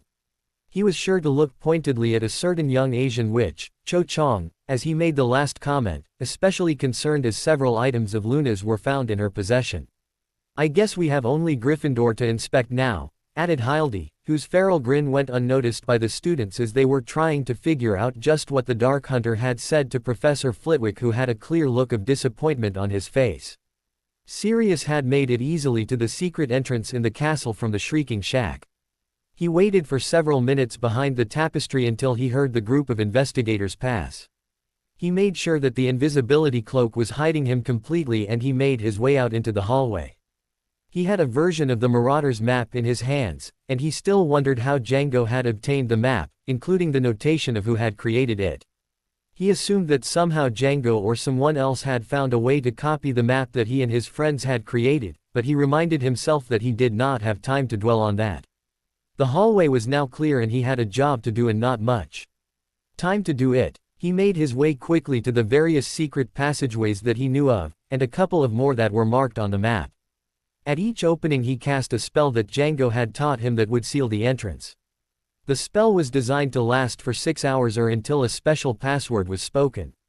The phrase, "all your base are belong to us," made no sense to him, but he had to agree with Django that no one would be likely to utter that phrase to try and open the sealed secret doors. Once he finished sealing the doors, he quickly hid in an empty classroom as the map showed him that Django and Hildy and their entourage were heading his way. Checking the time and the direction they were heading, he assumed that they were going towards the Ravenclaw dormitory from the Hufflepuff dormitory.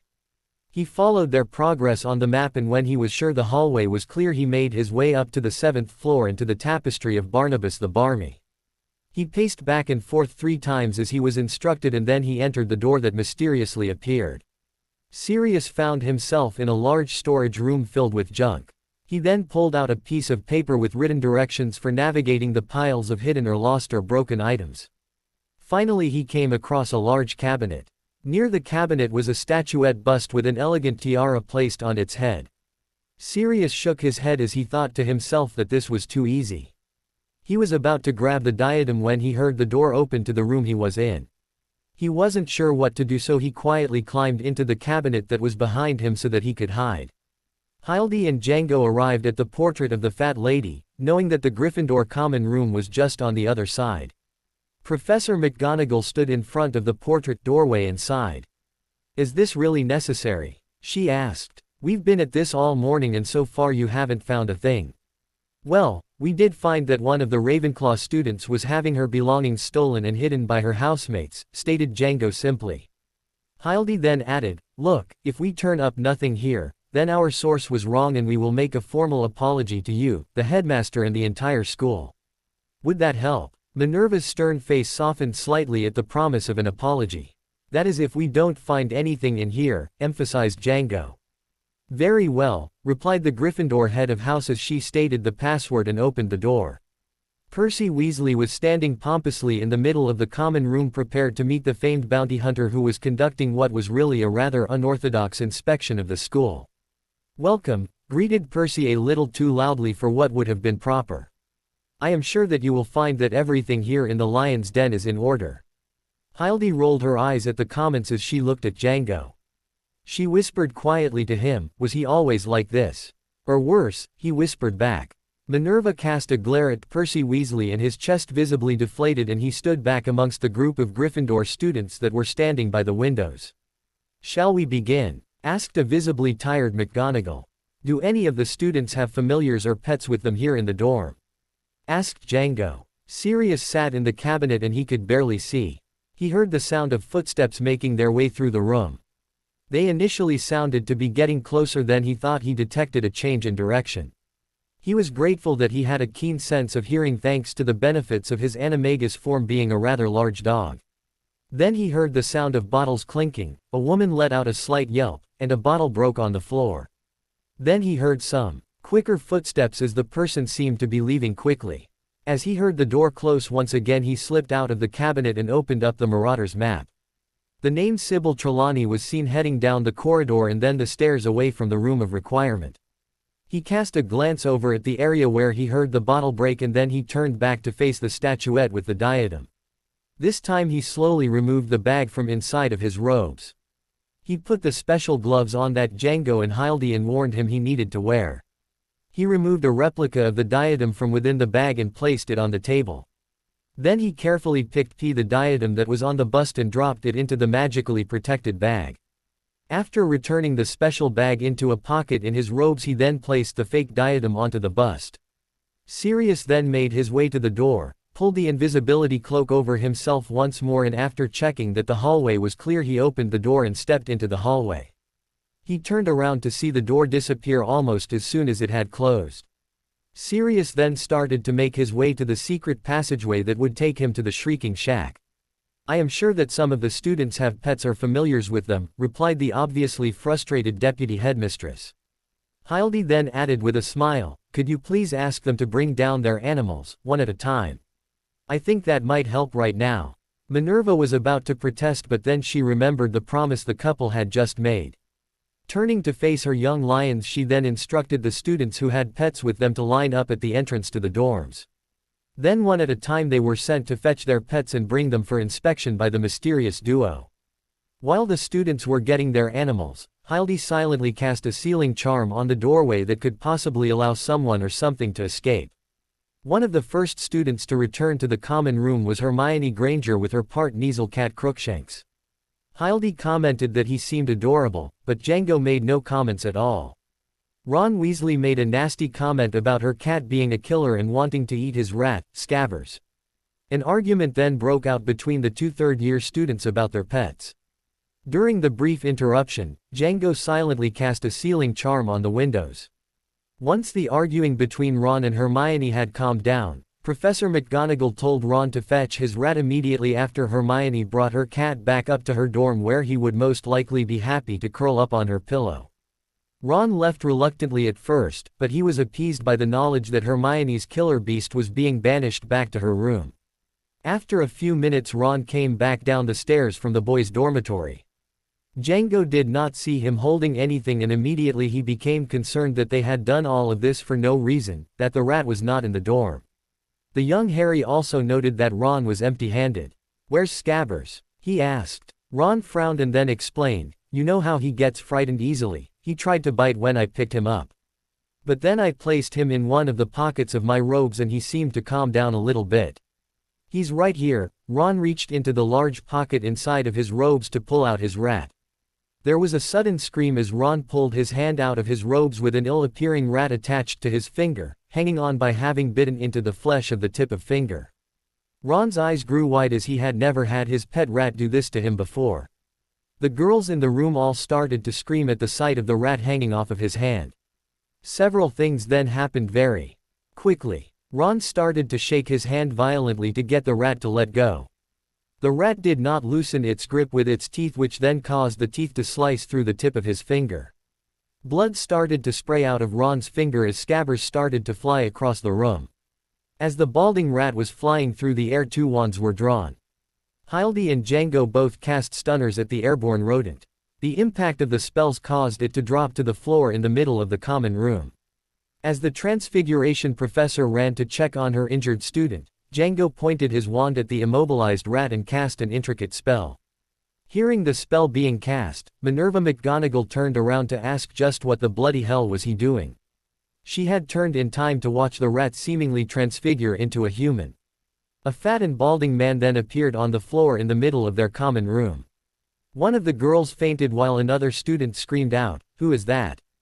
Hildy had now moved to the other side of the stunned man, and while keeping her wand pointed at the large and unmoving person she spoke to the professor. "Yes, please do tell us who this is. Do you not recognize him?" McGonagall held her hand to her mouth. The shock on her face was noticeable to everyone in the room. Albus Dumbledore had been watching the entire event unfold before him with a detached amusement. Then he recognized the former student who had been stunned. "If I am not mistaken," he said slowly, "that is Peter Pettigrew, who was supposedly killed by Sirius Black after Harry Potter's parents were betrayed over 12 years ago." Django kept his wand pointing at the betrayer of his parents as he looked up to speak with the headmaster. "If this is the man who was supposedly murdered by Sirius Black, then we have a big problem. Sirius Black could be innocent of everything he was convicted of when he went to trial." There was no response to the comments from the bounty hunter. "Headmaster, what is wrong?" demanded Django. "If I recall correctly, in the immediate confusion and celebration of the end of Voldemort, Mr. Black was imprisoned without a trial, merely based on statements that he was overheard making at the time that he was apprehended." The headmaster was clearly saddened as he started to realize that a grave injustice may have been committed. Harry then produced magic-inhibiting manacles on the still unconscious Pettigrew as Hildy unsealed the door. Django then called out to Professor McGonagall, "I think someone better call the DMLE and the Aurors here right away.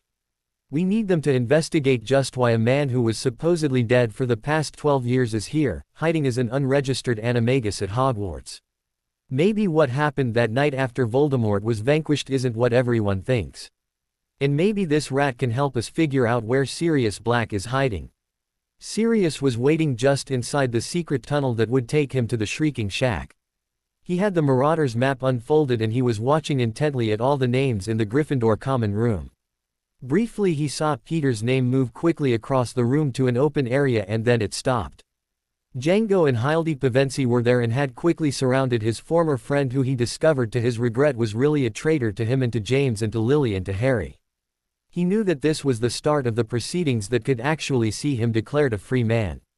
Tears started to flow down his cheeks as he considered that all of his years in prison may truly be over, and that he may not have to fear being keyed by a Dementor or to be killed by an Auror hunting him down. When he noticed the name of Amelia Bones arrive in the castle and head straight to the Gryffindor Tower, he decided he better move to the shack, where he would have to wait quietly for Django and Hildy. He understood that it might take a while, so he decided to lie down on the old bed there and take a nap. Amelia Bones stepped into the Gryffindor common room. Her monocle was in place and her face appeared even more stern than that of the deputy headmistress. "Albus, I suppose you can explain why I was called out of a very important meeting to come to Hogwarts," said the head of the DMLE, whose tone indicated quite clearly how irritated she was by this little disruption. "Urgent was the message my assistant was told.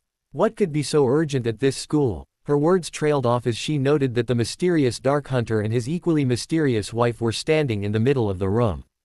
Then her eyes looked upon the stunned and magically bound man on the middle of the floor. Amelia Bones prided herself on her dignity and her emotional toughness. She even prided herself on her ability to not be surprised by events around her. The Aurors who had accompanied her were quite surprised as their leader's monocle clinked on the floor as she stared agape at the man who was lying in front of her, stunned, but clearly alive. The supposedly murdered Peter Pettigrew, posthumous recipient of the Order of Merlin First Class. One of the junior Aurors scrambled to the floor and picked up the monocle and handed back to their boss. Amelia slowly cleaned it with a wave of her wand before placing it back in her eye, never taking her eyes off of the scene in front of her. Without turning to face the headmaster, she spoke to him slowly and clearly.